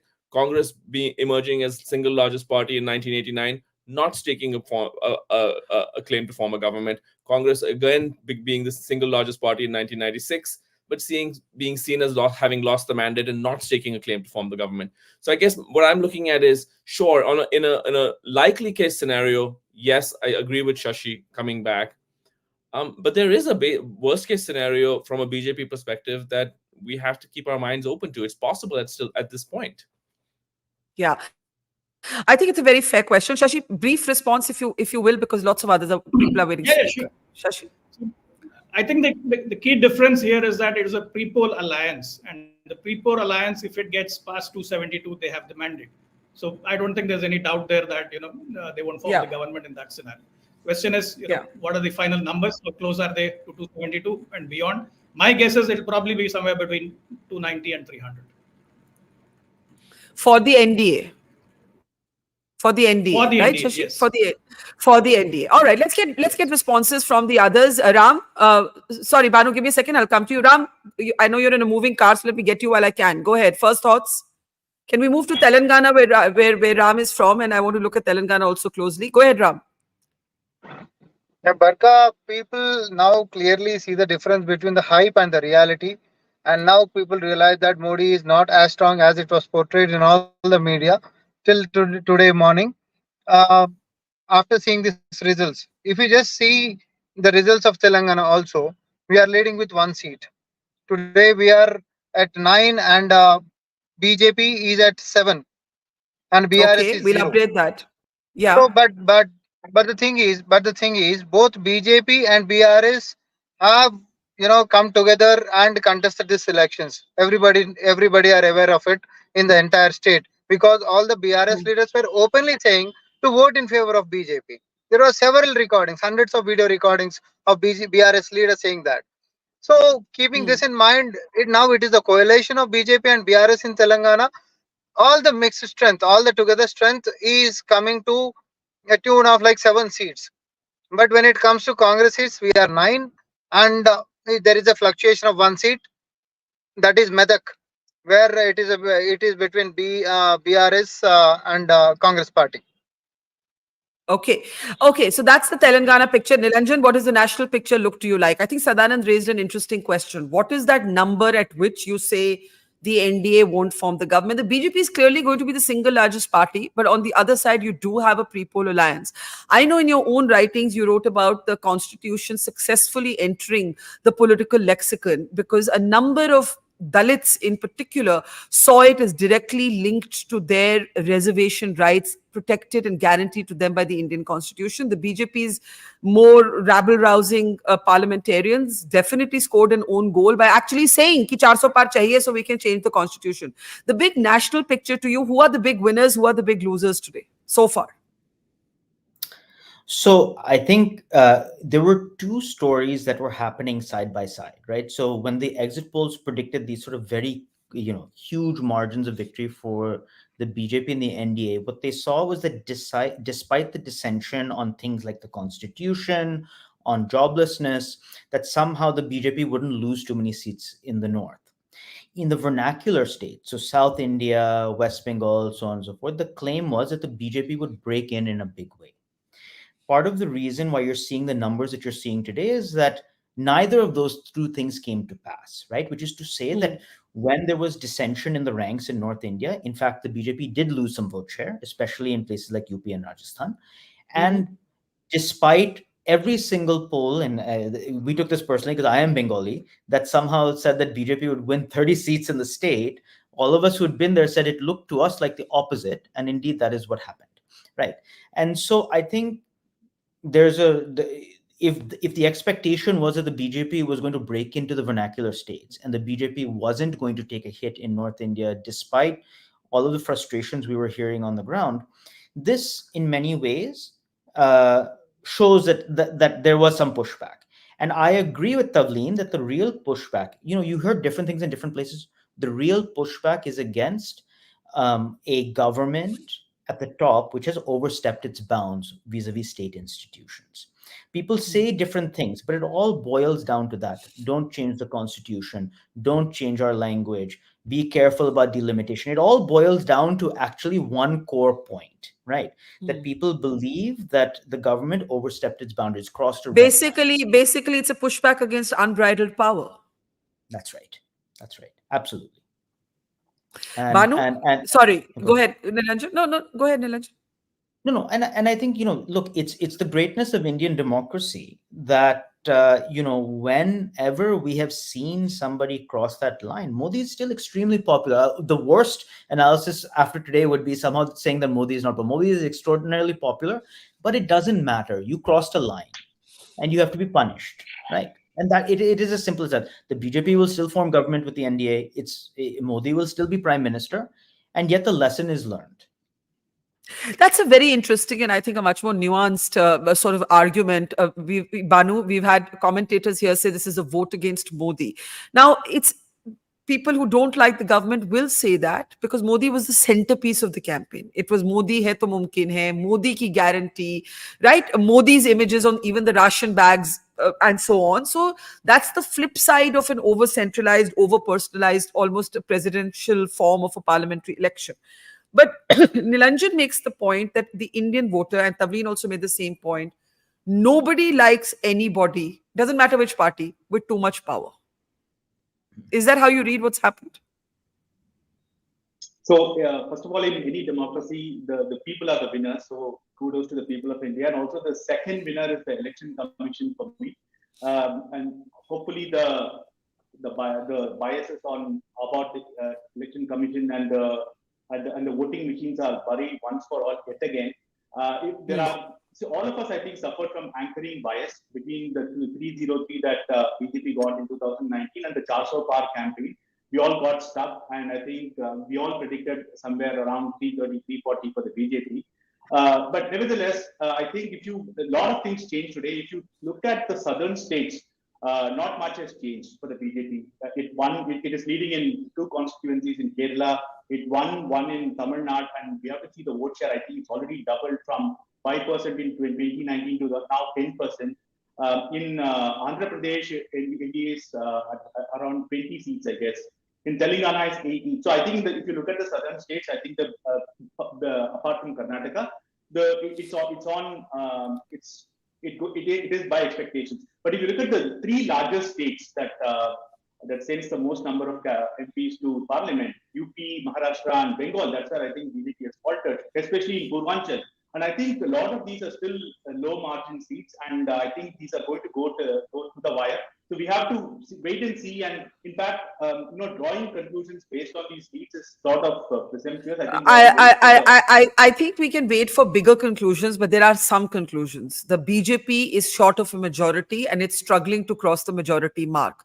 The NDA is short of 300. The story of the election, there are two states that have delivered this for the India Alliance, Uttar Pradesh and Bengal, right? That is what we are looking at right now. Basically, that is exactly in complete contradiction to what the exit polls had projected for both of these states. And indeed, despite all misgivings about the electoral process, the people of India have shown that they are absolutely irrepressible. Even if state institutions, you can argue about the media, you can argue about the umpiring by the Election Commission, but the voter is not scared to express her opinion. I also find Nilanjan's argument very interesting. By the way, here's a breakdown of some of the BJP allies. Will these allies stay with the BJP? 15 leads for the JDU, 16 for the TDP, 5 for the SHS, 5 for the LJP. So just something to think about, because all kinds of potential churning and realignment is now going to take place. Okay, I want to bring in Tavleen and Karthik. I'm going to request you to, if you can actually maybe hop off and give us a vote share comparison quickly. But in the meantime, we can also look at India, how the India Alliance is breaking down. 97 for the Congress, 33 for the Samajwadi Party, 29 for the Trinamool Congress, 21 for the DMK, and 10 for the Shiv Sena Uddhav Thackeray. Go ahead, Karthik. Barkha, the vote share data is with the team and we are processing it, but just a sort of a broad number that I can give you is the Congress's vote share has jumped up by 6 percentage points. The BJP's has jumped up by roughly 2 percentage points. And I think therein lies the story where the exit polls could not catch this. Most exit polls were giving the Congress a jump of roughly 2 percentage points over the 2019 number. But the Congress has crossed 25%. And it is not very far now from where it was in 2009. That is a big jump. And the BJP, although has gained, it has gained roughly 2 percentage points. I think once the dust settles, people like Nilanjan and I will sit and we will probably talk about how this election has been a fall for the regional parties which were not aligned with either of the two formations. The other thing, but that doesn't reconcile with how the Samajwadi Party, Mamta Banerjee and Chandrababu Naidu have performed. So let me take your point and open that up. You believe... No, but Chandrababu Naidu was aligned with the BJP. Samajwadi Party is aligned with the Congress. I see. You're saying that people had to choose a national anchor, basically. Exactly, okay, yes. Okay. Tavleen, you wanted to come in? Karthik, I'm going to request you to give us the vote share comparison as soon as you can. Tavleen, go ahead. Tavleen? Maharashtra. Yeah, go ahead. Now I can. Yes, I can. Yeah. Maharashtra to me has been very interesting because here you had this, they got rid of a government with really very high levels of corruption. Everybody knew about those MLAs where they were taken, they were flown in, jets from one 5-star resort. Do you remember that? Do you remember the pulling down of the government 2 years ago, right? And then you have this totally amoral, you take in people who you considered corrupt and you form a new government with the BJP in charge. And at the same time, you have the BJP, certainly you have the Prime Minister going on about how he's the great moralist and there's going to be no corruption and all this. Now, what is interesting is there is very high levels of corruption lower down and people involved. I don't want to get into the details of it, but there are BJP people in this state who are trying to steal colleges and sell the land. And it's a very, very rough lot of BJP people indulging in very serious corruption. So in Maharashtra, what they've done is say, no, we don't accept this. This business of caste, etc. I don't believe it's that at all. I think it's when you have the leader of the country saying, I will put all these corrupt people in jail and, you will not see corruption, etc. And then you have really very high levels of corruption below that. and people can see that there is that corruption. That hasn't gone down well. So Maharashtra to me is a very interesting result. Okay, Shahid, Shahid, do you want to come in on Nilanjan's point that you can't draw a lazy conclusion that Modi has suddenly become unpopular? Modi has been contained by the voters of India. You see, Indira Gandhi, when she was defeated, was still extremely popular. But here I agree with Tavleen, and that's the point I made earlier, that the people do not want any person to become autocrat. Even those who want to vote for BJP, those who support Modi, do not accept that. And that's why in the very beginning, I said there's a victory for the people of this country who believe in democracy. So democracy for them is not just one party or the other party or the EVM or the this kind of vote or that kind. For them, democracy means that there has to be a rule of law. Nobody should be strong enough to go roughshod over the system. And I think that is very important. Another point I would like to make is that it's not just a victory for BJP. BJP may get whatever seat it's going to get ultimately. Am I? Yeah, we can hear you. Whatever, please. Yeah. Yes, please. Yeah, I can hear another voice. Yeah. No, sorry. So it is whatever the number of seats BJP gets. The point is that this was an election where all the forces were stacked up against the Congress and the Samajwadi and this alliance. See, media had to play a very important. This is a big defeat for the. I'm sorry to say, there's a big defeat for the media. Media for the last 10 years, especially for last 5 years, and during the elections till this morning, was going absolutely one way. It was absolutely not allowing the opposition to have any space. The voice of the opposition was totally... One second, Tavleen wants to interject. Tavleen wants to interject. She can come in. Let me finish. Okay. You can disagree. You can disagree. But that is Rahul the point I want to make. Given a huge amount of space in the media. In fact, if you look at the kind of money which was thrown in, the kind of interviews which were given by Modi, now nearly 80 interviews to these channels, the way they went whole hog, that has been defeated, and that is a big victory for the India Alliance and for the people who want this change to take place. A change has come, whether BJP comes back to power or not, but the change has come, and the change has been forced on them by the people of this country. That is the point I want to make. Okay. Tavleen, respond, and then I'll go to the others. Yeah.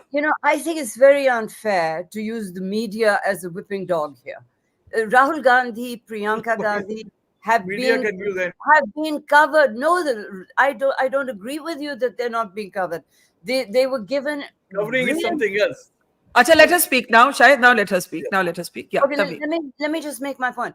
It is and on social media, by the way, where I spend a lot of time, the abuse that I have had, if every time I've opened my mouth against the Congress party, please don't imagine that. In fact, the Rahul Gandhi and the Congress party have probably been more active on social media than the thing. And as for the newspapers, I work for a newspaper that has certainly not taken sides. So, and there are some newspapers that always take sides. But, I think that the Hindi media, probably, one or two of the more important Hindi newspapers have been biased. And the television channels have, they have Okay, let's maybe hold off the meta conclusions till we have all the data, but let's look ahead at what can happen next. What are the possible scenarios that we are looking at, right? I think that's a question that was raised by Sadanand, that what is that number at which the NDA will not make a pitch to form the government, and the BJP will not make a pitch to form the government, and we're still waiting for the final figures, so we don't know the answer to that. But is there a political realignment on the cards, possibly, Shashi, where it comes to parties like Chandrababu Naidu, Nitish Kumar? These are not parties with which the BJP has always had great relationships consistently. I very much doubt that, because as I can see it, if the pre-poll alliance is past 272, they have the mandate to form the government. I don't think there's any doubt there. First thing. Second thing, the big allies in the NDA are JDU from Bihar, where they have a government to run, TDP, where they're just going to form a new government. There is no way in hell they're going to, bolt the ship now. There is nothing to gain because you don't have a strong pole on the other side. You have a Congress which is less than 100. Think of what kind of a government that would be where, the principal party is not even 100 seats, right? So that is a non-starter. I don't think that scenario is playing out. What we need to be really looking at is what is the mandate with which the NDA will be able to form the government, whether it is at 300, less than 300, because that will determine the contours of, what kind of an agenda, what kind of cabinet, what kind of political give and take that will happen. Yeah, I think that's fair. Sadanand, you wanted to come in there. Go ahead. And can we unmute Sadanand? Yeah, there you are. Go ahead. So I think there are like two distinct things, and I think naturally they're getting a little bit clouded, right? One is the optics, and second is the raw electoral math. If you look at the optics, this is undoubtedly a huge blow to the BJP because of what they had talked about, because of their talking about 400 par, because of the fact that they are so much richer than other parties. They have all this muscle. They have these nasty trolls on social media. They have this whole machinery that they've built over 10 years, and they have the outsized personality of the prime minister. So because they come into, they have this image of an all-conquering army. For them to fall short and lose, at least at this stage, they're losing roughly more than 60 seats. It's no doubt that optically this is a setback for them and a defeat for them. Yeah. But I don't think we should necessarily confuse that with the math of forming a government. If you look at governments in the pre-Modi era, 240 seats is a lot. Congress when Congress won 206 seats in 2009, that was considered a huge achievement. Before that, they formed a government with 145 seats and ran it for 5 years. So I think the fact is that the optics suggest that that Modi has received a setback. We have to be upfront and honest about that. But we also have to acknowledge that one party is going to probably come out of this at 240 with a pre-poll alliance that is well above the 272 mark. And another party is going to come out of this having done significantly better than before. All credit to Congress, all credit to Rahul Gandhi, but still being short of triple figures or hovering at the triple figure mark. So I don't think that when you're looking at the hard math of forming a government, these two are really, it's the same story as the story of, which is an attractive story, of the hubris of the BJP humbled. Both can be true. The BJP's hubris has led to a humbling, but that does not materially affect its prospects of forming a government. Nilanjan, I saw you nodding in agreement that, Modi has been brought down more than a few pegs, but he's still in pole position to form the government. Is that how you see it? Yeah, absolutely. And I would take it a step further. I think before the exit polls had come out, I made a comment that while we care, the truth is that the average voter I spoke to could care less whether the BJP won 240 seats or 340 seats. The government will be the same. The prime minister will be the same. And I don't believe that, given what we've seen of how the BJP governs, that just because it has 240 seats or 250 seats, that somehow it's going to become a loose coalition as opposed to a highly centralized sort of, the kind of political centralization that we've been seeing. Of course, it will require some arm twisting and so on and so forth, but I don't think that I think we assume that the BJP is fully capable of that. It is still far bigger than all of its coalition partners, right? So I don't think that I don't think there are any major implications for governance, right? Other than what the BJP and Prime Minister Modi choose to do after they form government. Do they realize that this was a red line that was crossed?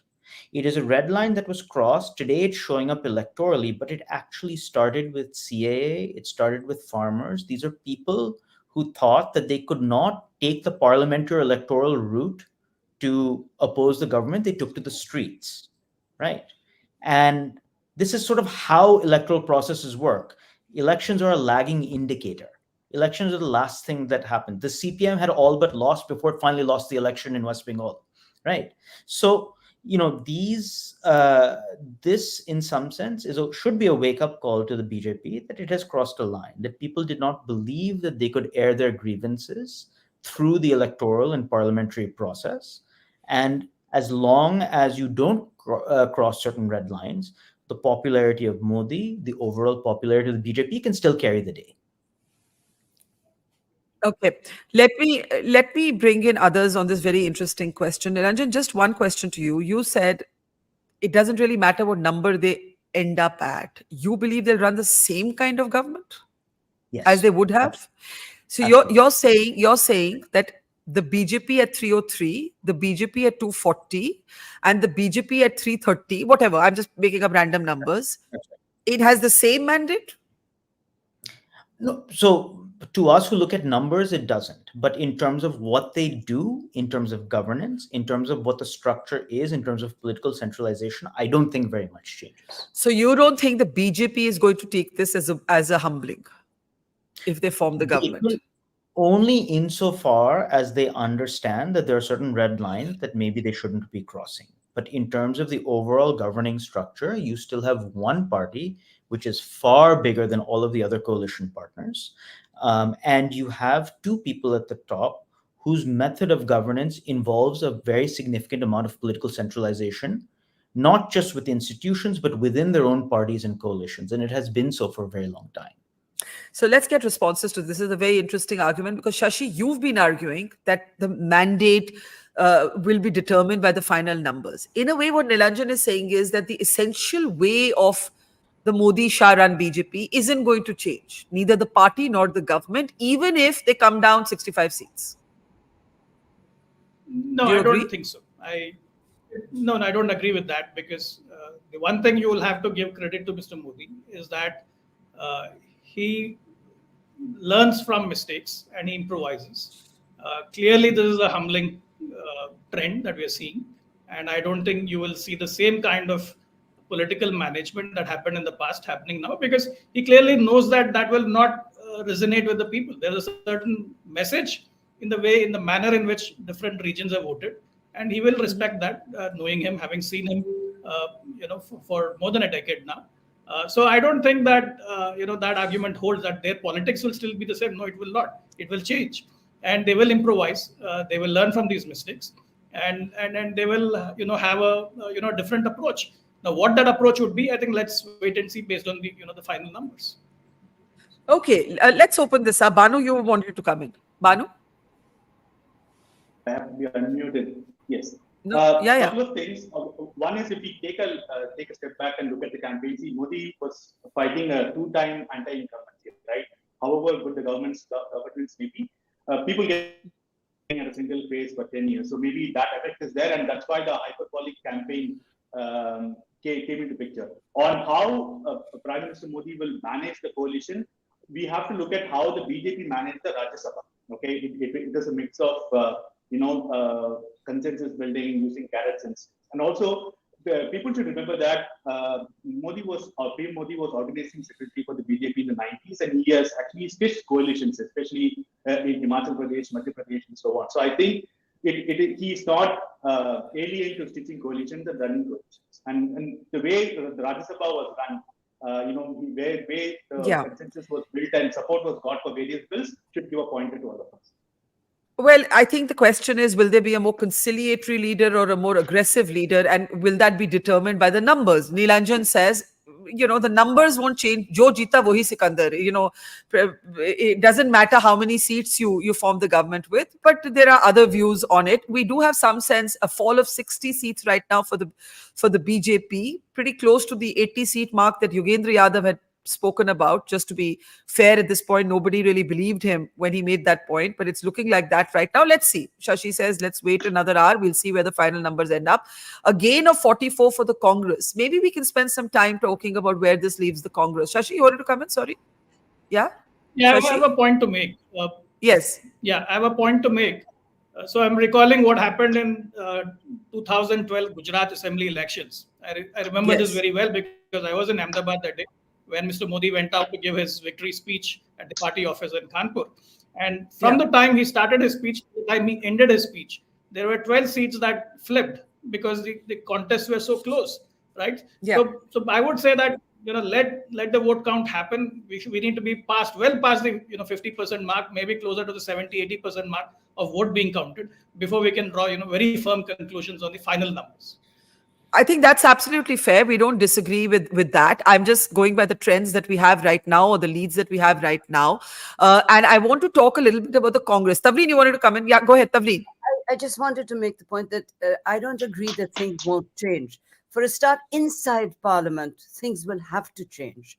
This business of ramming through the farm laws, ramming through CAA, ramming through Article 370, that's not going to happen. And that is a very, very good thing, because actually the institution that has been most diminished with a powerful leader, or with this particular powerful leader, has been Parliament. There has been almost no debate on very, very important laws. And I think that that's a good thing. That will have to change. Yeah, I think that's a very fair point, that you need numbers for pet projects. Uniform Civil Code. Are your allies going to be on board? If you want to bring up NRC and conjoin it with the CAA, you need your allies to agree. So depending on what the final numbers are, you are going to need or not need your allies, right? But can we spend a few minutes talking about the Congress? The Congress has improved its tally at the moment by about 44 seats. It has taken several decisions in this campaign that many of us thought were wrong. For instance, not fielding a candidate. For instance, not one of the Gandhis not stepping into Amethi, right? Rahul Gandhi's comments on redistribution of wealth have been, criticized. How do we now look at the Congress? I'll start with you, Sadanand, because after the exit polls, you did revive the argument about Rahul Gandhi not being cut out for electoral politics. Does that change? Does your mind change? Were you wrong? Were several commentators wrong, given these numbers? I'm not saying Congress has won this election, but the Congress has shown that it is not irrelevant, at the very least. Yeah, absolutely. I mean, particularly if Congress manages to reach 100 seats. Look, has Congress outperformed my very low expectations for it and the very low expectations of several others? Without a doubt. There's no question about it. The debate about whether one approves of or disapproves of the kinds of policies that Rahul Gandhi was propounding is a totally separate thing. I happen to think those are really awful ideas. Now, what this result seems to suggest is that many voters don't think that they're such awful ideas, or at least more voters than one would have guessed. And it is also possible that this is an argument that's been made by Yogendra Yadav and others, that because of the work he's seen as having put into the Bharat Jodo Yatra and so on, that he may become more acceptable and overcome the kind of Pappu image and so on. So I would say yes, on this day you have to give Rahul Gandhi credit. I still think that if you sort of take a longer term view of his political career, this is not. I mean, he's had a good day. I don't see him as a potential prime minister. I'm sure Congress supporters will disagree with me. So I think that, yeah, I mean, if you use a sort of, analogy from cricket, and you think of someone who has, regularly been getting out for 5 and 7 and 3, and that person goes and scores a 50, it's a big deal and it should be applauded. But I don't think that, necessarily I'm going to jump from that to the opposite conclusion, which is that, this person is now going to emerge as a credible prime ministerial face or anything like that. Shahid, do you want to come in on that? Because the point is, let's say Shashi has been saying if the India alliance gets to 72, it has the right to form the government. But they didn't declare a prime ministerial candidate. Again, many of us thought that was a mistake. Even if they declared Mallikarjun Kharge, there would have been for people who said, agar Modi nahi to aur kaun, there would have been an answer. The India alliance, will it last the remaining term if it's an NDA government? There are many questions now. We actually don't have the answers to a lot of questions. If it's an NDA government, Does the India alliance remain a political formation through the next 5 years, or is there going to be all kinds of tod mode? We don't know what's going to happen. I can't hear Shahid. Yeah, there you are. Yeah. What I can say is that what the value system of BJP is, it's not the same as that of Congress. Rajiv Gandhi, when it got in 1989 nearly 240 seats, refused to form the government, feeling that they had been brought down by the people and therefore didn't have the right to form the government, although they were invited by the president. So that is not the case. BJP will form the government. Modi will go on with what he has been doing in the past because they cannot survive otherwise. The kind of speeches he made, the kind of agenda he has got, their hardcore voter survives on hate, and that hate they will have to repackage in some way or the other, and will come with it. We have to see whether the allies will go along with that. If the real question is not whether India will survive for 5 years, the real question is whether NDA will survive for 5 years. And for the moment, Modi will make a comeback, but I don't know what will happen after 6 months or a year, because within BJP and within the NDA, there will be a lot of questions which will be raised, and things may change after that. So things are not going to be as easy for Modi as they were, but I don't think he's going to change in any way. He's very pragmatic. He can accept one day he can call a man the most corrupt, and the other day he can make him the deputy chief minister. He has no scruples about that. No scruples at all. But despite not having any scruples, you are not going to get away with anything and everything all the time. Well, I think there you and Tavleen made a very important point about how the working of parliament will change. You see, just the fact that you have fewer MPs changes what you can do and what you can't do unilaterally. Okay, I'm going to hand over to Karthik for just a minute, because he's going to take us through some of the swings for both the alliances. Karthik, it's over to you. Thank you, Barkha. So we have a couple of maps, I think, which we can pull up, which I think I'm sure will sort of clarify the picture really well. Let's start with the India Alliance map, right? So this is the India Alliance map. And before the election started, I think a lot of us thought states like Bihar, Maharashtra, Bengal, Karnataka would be key swing states. Well, actually, that's what's happened. In those states, the India Alliance has gained. But what has actually come as a big surprise is the addition of UP. They've gained a lot of seats in Uttar Pradesh. That dark green represents that. And plus, the Congress has been able to make gains in states like Rajasthan, Haryana, and for me, the biggest surprise, winning seats in Gujarat. Of course, even in Telangana. So what the India Alliance has been able to do is, it has been able to increase its number of seats in the swing states that I just mentioned, where there was expectation of tight contests. But to add to that, UP and large parts of the Hindi heartland, where the Congress and its allies, but predominantly the Congress in direct contest with the BJP, has actually done relatively well. To borrow from Sadanand, if your expectation was low, then at least they have crossed that expectation. But I think in certain areas, they've actually done really well. States like Haryana, for example, and Rajasthan, the India Alliance is touching double digits. Of course, the image flips when we look at the NDA Alliance, right?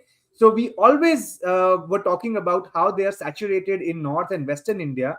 So if we can move to the NDA Alliance map, and that there'll be some losses in North and West. Well, that did happen. But the assumption was that in a way will be compensated by the Eastern Seaboard and the southern part of India. There are gains in South and East, but they're not sufficient to cover the losses in the North and the West. And I think the turning of West Bengal in a big way has contributed hugely to the loss of the NDA Alliance, plus the emergence of UP as a swing state, which I don't think a lot of people were, at least I wasn't counting as a swing state. I actually thought if the India Alliance repeated the performance of 2019, where they kept the BJP around 60, that would be a decent performance. But this for me is a fantastic performance, because I keep in mind that the BSP is no longer a part of the opposition. But I think one of the stories once this election settles is how the BSP's vote share is plummeted to single digits. And my sense is that some of that vote, at least a large part of it, of course the BJP would have got it. But because of the emphasis on the constitution, the India Alliance, primarily because of the Congress, was able to corner the Dalit vote, because the Dalits are not natural allies of the SP because of their social composition in their vote banks. So UP was the big outlier, and of course, as I said, surgical strikes by the Congress in states like Haryana, Rajasthan, and Gujarat, where they're able to pick up these two handful of seats. And then the BJP was not able, of course, they lost in the swing states, but they were not able to compensate for it in the eastern board. If we can then see where the Congress is gaining the most, well, if you see, last time the Congress had a single state with double-digit seats. That was Kerala. This time, by the end counting ends, it is a possibility that number may increase to 4 or 5. See, these numbers are from a few minutes back. So Kerala 12, double digit. Maharashtra 11. I don't think that anybody was giving Congress double digit numbers in Maharashtra. In fact, they were being thought of as the weakest link in the Mahavikas Aghadi. But they, along with Shiv Sena UBT, have done a very good job in Maharashtra, it seems. Of course, these numbers are fluctuating. Karnataka, they are in that 9 to 10 zone. So it's fluctuating. Rajasthan, again, they're in that 9 to 10 zone. Tamil Nadu, they only contested single digit seats. Telangana, they would hope to move to 10, but I doubt that. But Uttar Pradesh, imagine winning 2 seats in 2014, 1 in 2019, having just 2 MLAs in the entire 403 member assembly in Uttar Pradesh, and winning 8 MP seats, or leading in 8 MP seats. This is huge for the Congress, a swing of 7 seats. Now, if we look at the same for the BJP, where the BJP has lost, the biggest losses for the BJP, of course, are coming from Uttar Pradesh, where they lost 30 seats. Madhya Pradesh, they are gaining 1. Gujarat, they are losing 2. Rajasthan, they are losing 11. Karnataka, 9. Maharashtra, 12. Bengal, 8. Jharkhand, 2. Haryana, 6. They only seem to be gaining in Odisha, 10 seats, big chunk, and Telangana, 4. Madhya Pradesh, they are gaining 1 seat. And Andhra Pradesh also, because of the alliance, they might gain a couple of seats here and there. And Kerala, it seems they're getting 2 seats. So that's basically the larger national perspective. But I guess once the dust settles, we will have a lot of micro details to ponder about. For example, in UP, I'd be very interested in understanding how the BSP vote share kind of has scattered between the two formations. Back to you, Barkha. Yeah, thank you. Okay, thank you, Karthik, for that deep dive. Sadanand, I know you have to leave. You're on America time. Let me get a last perspective from you. I think we're still counting numbers. Hi, Zainab. It's good to see you. Zainab Sikandar of the RLD is with us. Shashi, Nilanjan, Banu, Tavleen are still with us. Sadanand, last thoughts. This isn't fully over yet. I think most of us agree that it's going to be an NDA government. I think Shashi makes the very important point that the mandate of this government will be determined by the final figures. As we speak, the NDA has hit 300. There could be close contests. It could inch above, but it isn't the BJP inching above 300. The BJP looks set to fall below the majority mark on its own. Sadanand. Yeah, so I think, at this point, the best case scenario from a BJP perspective is that that NDA gets above 300 and that the BJP gets at least above 250, right? For the past, hour and a half or so, they've been struggling at around the 240 mark. Obviously, even if it does that, it's a real come down compared to everything that was suggested by the exit polls and what was suggested by the party. But as I hit the sack, I just want to say that when I wake up in a few hours, I would not be surprised if the BJP has managed to either pick up about 15 seats or 20 seats even compared to now, or lose even more ground, right? And I actually think, and this is sort of I would agree with Tavleen and Shashi over here, that actually the numbers are going to be enormously important, both for the Prime Minister's image and for the workability of a government and for the kind of policies that it's likely to follow. A BJP going in with 200 and forming a government with 220 or 230 is very different from a BJP forming a government with 260. Let alone being able to somehow, at this point, inch across that single party majority mark. So, game still very much still on. My bet at this point is that, we are going to see Modi sworn in as Prime Minister again, but it'll be a very different government, very different feeling government, I would imagine, than from what we've seen in the last 2 iterations. Okay, Sadanand, we're going to say thank you to you. For anybody who's just tuning in, and I can't imagine who that person is. Here's the situation right now. The NDA is below the 300 mark. The BJP is below the majority mark. It still seems likely to be an NDA government with the BJP as the single largest party. But the BJP, unless something changes over the next 60 minutes or so, is unlikely to reach a majority of its own. One thing we can call is it in the battle of pollsters, Yogendra Yadav, who's not a pollster, who's a politician actually, with the opposition, has come closest thus far to having called the election accurately, because he did say that the BJP would be pulled below the majority mark. Tavleen Singh is with us, Banu Chandra is with us, Nilanjan Shashi are with us, Zainab Sikandar of the RLD and Abhishek Dutt of the Congress are with us. Welcome everybody. Kartikeya, before I know you're going to go soon as well, just give us a quick overview of where things stand in a more granular way for anybody who's just tuning in and saying, hey, what the hell is going on? So at this point, the NDA alliance, as per our numbers, 298, and of this, BJP is roughly 241. India alliance 225, Congress 93. And as I was just using the maps to show, essentially what's happened is that there were 4 swing states in my dictionary at least. Add Rajasthan, Haryana, and that's 5th, I guess, half and half each. And in all 5 states, the BJP has suffered losses. Karnataka, Maharashtra, Bengal, Bihar, and Rajasthan, Haryana. Some more, some less. That, as per exit polls, was supposed to happen, but that was supposed to get compensated by gains in Odisha, Telangana, Andhra Pradesh, and actually Bengal was supposed to be a gain for the BJP. The gains in Odisha have fructified, and Andhra have fructified, and Telangana have fructified, but they've not been sufficient to compensate for these swing states, only because UP has swung. I think that's the big story. So UP has swung in a big way, which I don't think anybody anticipated. Everybody was giving them 65 plus or 60 plus.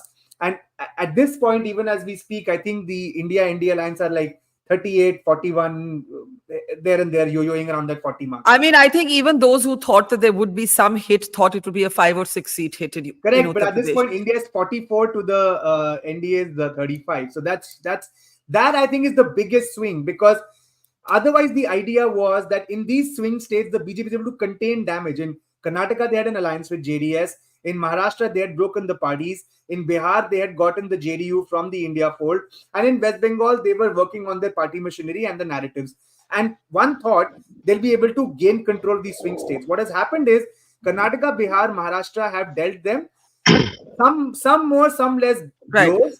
Bengal has dealt them a big blow. And to add to that, UP has dealt them an even bigger blow, which has not been compensated either from the south, where they've gained in little bit in Kerala, Tamil Nadu, more so in Telangana, Andhra, and on the eastern seaboard, only Odisha is a green sort of signal. Let me just jump in there to say that the 3 big states that have determined the outcome of this election have been Uttar Pradesh, Bengal, Mamta holding her own despite what everybody said. It wasn't even a tight fight. She performed much better than last time. And look at the table on the swings of the BJP. Okay, so this is interesting. The BJP has gone down by about 30 seats from the last time. It's not gone down in Madhya Pradesh. It's gone down 2 seats in Gujarat. It's gained 10 in Odisha. It's gone. Am I reading this right? Gone down The BJP has gone down 11 in Rajasthan, again something that nobody actually predicted. And in 5 to 7, but nobody said 11. In Karnataka, the Congress wagered that it would get 10 seats. It's almost close to. It's almost made it, because the BJP has gone down about 9 seats. And I can't actually read Maharashtra. If you could play that, Maharashtra, it's down by about 12 seats. Is that down for the BJP? Is it down for the BJP or the NDA? Can I remove the banner, please? This is all for BJP, Barkha. That's what this slide is all about. That we showed a slide where the Congress is gaining, and this is a slide where we are showing where the BJP is losing. So the Congress is gaining in all the states where the BJP, of course, and look at these swings. To add to that, Bengal is a negative swing of 8, Haryana -6, Jharkhand -2, and Telangana is a gain of 4. So again, reiterating that the negative swings are not compensated by the positive swings. That's right. And I can see Ujjwal Deepak of the BJP joining us. Let's open this up. We have a good idea of the Congress and the BJP swings. Shruti Kapila is with us as well. Tavleen said democracy has won. Is the biggest loser exit polls, or is it somebody else, Tavleen? The biggest loser is Narendra Modi. Do you think the biggest loser is Narendra Modi? Because Nilanjan made the point that he's still extremely popular. He's been humbled. He's not been ousted. No, he ruled India like a ruler. Not as the Pradhan Sevak as he projected himself to be. His picture was on every Labharthi's gifts, his statues. You couldn't go to an airport without running into a cutout of Narendra Modi. You couldn't go to a train station without running into Narendra Modi. He really ruled like an autocrat. And I think that he's going to find it very hard to be that kind of prime minister again. He's definitely the biggest, in my view, in the biggest loser in this election. The other biggest loser, in my view, is Yogi Adityanath, because as Kartikeya was saying, UP has really has. Yeah, can we go back to the first slide where we can see the UP swing? Go ahead, Tavleen. Yeah. Yeah. So in UP, Tavleen, go ahead. Tavleen, go ahead. Yeah. When I was in UP, this double engine sarkar business was going on a lot. And, you met Muslims who were really disenchanted with what was going on.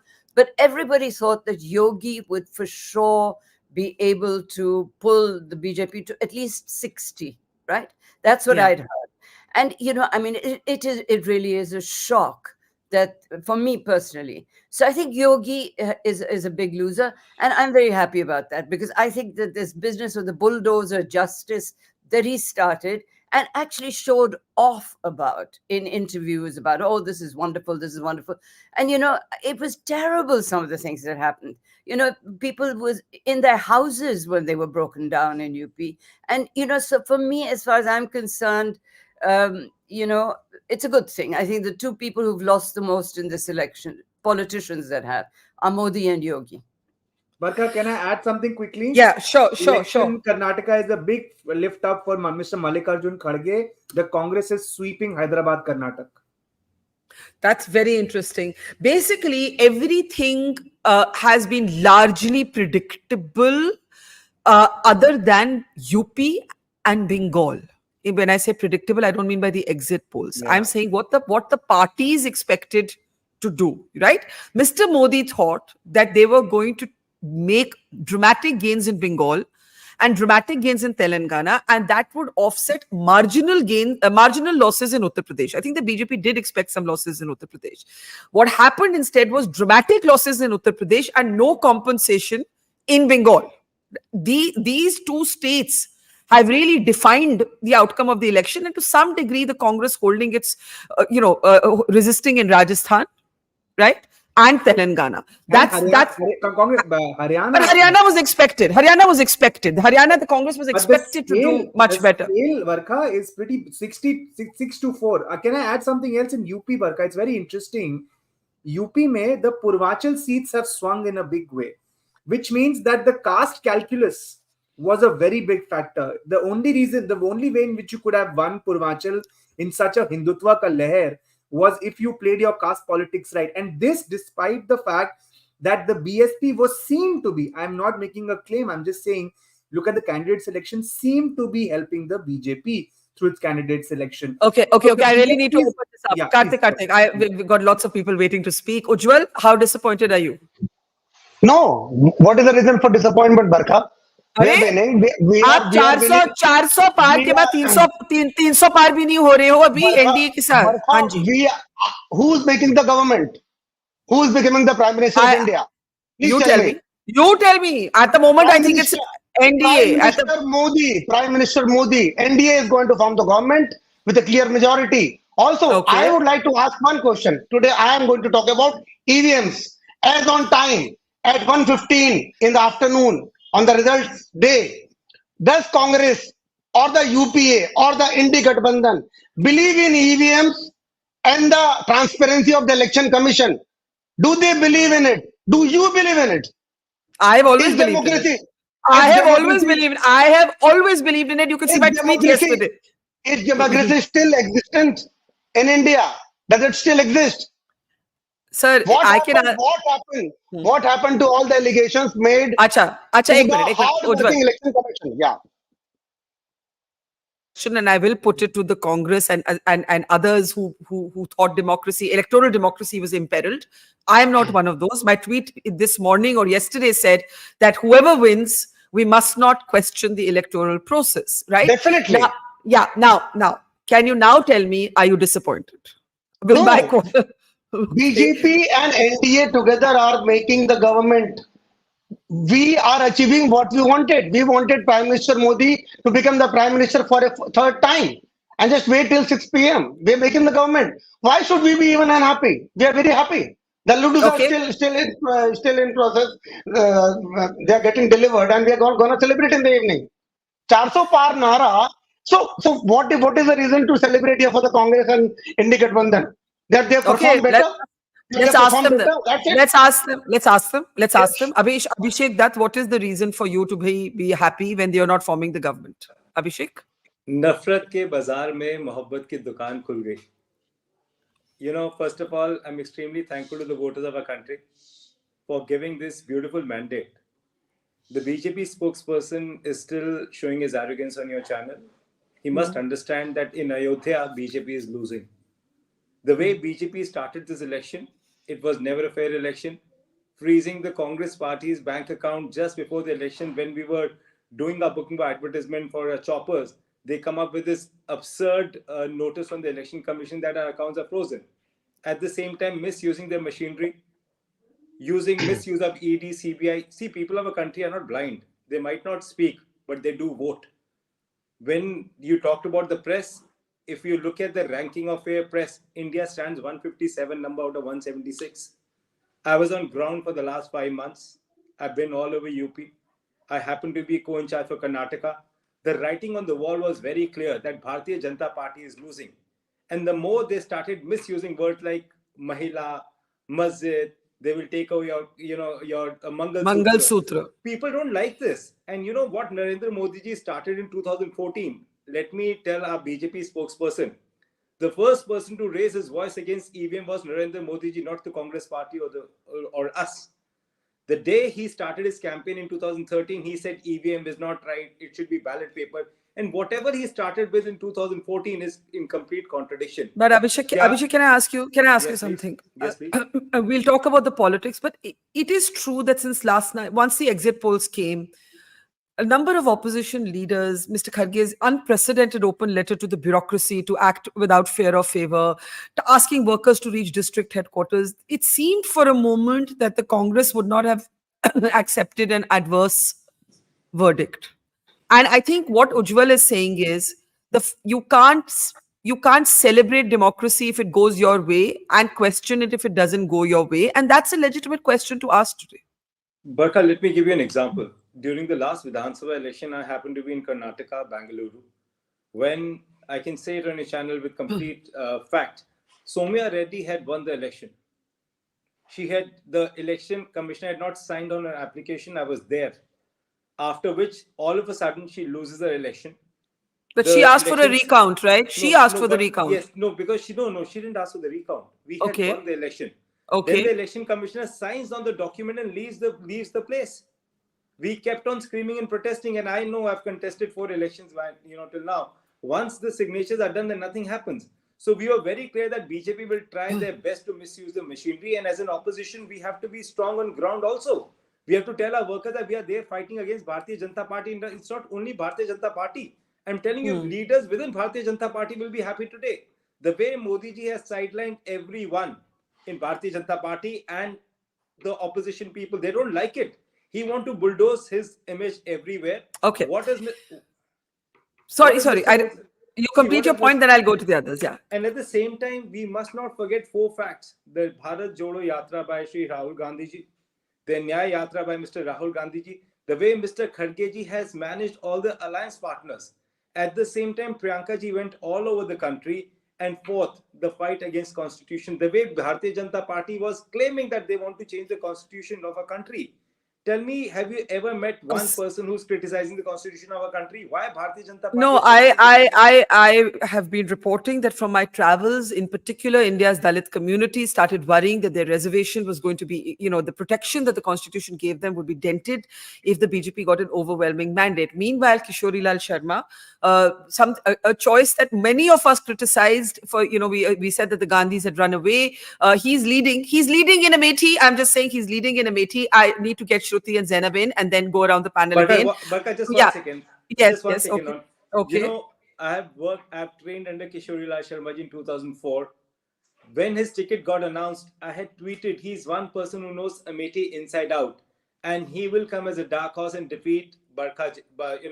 Not me. Defeat Barkha. I'm sorry. He'll defeat the Bharatiya Janata Party. And I'm so happy someone like him who knows Amethi and people trust him. And he's defeated our BJP candidate from there. That's an old picture of Kishori Lal Sharma from very young Priyanka Gandhi. To work in this election.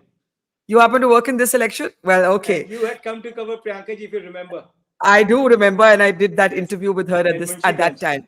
Yes. Okay. Let's open this up. Shruti and Zainab haven't spoken. 1 minute. Karthik, you have an update? Okay, go ahead. No, I just need to leave, Barkha. Before I leave, I just want to add something which we haven't mentioned. Yeah.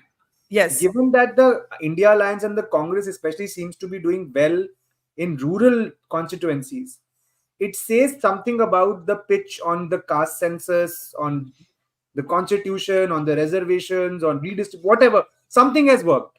Something has clicked. And I think we will have to do that analysis later, but I think credit where it's due. Okay, point taken. Thank you, Karthik. Stay as long as you can. Thanks for taking us through the numbers. Shruti Kapila, go ahead.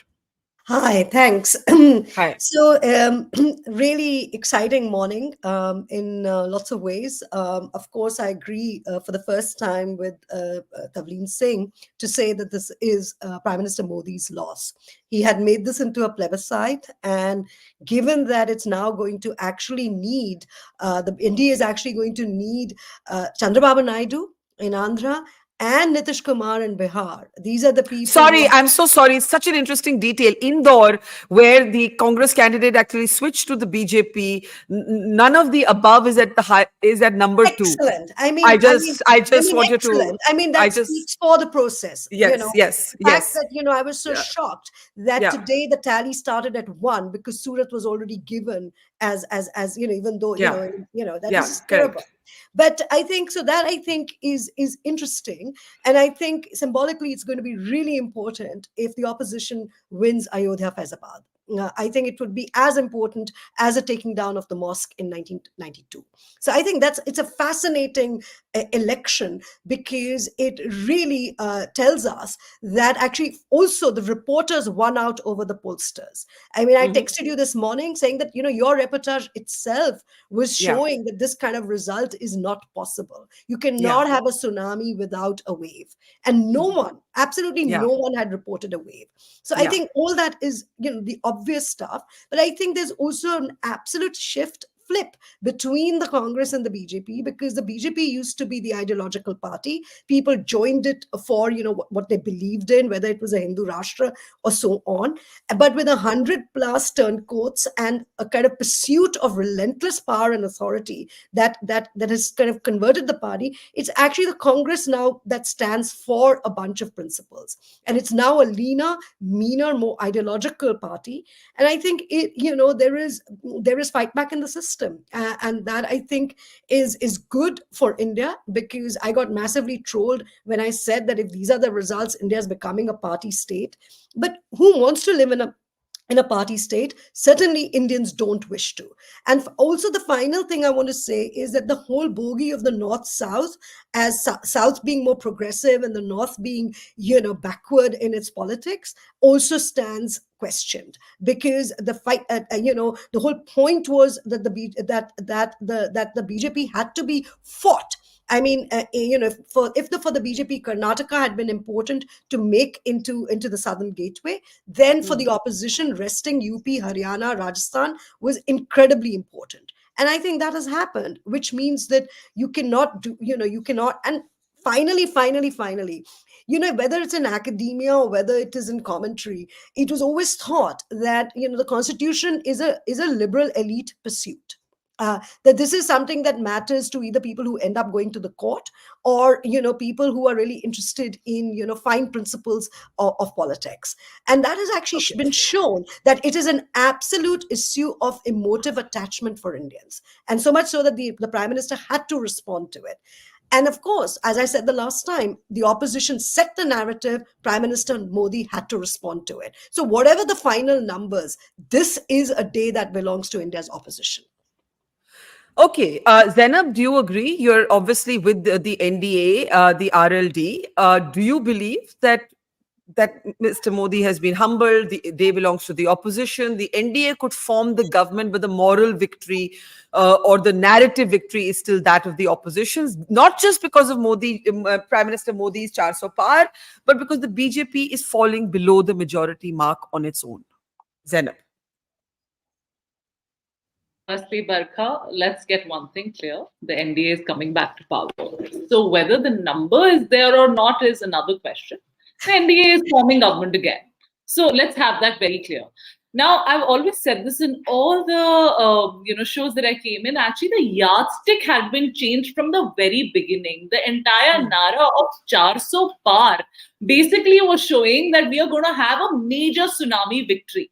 But the reality is that, call it psychology, call it the way Modi ji wanted to run his campaign, he was a winner from the very start. Now what's happened is the numbers have come down, so people are trying to look at it and, oh my God, the win is not so grand as he expected it to be. Perhaps, yes, especially now because my party is from Uttar Pradesh and I want to speak about Uttar Pradesh. I will not shy away from it. We were expecting better numbers in Uttar Pradesh. We were expecting to, sort of have at least 65 seats there. I'm telling you very honestly, this was what we internally expected. But reality of the matter is, the NDA has still won. So you can't just, make this topic entirely about how, it's just the India alliance. Of course, they've come back. Yes, they have. I've also been a political analyst. So I've covered the last 2 general elections, as a political analyst. So I know, of course, the India alliance has come back. But here again, you have to see the power of regional parties, which I always speak about, that the regional parties are the ones who are supposed to be called the winners. Even in NDA right now, look at TDP, look at Nitish Kumar ji. I mean, the phenomenal numbers that they have come with. So, and also another thing that I would like to point out, firstly, the entire bogey of EVM, which I always hated. And Congress has to concede that they use EVM selectively as a fair instrument of democracy and sometimes an unfair instrument of democracy. So they have to agree that they've always taken the EVM as an excuse for losing, number one. Number two, the whole bogey of democracy khatre mein hai. And I'm speaking today as RLD Pravakta, as an RLD spokesperson, which I very proudly say is a very secular party. We have a huge voter base in minorities. And also, now that we are part of Zainab, NDA, but Zainab, the BJP is currently leading in 243 seats. That's coming down from 303. I'm not even talking about the NDA right now, okay? From 303 to 243 is more than a 60-seat fall, right? Absolutely. Absolutely. Right? And this is why it is needed within the BJP. Sorry, say that again. Introspection be needed within BJP as an ally partner. Okay. Consider RLD a small party. We are very open to say that perhaps BJP needs introspection when it comes to how they go about their campaigning and where perhaps they feel they're very strong. But you can't say that the BJP has not done well. Come on, 10 years of power and yet you score numbers. They must be doing something right. You remember UPA lost phenomenally after 10 yeyears. So anti-incumbency is a huge factor. You can't say anti-incumbency doesn't exist at all. Of course, there will be people who are like, we gave you 10 years and you didn't perform. Let's for a moment talk about these others, right? These are the latest leads right now. There are 242 for the BJP. Could we have also the slide with the swings? But the 95 for the Congress, almost double of what it had last time, and 206 others. And there you can actually see the swings. It will give you a comparison to the 2019 seats. What happens next? Is there going to be a churn? Is there going to be a Chandrababu Naidu? I know, Shashi, I've asked you this before, but I'm going to ask you again. A Chandrababu Naidu, a Nitish Kumar, not too many to take or target, the RLD, not too recently on the other side. Do you see that vulnerability in the NDA, or do you think that the gap is still big enough between the two alliances for that not to take place? Shashi, can you hear me? Was that a question for me? Yes, it was for you. Go ahead, Shashi. Yes. Yeah. Okay. Yeah. No, I don't think the gap is vulnerable in any way, because if you look at the two big allies, JDU and TDP, they both have state governments to run. I would want to get into an arrangement where the center is weak. So I don't see any vulnerability within the NDA. However, I think reacting to what some of the other earlier speakers said. Sorry, Shashi, you seem to have bad network today. Let me get Abhishek in. Abhishek, that it will have to take. And knowing Mr. Modi, I'm sure. Shashi, you're bunching up. Can you reconnect? Abhishek, is it certain to be, we had Ghanshyam Tiwari of the Samajwadi Party on earlier, and he and Sanjay Baru made this formulation that it's going to be an NDA government with a different prime minister. I'll ask Ujjwal that in a moment. But do you concede Zainab's point that it's definitely an NDA government? What you and the opposition have successfully done is to bring a check and balance. It's a containment election. It's a containment of overarching power election. Is that how you see the verdict, Abhishek? Barkha, it's not us, it's the people of our country who've done that for our country. They are the ones who've decided on this. And I can say it on the channel, it's not certain that Mr. Modi will be the next Prime Minister. Why do you say that? Why do you say that? Mr. Modi has to lobby within his party and with the alliances to become the Prime Minister for the third time. See, you must realize within the Bharatiya Janata Party, there's a very big unit which does not like the way Mr. Modi functions. People who are winning elections for you in different states, you remove them from chief ministership. They don't speak because you have the numbers with you. You sideline one entire senior leadership in Rajasthan, in Madhya Pradesh, even in UP to a very big extent. You bulldoze your decision on the people. You capture the opposition through ED and CBI. You break small regional parties for your benefit. Imagine out of 411 seats that they're fighting, 126 were from other political parties, out of which 28 were those people who had serious charges put by Mr. Modi. Who started the other scam in India? That was Mr. Modi. Who spoke about the Ajit Pawar? Mr. Modi. All these people who he was accusing, why is Maharashtra voting against Bharatiya Janata Party? You must see. Why people in Ayodhya voted against Bharatiya Janata Party? You must see. They don't like this politics of Mr. Modi. By claiming that you're providing free ration to 83 crore people, at the same time you criticize other schemes of other state government is not right. He was the one who went to Karnataka and said Congress he guarantee jhuti hogi if they win in the state election. Not even a single guarantee will be fulfilled. I'm telling you today, all 5 promises we made in Karnataka we have fulfilled. When we give any benefit to the people, we are misusing our power. When he gives ration to 83 crore people, what sign of the country that you're showing? Promises made to the farmers. The rural belt has voted against Bharatiya Janata Party. At the same time, all the SC segment have voted against them because the way they show themselves and what they do in reality is very different. In Maharashtra, 2 Rajya Sabha given to one person who comes from the Congress, Mr. Ashok Chavan, other is Mr. Deora. People within Maharashtra and Bharatiya Janata Party are not happy with the way they're functioning. When you're passing on Rajya Sabha to Congress people who they've been fighting for the last 40 years. And I'm telling you today, you will not be surprised. A lot of small regional parties might leave. I'm telling you again, after seeing Uttar Pradesh result, I can tell you today, a lot of small parties might leave BJP and come and stand with the India Alliance. So here's the question for you, Ujjwal. Chandrababu Naidu, I know Shashi Vempati said, why would he leave? There's state politics. Nitish Kumar can leave anytime, leave anybody anytime. We know this, right? You said there's nothing to be disappointed about. Is it the NDA vulnerable? You have only 30, and I'm just calculating. You have less than a 50-seat gap between the two alliances. Barkha, I'm amazed at the sadistic pleasure, the comments being made here. लेकिन इन छत्तीसगढ़ जैसे कहावत कि मुझे इस बात का दुख नहीं है कि मेरे हाथ की थाली गिर गई, मुझे इस बात की खुशी कि तेरे हाथ का रसगुल्ला गिर गया, है ना? look at it. Look at it. अंग्रेजी में कहते हैं Schadenfreude, but हाँ. Yes. So look at the irony here. The opposition, the entire opposition is fighting for Mr. Modi to be removed as a prime minister. They're not fighting. They didn't fight the election for their win. They fought the election कि मोदी और योगी हार जाएं, कुछ कम हो जाए, रसगुल्ला गिर जाए. So look at it. Look at how opposition has behaved. They've only spread misinformation in the entire campaign. And this conspiracy theory is being put up by Mr. Abhishek here, our fellow spokesperson, that Mr. Modi will have to lobby and this guy will live. And so that is within our party. He should not worry about it. What I'm amazed at is that these people are happy of, the people winning who have Vanshwad in their families, a Gandhi family ruling the entire country for over 5 decades, 6 decades now. So tell me one thing, when did it last happen that the incumbent government, the ruling government won for the third time in India? This is only for the second time this is happening, right? Shouldn't that be the reason to celebrate for BJP and NDA?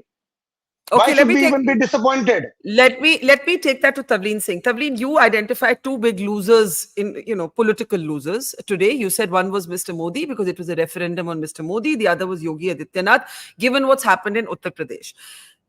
Ujjwal makes the point that the government is theirs, the prime minister is going to be Mr. Modi, and the entire opposition has one singular aim कि किसी तरह कोई और प्रधानमंत्री आए. How do you call this a defeat? It's, this is a third term election. How do you call this a defeat? Why do you call Modi the biggest loser today? Because it was a plebiscite. It was a referendum on Modi. He said over and over again, just think of me when you're voting. It wasn't the candidate. It was all Mr. Modi. The whole election was about him. And so, he is the biggest loser. But I actually agree with that there's going to be a churning within the BJP, and that there are plenty of people inside the BJP who would like to see another chief minister, another prime minister, and Modi himself. We don't know what he might be thinking, because he's kind of a proud man, and he might say, "ठीक है, किसी और को दे दो." So, I'm not at all sure how it's going to work. But I just want to make one more point, and then I have to leave Barkha. Okay, Tavleen. Okay, go ahead.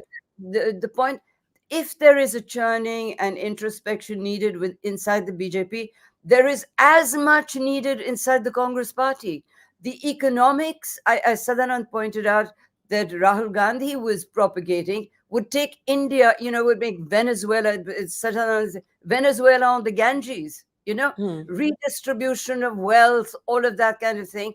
And, secondly, there are plenty of younger leaders in the Congress party who have been kept down. And then suddenly they surprise you by coming out of nowhere, like Revanta Reddy and, winning an election. I think that the Congress party needs to also wonder why, so little has changed, that the advisors of Rahul Gandhi have been the advisors of Rajiv Gandhi. So, there's a lot of churning needed in both political parties. Okay, Tavleen, but I'm just saying that Mr. Modi himself might decide that it's unusual for anyone to say no to power in any party. I've never seen it happening. Have you ever seen it happening? Well, no. No, I haven't. Who expected this result? Did you? Did I? I mean, Yogendra Yadav expected it. I thought that the BJP would come down to... I think most of us who traveled thought that the BJP would come down 20, 25 seats. Instead, the BJP has come down 60 plus seats. That's the difference. I think that is the difference. So in politics, anything can happen. But as I said before, democracy has won, and we should all celebrate. Absolutely. Okay. Bye, Tavleen. Bye, Tavleen. Thanks for your time. But let's take a cue from what she said. Where does this leave the Congress? I have a more fundamental question. What happens, Abhishek, I'll start with you. What happens to the India alliance? Let's assume for a moment, because we already have information that the Prime Minister has dialed Chandrababu Naidu. He's not wasting any time. I think that should answer Tavleen's question. Is he planning to... I don't know why there are fireworks going off behind me. My computer just acted up on its own. I didn't do that, I promise. Okay. My question is, the NDA forms the government. Mr. Modi, a weakened Mr. Modi, is the prime minister. This is the most likely scenario. We can theorize all we want, but this is the most likely scenario. What happens to the India alliance over the next 5 years, 2 years, 3 years? Does it remain as it is? What happens? Because right now it was existential. Everybody came together, buried their egos, probably too late. Questions will be asked if India alliance had started earlier. Maybe this result could have been different. But what happens now, Abhishek? Barkha, you know, I've always maintained one stand very clearly. India alliance had about 26 partners. Bharatiya Janata Party is contesting with 43 parties altogether. No one spoke about them. Just because we are more transparent in nature, we discussed in public domain, we reached out to people, we took their opinion. And I'm telling you, that is the beauty about India Alliance. Can I just say that the good news is that, and this has nothing to do with whether he's in which party he's in, Prajwal Revanna, rape accused, loses from JDS Hassan. I think we can all agree. We can all agree that, can we come out of this wipe, please? Can you please come out of this? I want to see my panelists. I think we can all agree that this is good I think even BJP news. guys can clap on this. Even Ujjwal Deepak will clap on this. Thank you. Go ahead, Abhishek. Yes. You know about Prajwal Revanna, what we felt bad is the own Bharatiya Janata Party senior leader wrote to the Bharatiya Janata Party saying, don't give this person a ticket. There are series of cases against him. There's series of so-called atrocities on women that he's done. But still Bharatiya Janata Party went ahead and gave him the ticket. What was the pressure on Bharatiya Janata Party to give someone like Prajwal Revanna a ticket? The BJP didn't give him a ticket. One second. The BJP didn't give him a ticket. Our alliance partner gave him a ticket. Well, same thing. No, that's factually wrong. Factually wrong. Then the Prime Minister No, goes the to alliance campaign for partner himself. decides. While I'm happy that he lost. I will not speak in between. You can speak first, please. Please carry No, on. but I can't entertain a factually wrong statement. First, okay, then See, Okay. I'm happy that he lost. No. Okay. The BJP didn't give him a ticket. Okay, and guys. We expressed our displeasure. Yeah. Guys, the election is over. The fact is, we can all agree. We're very happy that this horrible man has lost. Can you answer my question, please, Abhishek? Let's look ahead. The campaign is over. We've all asked the BJP why they didn't stop their alliance partner from giving him a ticket. He's lost. Someone earlier in the program was saying there is such a thing as karma. The Indian voter doesn't like a lot of things. The Indian voters' voice has prevailed today. Now, I'm asking you, what happens to the India alliance? Please tell me that. See, as far as I know, I feel even in the meeting that we had day for yesterday with all the alliance leaders in it, we were all very clear that whatever exit poll that people have been pressurized to say, to come and speak, I'm using the word pressurized, to create a perception that BJP is winning, was incorrect. People on ground knew the position of Bharatiya Janata Party. And I'm sure the way we all have done right now, yes, even though Bharatiya Janata Party is at the moment, they say they're forming the government. The big changes earlier, they used to say Modi is forming the government. Now Bharatiya Janata Party itself is using the word BJP. Narendra Modi ji never used the word BJP. He said Modi ki guarantee, which RSS was very upset with. He never said BJP ki guarantee. He doesn't believe in BJP himself. As a Prime Minister of Bharatiya Janata Party, you're naming yourself Modi ki guarantee. That means Modi is bigger than BJP. People don't like all these things. And I'm telling you, let the results come out. Bharatiya Janata Party might not, and I said this on a TV debate 3 months back, BJP will not cross 230. And I'm repeating this again today. Bharatiya Janata Party might not cross 230. I'm actually interested to know what the latest individual leads are. If we can have that nationally, if I can have the national leads for the BJP and the Congress separately. In the meantime, the NDA is still below 300. Shruti, what are the questions that arise for both sides now? Let's look ahead. I think we agree that it's most likely going to be an NDA government. Most likely. I mean, I'm just saying most likely because anything can happen. But it looks like it's going to be an NDA government. I'd be very surprised if the Prime Minister did not seek a third term for himself. Yeah, thank you. I think it's a really interesting time for party politics in India. I think, my point was that if India doesn't want to go into a party state, it will have to go bipartisan.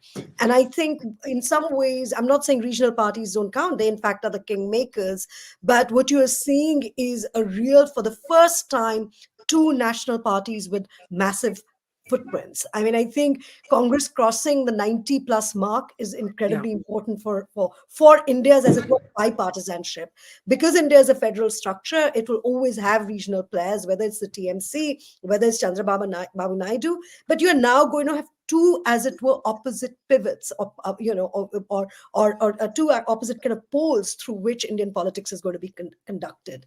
I do think that the BJP and its affiliates will have to kind of renegotiate, as much as the BJP may have to, have conversations with, TDP and so on. I think the internal conversation now in the Sangh Parivar is the one to watch, both vis-a-vis the RSS, but also I think, speaking to people who were aspirants for the BJP as, leaders or running for parliament, I mean, there was a real despondency, because what the BJP had done was actually, now to speak very analytically for a second, had actually denuded the power of representation, which is to say your local MP counted for very little.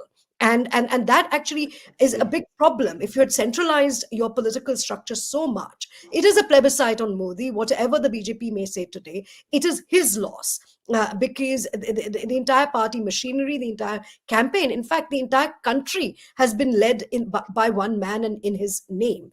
And I think it will be interesting to see now how that conversation goes, because there will be the need for dialogue, mediation, compromise. And can, as it were, such a centralizing authority do it? This is the difference between Indira Gandhi's 1975 moment, or whatever, in the 70s, when she had full spectrum control over the party, but she did not have rival affiliate bodies. And you do have rival affiliate bodies. You just think historically, when the first time the BJP came to power, the VHP was in a pole position. It was a very powerful money kind of backbone to the BJP. Today, it stands nowhere. The RSS, everyone is saying, has fought back a little bit. We don't know. We don't know what happens to strong leaders like Yogi Adityanath, who have a kind of sway in. And I think the opposite is the case, and I disagree with Tavleen Singh. The opposite is the case with the Congress. It really took the luxury of the lost to start reviving itself. And you have now a slew of leaders. It was always said that it was too controlled by. Okay, I'm so sorry. I mean, I think it's really important, whether it is Karnataka, whether it is Telangana, but also if you look at even from Delhi, even from the point of Delhi, there are a slew of leaders that are running the party. And it's a much more, I think, cohesive body than it was. It has never been so functional, at least in my lifetime. Okay, I was just trying to draw your attention to the Uttar Pradesh party-wise leads that we now have. Yes. So Samajwadi Party leading in 36 seats, the Congress in 8, and the BJP in 32. It's a very interesting sort of situation unfolding. These are Election Commission of India leads, which are a bit slower, but it's the only place where we could get that party-wise granularity. In the meantime, I have some other news from Kashmir. Omar Abdullah, it's another surprise defeat. He has lost his seat. He has lost his seat, and the third candidate, not Sajad Lone, Engineer Rashid, has won that election. I'll just take Omar Abdullah's quick responses, and then we'll come back for final comments from all of you. Take a look. का फैसला किया मेरे लिए मुझे अगर आसान मुकाबला चाहिए होता तो मैं आंख बंद करके श्रीनगर की सीट पर लड़ लेता, लेकिन ये मतलब आप मान के चलिए कि अगर मैं बारामूला से नहीं लड़ता तो हम कहीं पे भी, हम मैदान में भी नहीं होते, आंख बंद करके हम वो सीट हार जाते। आज अगर हम फाइट में हैं और जीतने की अगर कोई गुंजाइश है, वो इसलिए है कि मैंने कोई मतलब हिचकिचाहट नहीं दी। तंजीम ने मुझे बारामूला से लड़ने का जो है हुक्म दिया और मैंने लड़ने का फ़ैसला किया। मैं अभी भी मान के चल रहा हूँ कि उतार चढ़ाव के बाद जब आखिरी में नतीजे आ जाएंगे वो नेशनल कॉन्फ्रेंस के हक़ में होंगे। फ़िलहाल जहाँ से वोट गिने जा रहे हैं वहाँ से इंजीनियर रशीद को अच्छा खासा वोट मिला है। Okay, so that is... Oops, that's Omar Abdullah trailing. My voice is looping back to me. If somebody can turn off their mics at the at the end. Okay, let's take last comments for this segment. This election is going to take a little bit of time to close finally. This is probably going to carry on all day. We're here, but I don't think that all of you have all that time in the world to spend with me, much as you all love me. So let me take last comments. We have the granularity of the BJP and the Congress divide. The BJP is below 250. The BJP is below 250. The Congress is just below 100. So the Congress is at 95. The BJP is at 242. The others are at 206. Rajasthan, a very interesting and important development there, with India Alliance coming in with 11 leads. It's on our screen if we can keep changing the states as we take final comments from our guests in this segment. Zainab, I'll start with you. What do you see happening in terms of the politics going forward? Let's say in this week, what do you think the BJP will be looking to do? Like I said, the NDA will be coming to power again, and it will be just a time. The reason I made the comment that BJP has to introspect is because they would want to see how to form a very stable government with all the stakeholders and allies being on the same page, which I think they will do successfully, as seen in the past. They have a track record of having their allies happy. And as for the India Alliance, as much as, I understand that, they're very happy with their numbers, I'm speaking from past. I'm not right now speaking from the current scenario. I'm speaking from the past scenarios that usually the allies in chahe wo Mahagathbandhan ho ya now it's the INDI Alliance, they usually tend to bicker a lot even after winning. If you see when they even had the assembly elections, in the past, they tend to bicker once, even after winning together, they tend to bicker and, have, a lot of ego and power tussles amongst themselves, which I think is the chink in their armor, which is basically the one thing that they lack, which is that's sort of, what do you call it? The unity, which I feel NDA has. So I see a very comfortable formation of government in NDA, and but do you believe that it will be a different government from the one we've seen before? That certain sort of contentious decisions, Uniform Civil Code, NRC, these are not things that there can be no unilateralism in policy making, and the opposition will say that is victory enough for now. Perhaps it depends, but I do feel that this government has always sort of prided, the NDA government has had a lot of pride in the fact that it's taken big decisions, and some of their core voters vote them for these kind of huge, phenomenal decisions that they take, be it abrogation of Article 370, or even things like bringing in the GST, even with all that clamor that the opposition had, but doing it successfully, rolling it out, and trying to make it better, then repealing of the farm laws. So I think the NDA government does feel that we take big decisions, and our core voters love the fact that we take big decisions. So I don't think they're going to shy away. Maybe they will not. But they need the numbers, right? They need numbers to take those decisions. Yeah, but the numbers are there. Where I don't understand what is lacking in the numbers. I don't see. I'm saying I'm only asking what you can do with 200 and let's say 50 seats. Yes. You can't do with 303 seats, because at 250 seats, at 250 seats, you need your allies to agree. At 250 seats, you need your allies to agree with your choices. Which is why at 303, you don't need your allies to agree. You can tell the allies, this is what we want, do it. That's the difference. Which is why I'm again and again, but the point I'm making is NDA is forming government.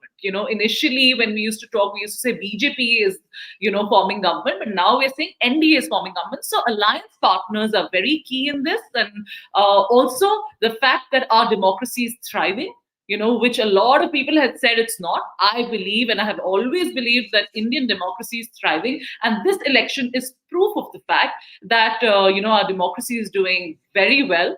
And it's been a glorious election, even for NDA's win. I think it's perfect because it has sort of disproved all this, this all dark. Basically, all assumptions by everybody have been challenged by the vote. Those dark negative assumptions of, democracy is not doing well, EVMs are rigged, all that has been done away with. So I'm happy that NDA is coming to power after removing all these assumptions about, democracy. Okay. Abhishek, last comments? Modi is not coming into power. BJP is not coming into power. NDA is Why do you say that? Acha, NDA, okay, yeah. NDA is coming into power. I'm not saying that. It's the alliances of Bharatiya Janata Party saying it. Till yesterday, it was all about Modi. Yeah. Today, it's all about democracy. And I'm telling you, looking at the past, performance of Mr. Modi with his alliances, whether it is Shiv Sena, whether it was PTP, whether it is Airam, Gaya Ram Singh, all the alliances that Modi has worked with has left Modi ji because of his aggressive way of dealing with public. I can tell you today, the moment you will ask Mr. Jain Chaudhary about the farmers' law, and the day he speak with Mr. Modi regarding them, if he is in agreement with them, he must make a statement. If he is not in agreement with them, he must come forward and speak.